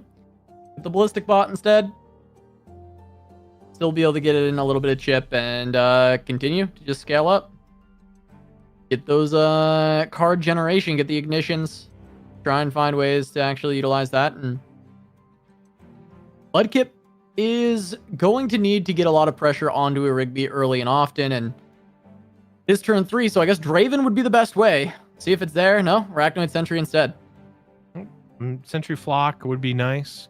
It's also going to chip in a little bit of damage, though. Rigby says, I don't feel like taking 3 here. Again, really great just demonstration of an understanding of what is important in this matchup. Rigby wins the long game. So even using potentially a key card like Thermo Beam on a, rather lackluster unit like Arachnoid Sentry is valuable to a Rigby because he knows later the game goes, it's going to be star shaping to close it out. Yeah, it's going to be just so much healing, so much value.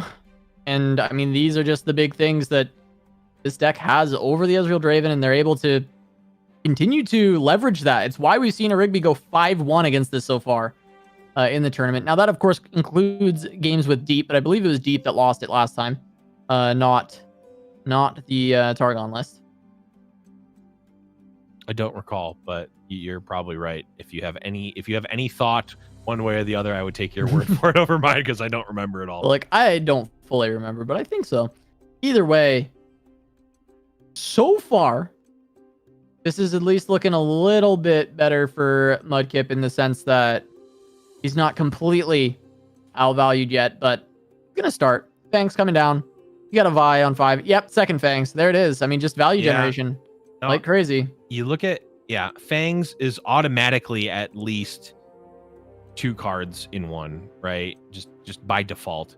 Vi Yep. is innocuously 2 cards for 1 because there's not really great 1-card answers for Vi in this deck.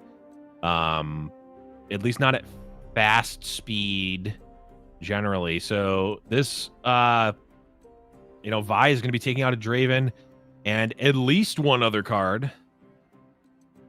Not even any sort of commitment on the side of Mudkip here. Yeah, I mean, it's like 1 more card, but then Rigby just goes Fangs, picks up another 3-drop, Right. or less, 3 or less, right? He might even grab Cosmo and draw another card. It's just so much value. I mean, this feels so unwinnable, actually, for Draven Ezreal. I mean, it's probably winnable, but it just feels so bad. This matchup feels so incredibly hard. Well, it feels like it has to be a timing attack, right? Because the over the top for Draven Ezreal is Ezreal and Farron, both of which are combated drastically by the massive amount of life gained that Rigby's deck has access to. And there's never a shortage of value or of finishers for a Rigby, whether it's any of the Celestials or Living Legends into even more Celestials. It can be going wide into giving everything in your deck +2/+2. And there's so many different ways to always get there, and you're really not super scared of dying unless there's a lightning fast draw from Mudkip. Yeah, I mean, we need a fatty Zinc Beam. We need a 4-mana Tri-Beam into Brash Gambler, and then you actually start to outvalue because you're drawing the extra 2 fleeting cards. And just play those out. That's what we're looking for. Yeah, I mean, that would definitely be a start.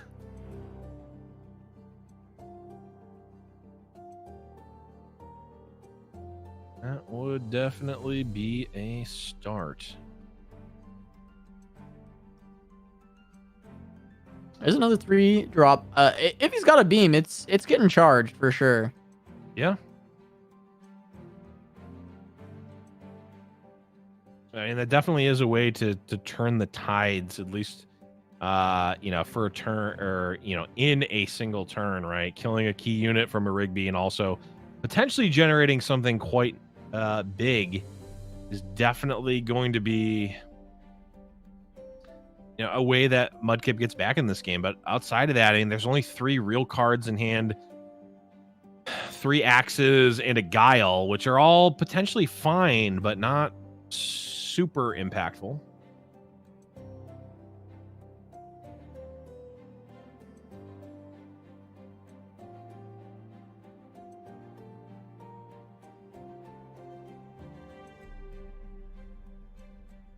Okay, the Fangs. No, nothing super amazing. Not that there necessarily would be off of a Fangs pull, but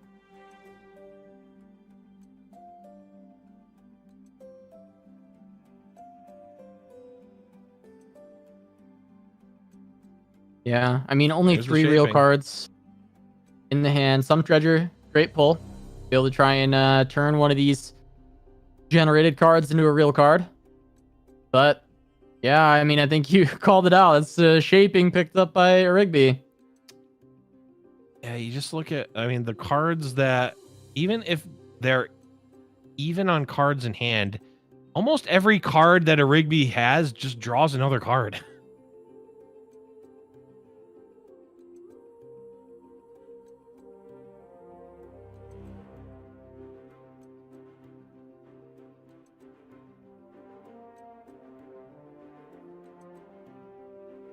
I hope for Mudkip's sake that he was on a beam that whole time and he's got some big firepower ready to go. If you hit a how much does the water cost? 17. If you hit a 17 tri-beam, does it give you the water? It does. I don't think so. Yeah. Yeah. It should. It should. Definitely should. I agree. It should. Just allow it. Yeah. Like, I know it shouldn't. Although, here's the other thing. Has anyone tried? I don't think anyone's tried. Or has everyone just assumed? Yeah, I don't think anyone's tried to do it. Well, But we all know it shouldn't, but it really should. yeah, but there's a lot of things that, you know, air quotes shouldn't, but do, or have in the past. Yeah.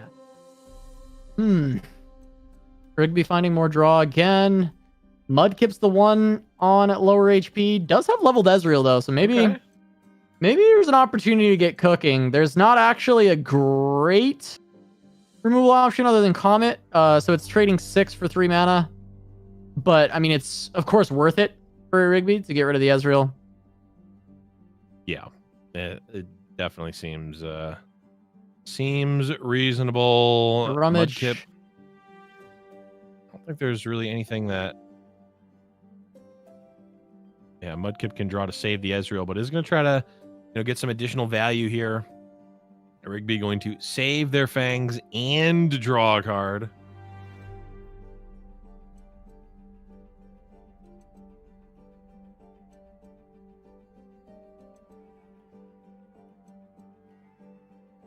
Do you have another Ezreal though? I mean, it's kind of Mudkip's only real chance in this game. But even if he plays another Ezreal, Rigby actually has answers. He picked up.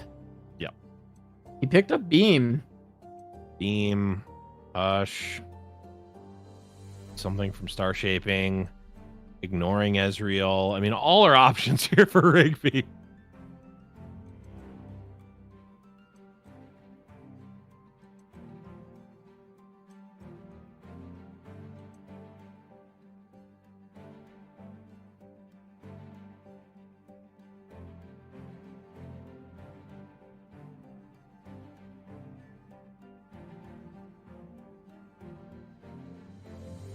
Mudkip debating the options, goes for a flock, and we could see the patented Star Shaping a unit to save it from a flock like kill spell, which we've seen a Rigby do quite a bit. He's going to do it again. Yeah, now he's got options. Great Beyond is going to be fantastic here. Considering if his board is wide enough for the Scourge as well, but just going to go for the Great Beyond.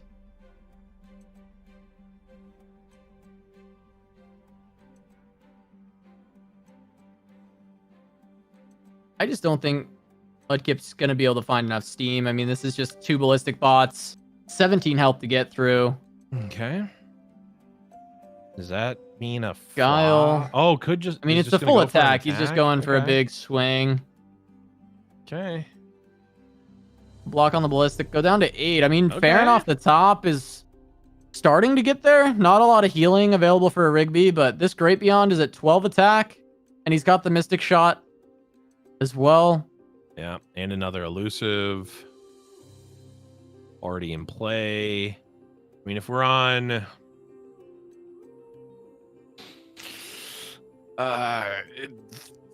I can't think of it. I can't think of a way to get out of this one. Okay. Tri-beam into an elusive. Tri-beaming the 3/1 into what's the biggest elusive? I mean, really any elusive, right? Tri-beaming the 3/1 into any elusive and then playing Farron next turn actually still doesn't even like save you. It's so bad. Yeah, it's just done. I mean, it really there shouldn't be any way for Mudkip to get out of this.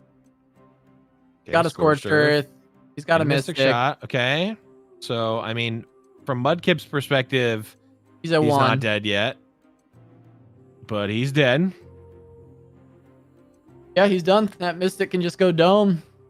Or they get excited.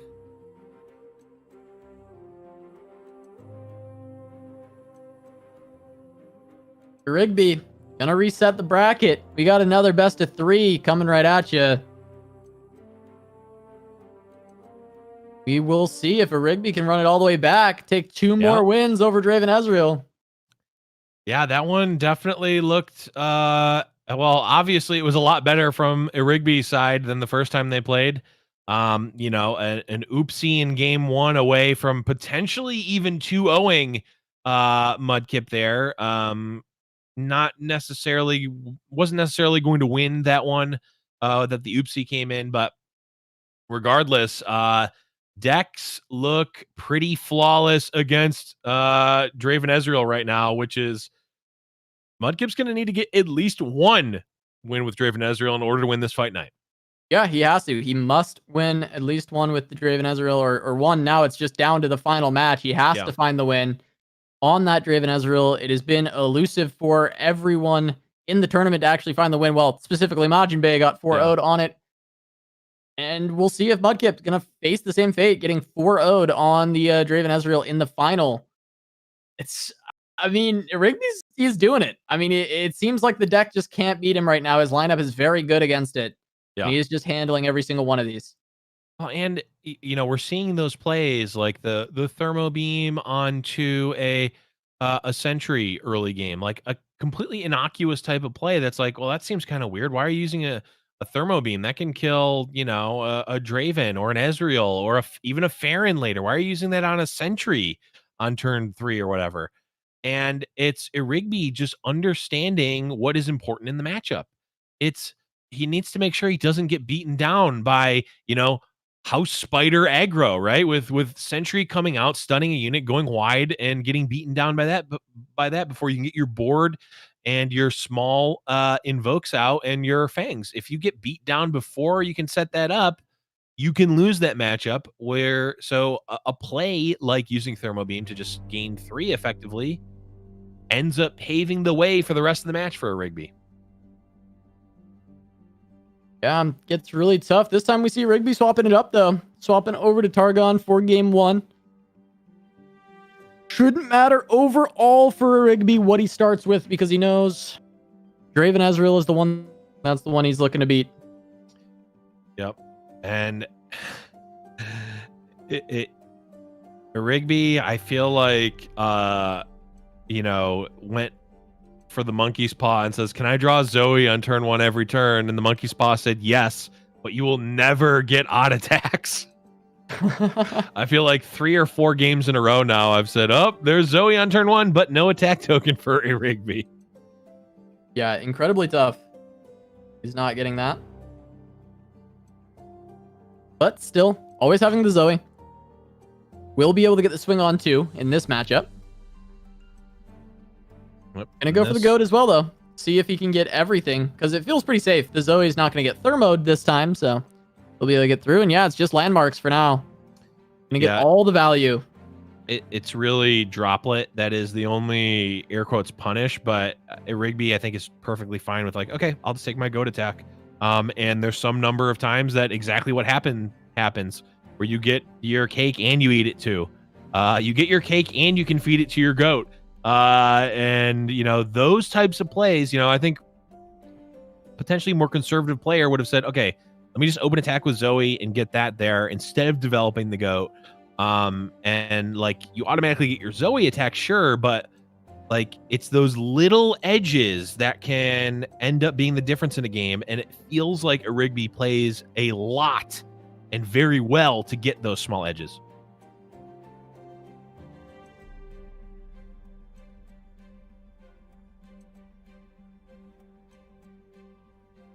Yeah, Rigby already setting up.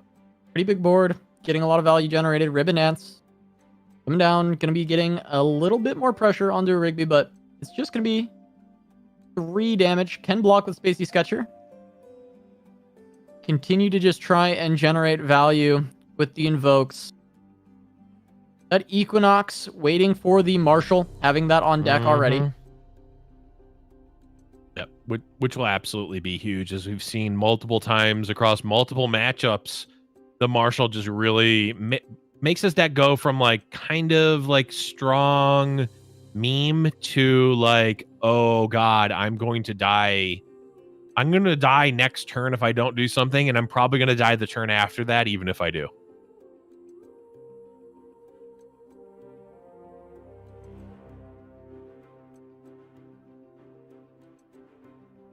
Block here. Mudkip keeping the 2-1 alive here because it is obviously better if it gets recalled, and there are a number of options in Mudkip's deck to recall units. So definitely makes sense there. And having a 2-1 versus a 2-2 is not that big of a difference in this matchup. No, yeah, I mean, really, it's just about continuing to proc these sand soldiers, get as much damage out as possible through that. So, really not a huge deal. We see Rigby still has a lot of value generation available, has lifesteal to protect with the fangs, and with these star chart that he's actually just reducing the cost of, going to help quite a bit with getting even more value. See a Moonglow, potential just charger. A lot of this small unit's going to be good for just blocking onto the sand soldiers. Cheap ways to protect your life total. Yep. And this banked mana going to turn 5 feels like a Marshall turn. We've seen this happen. We've seen this play out a couple of times for Mudkip, or they, maybe have a little bit of a bricked hand, and there it is, Inspiring Marshall on turn 5. I have to imagine. Yeah, it's an Equinox. Either it could be an Equinox, it could be a 7 mana Thermo Beam, though that does leave Rigby a little bit open, though not that much, given that there's only 3 mana on the side of Mudkip. Notably, Mudkip not running any copies of Nopify. So that was not a threat there, though Syncopation was an option there that would have been pretty great for Mudkip there. So maybe that was what was going through Rigby's mind there, is let's test for Syncopation. Not allow the Marshal, and then maybe 6 mana Beam. This is an option. Yeah, I mean, there was definitely potential for that. I feel like that that was definitely the safest line, especially around Syncopation, because you probably won't use Syncopation just for the Equinox. You'd be too worried about a lot of other different options that could have come out later on. And now Mudkip just uses this 4/6 body to try and generate units from the dais. It's just going to be the response that has to happen. Yep. But Rigby continuing with the value generation. Yep, and we saw Rigby hovering Zoe. Yeah, 6 of 10, 7 with the Moonglow, 8 with a gem, 9 with anything else. I mean, Zoe's leveled up next turn.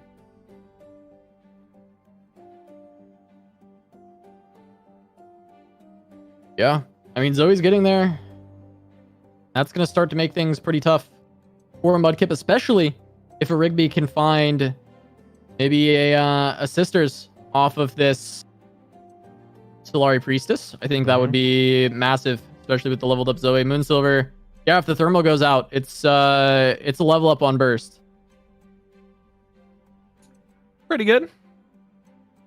Especially considering we're going to be getting, at minimum, Elusive on everything. I mean, Elusive on the Fangs is almost enough to swing this. I mean, it's basically a giant Sparkle Fly. Yeah.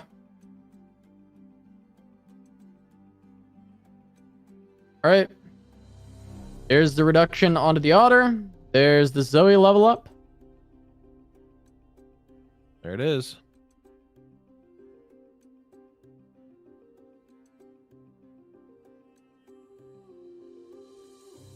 There's the Elusive onto everything for the attack. Dancing Droplet can block at the very least. Okay. I mean, definitely relevant, as that's going to block 4, so we'll be getting 4, 7, 8, 9 through. We can get 10 with Pale Cascade, 11 with Ignition. 3 more would be 14 with Get Excited, and then next turn Ignition. I mean, I'm seeing it from a Rigby. It's just, is that the line, and is there going to be enough time to do it? I think only the one attack really needs to go through. We'd also see Hush. Ignition plus Hush could also push quite a bit. Be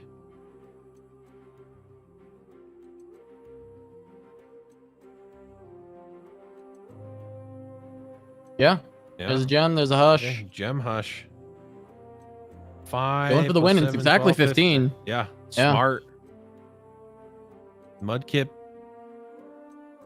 can have Homecoming.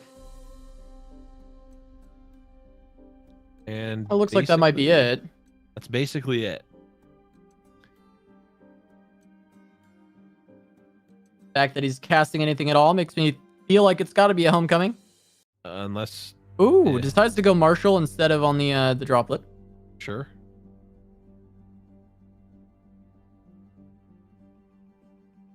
Wants to get that ability back. Makes sense. Okay. We'll hold the infinite, though. Going to be generated for Rigby. He's got no more ignitions being generated yet, but he can throw down another ballistic bot.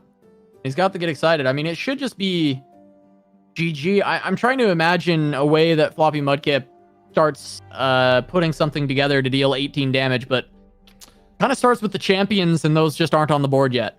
Starts with the champions and more mana than Mudkip has, I think, at least. And also there not being the Fangs that has 4 power in play. Yeah. Golden Sisters an option as well for Rigby. Yeah, I mean, you really can't go too wrong with Sisters here. I mean, Destroyer is big and gives everything Overwhelm and Spell Shield, but those keywords aren't particularly relevant at this point.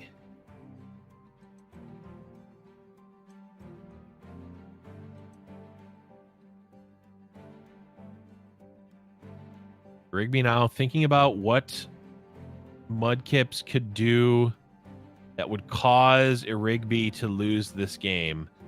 Winning from this point is very easy. Preventing yourself from losing is absolutely the #1 priority from Rigby here. In Rigby trying to figure out what crazy sequence could lead to him losing this game. Lead and follow. Rigby potentially scared here, actually. Yeah, wants to deny any attacks. Sure. From coming in. He's got the Sisters to continue to make his own attacks incredibly potent. Right? Yeah. Again, Rigby doesn't need to win on open attack. Like, there's not really going to be anything that's going to stop the wide, elusive board. And Rigby in the bracket reset gets game #1 of set 2. And this is the final set, regardless. Whoever wins this set is going to be our Fight Night champion. Rigby currently up a game and is currently on the day 5-1 versus Draven Ezreal. Yeah, ridiculous. Yeah. A little bit ridiculous, and only needs to win with his one of his favorites, the deep deck, though. I do think I recall this now, Casa. I agree with you. It was the deep deck that lost. It got 2-0'd after, of course, I said deep is not the type of deck that generally gets 2-0'd. No, I mean, I think it generally doesn't, but it can. It absolutely can. And, Mudkip might be able to pull it off. He might be able to do it. But, we do see a pretty decent hand, a decent start for Rigby. Reasonable. He's got Dredgers. He's got Sea Scarab. A lot of early blocks. He's got Lifesteal, early tosses. Stalking Shadows can help him get deep faster. Can find more sea monsters to help out with the early game. A lot of things going right for Rigby to kick things off in this potential final game. Yep. Ooh, this could be the retreat into Aurelia. Mm-hmm. Or Azir. Both are fine, but yeah, combo's not there. Just a block. Okay, Jettison. I'm keeping notes. Basically only of Atrocity being burned, which it is not yet. There's Azir. Just Azir on 3 it's fine. It's not amazing.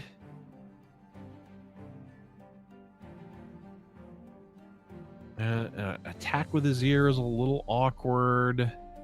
No attack with Azir is a little awkward. Yeah, there's the swing. Rigby can definitely go for the block to set up the Jaw Hunter kill, but he does have to be a little bit worried about Shapestone. Yeah, I think I like the block with the Sea Scarab onto Azir, and then if you want to play around Shapestone, you can just take 2. And I think that's reasonable, as you're gonna, be gaining 3 back on the next attack. Yeah. No No landmark has come out, so Shapestone is just +1/+1. So the Sea Scarab is Oh yeah, it's safe. safe. That's right. And now Jal gonna have a pretty clean kill threaten onto the Azir here. Yeah, Joel's got a great target. Rigby's kind of curving out at the very least. He's got things to play. That was a good pull. The Abyssal Eye.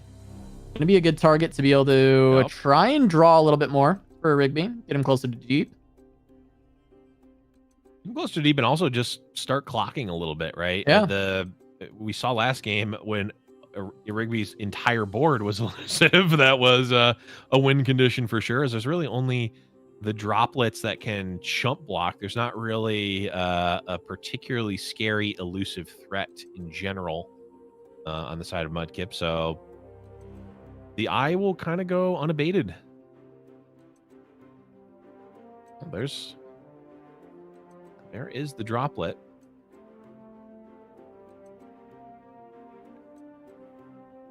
Now, Rigby probably still thinking about is Shapestone a blowout, and there's Homecoming. Not great for Rigby for sure. Pretty big tempo swing. As Mudkip going to be drawing a bunch of cards, going to be effectively stopping the entire turn from a Rigby, and going into a Rigby's attack token with an Azir in play, and potentially can really get something started. Yeah, I mean that's pretty brutal for Rigby. Gonna make things a bit tougher. Does pick up the Thorny Toad. That's gonna be another option. Deus gonna come down. It's a lot of Sand Soldiers going to start getting played out.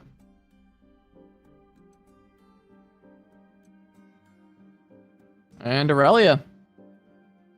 Flawless Duet. Going to be putting a lot of pressure onto a Rigby. And then there's even the attack from the Dancing Droplet. Starts to get really brutal. Yeah, and Azir is going to level this turn. Azir is going to level right now. So the second attack will be with an already leveled Azir. Oh, I thought it was at 6.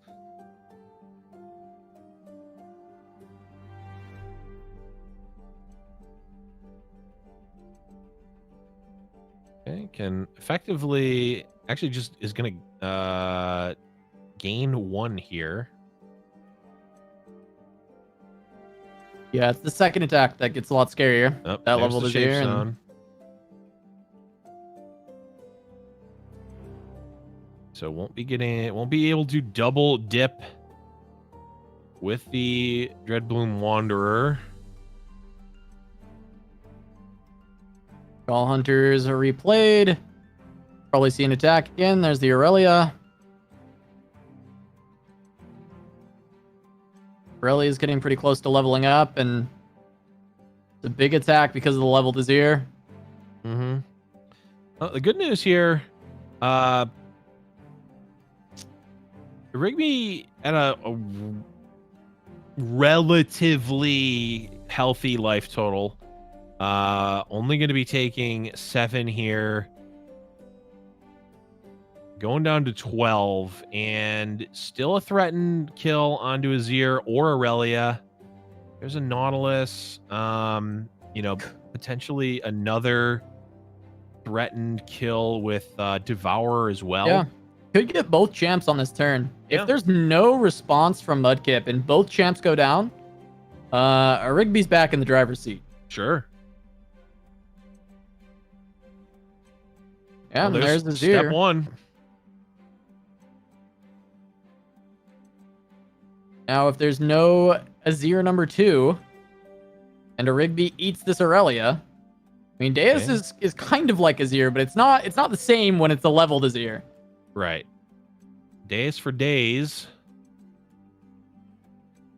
And Rigby still is going to have the whale on an attack turn to at least stop one of the attacks, right? It's usually, going to be an attack after a free attack. Aurelia number 2. But Mudkip is running out of cards. I mean, the Aurelia is nice because it's going to generate some free value with the Flawless Duet, but Yep. Yeah, I mean it's getting dicey as well. Yeah. It is getting a bit dicey.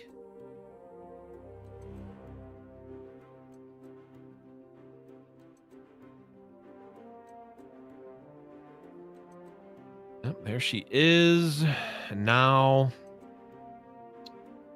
okay, does not get the swap in Aurelia card quite yet, but will have it, I believe, on the next attack.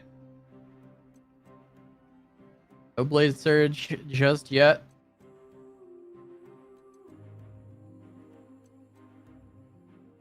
Rigby's just trying to figure out why there's no Blade Surge, but there is not yet. It happens only if she's already leveled. Right. Not on the level up.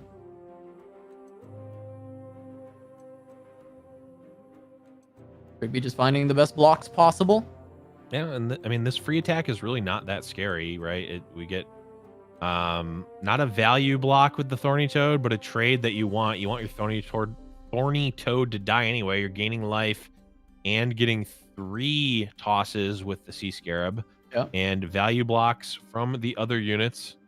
And now a Rigby, with effectively 8 mana, can play another Dread Bloom here and also have Whale up. And he's deep. And he's going to be deep too. Yeah, this is I mean, Mudkip is walking the tightrope right now for sure. And a Rigby is currently hurling harpoons and giant sea monsters at that tightrope to try to end it. Yeah. Oh, this one could just be whale. It feels pretty nice. It does feel a little bit nice. I wonder if 2, 4, 6. I mean, what if a Rigby just hit okay there, and then whales after? Although I guess you can do this, right? Well, I mean, you're not going to whale after, right? If you take the 6, because the only point is to kill these things. Well, the whale on the neck, the real attack. Oh yeah, okay. But it actually kills less things on the real attack. Right? Yeah, it does. And also, I kind of like do these blocks. I mean, it's kind of throwing your it kind of throws your Sea Scarab away, but you block with everything, you get your value blocks, and then force out the Aurelia swap and then whale. Because now whale comes out, Mudkip could swap in Aurelia on attack here. Sure, yeah. But you're taking 4, I guess. I mean, I guess that's probably okay. Oh, actually, you get one every time an attack happens. Never mind. There's going to be another Aurelia swap, so this is fine. I was thinking you're only getting 1 per turn, but that would be silly of me. Of course, Aurelia gets 1 every time an attack happens. And there's going to be another free attack. Oh, this is there were, I think, 3 cards in Mudkip's hand, and they were almost exactly the 3 that were needed to really put on the maximum amount of pressure here. Yeah. Still. Oh, right. And of course, Droplet, then the follows to that. The follows to it, and then another real attack.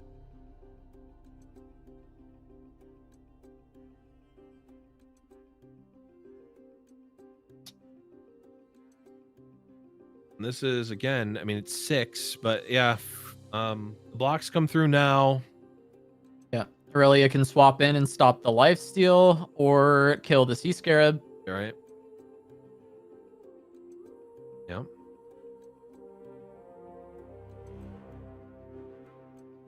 Okay. And the final attack going through for the turn. Theoretically, I don't think there's anything that can happen on 0 mana. Yep. Gonna go in with everything.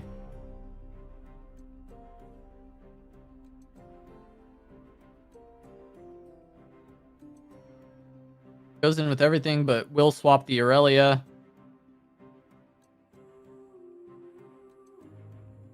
The Aurelia is always hitting your face here. Right.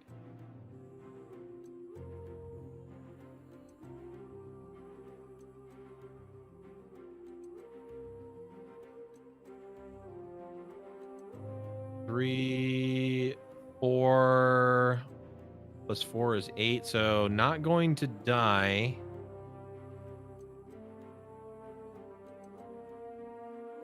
Yeah, Rigby gonna try and stop as much damage as possible.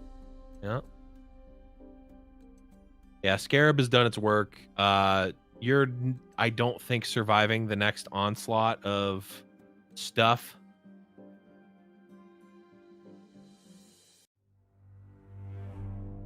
Okay. I guess That seems like not the right line. I feel like the same units are alive for a Rigby and the same units are dead for a Rigby. Yeah, he but just a has Rigby more health. has more health. Yeah. Yeah. Maybe I'm missing something, but anyhow, this attack from a Rigby here. I mean, we can get a 1 mana eye, right? Yep. Nautilus gets jammed. 1 mana eye. I wonder if Nautilus spell might be relevant. Also, there might be free attacks here from Mudkip, and Rigby might be dead, but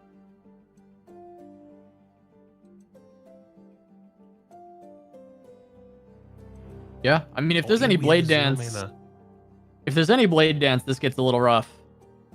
No Right. blade dance just yet, but that's gonna be draw. That's draw. Rigby can at least get something down to block. This'll eye. Right. Oh, he can try and force the Aurelia to block, but you don't actually have to. I think you just take the 13. So yeah, we go instead for the Abyssal Eye. Mm-hmm. Okay, Drop it back down. again. Beast below. 0 mana 7/7.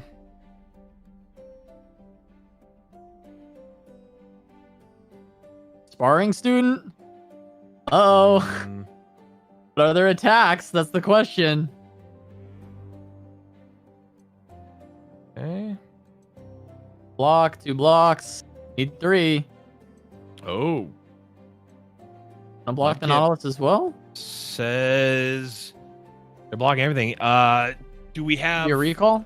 Yeah, do we have Homecoming? That would be brutal for sure. Yeah, Homecoming would be really rough, but I wonder if it's just a retreat.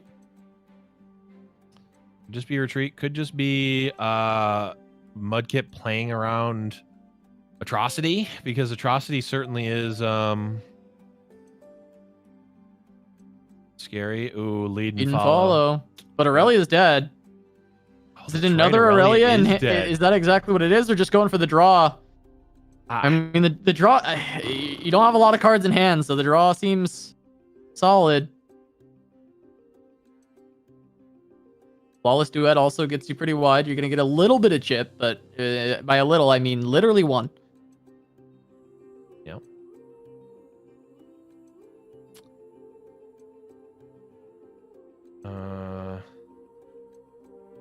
Okay, droplet. Droplet. Flawless Duet. Yeah, Floss do it. Like you said, 1 does damage. 1 damage.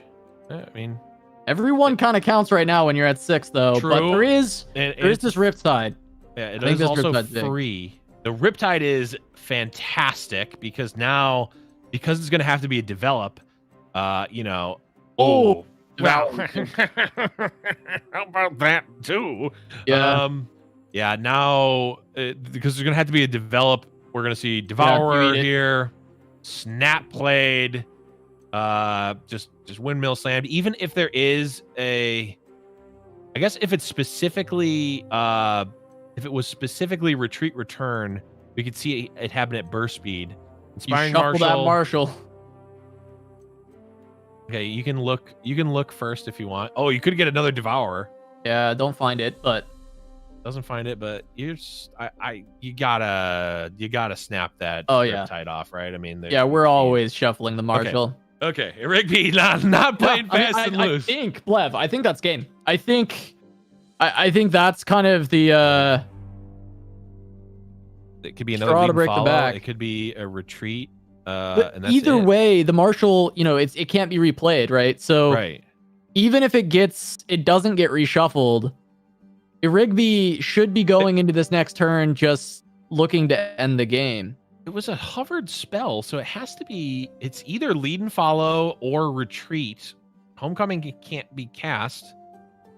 Yeah, Homecoming's would be the only good one, but it can't be cast. Yeah, not enough mana. There's literally only retreat and lead and follows, which makes me think, why wasn't it played on the Aurelia before? Jenny Motor Rigby's done it. Wow. He's done it. And this is back-to-back seasonal champions coming into Fight Night after their championship and winning.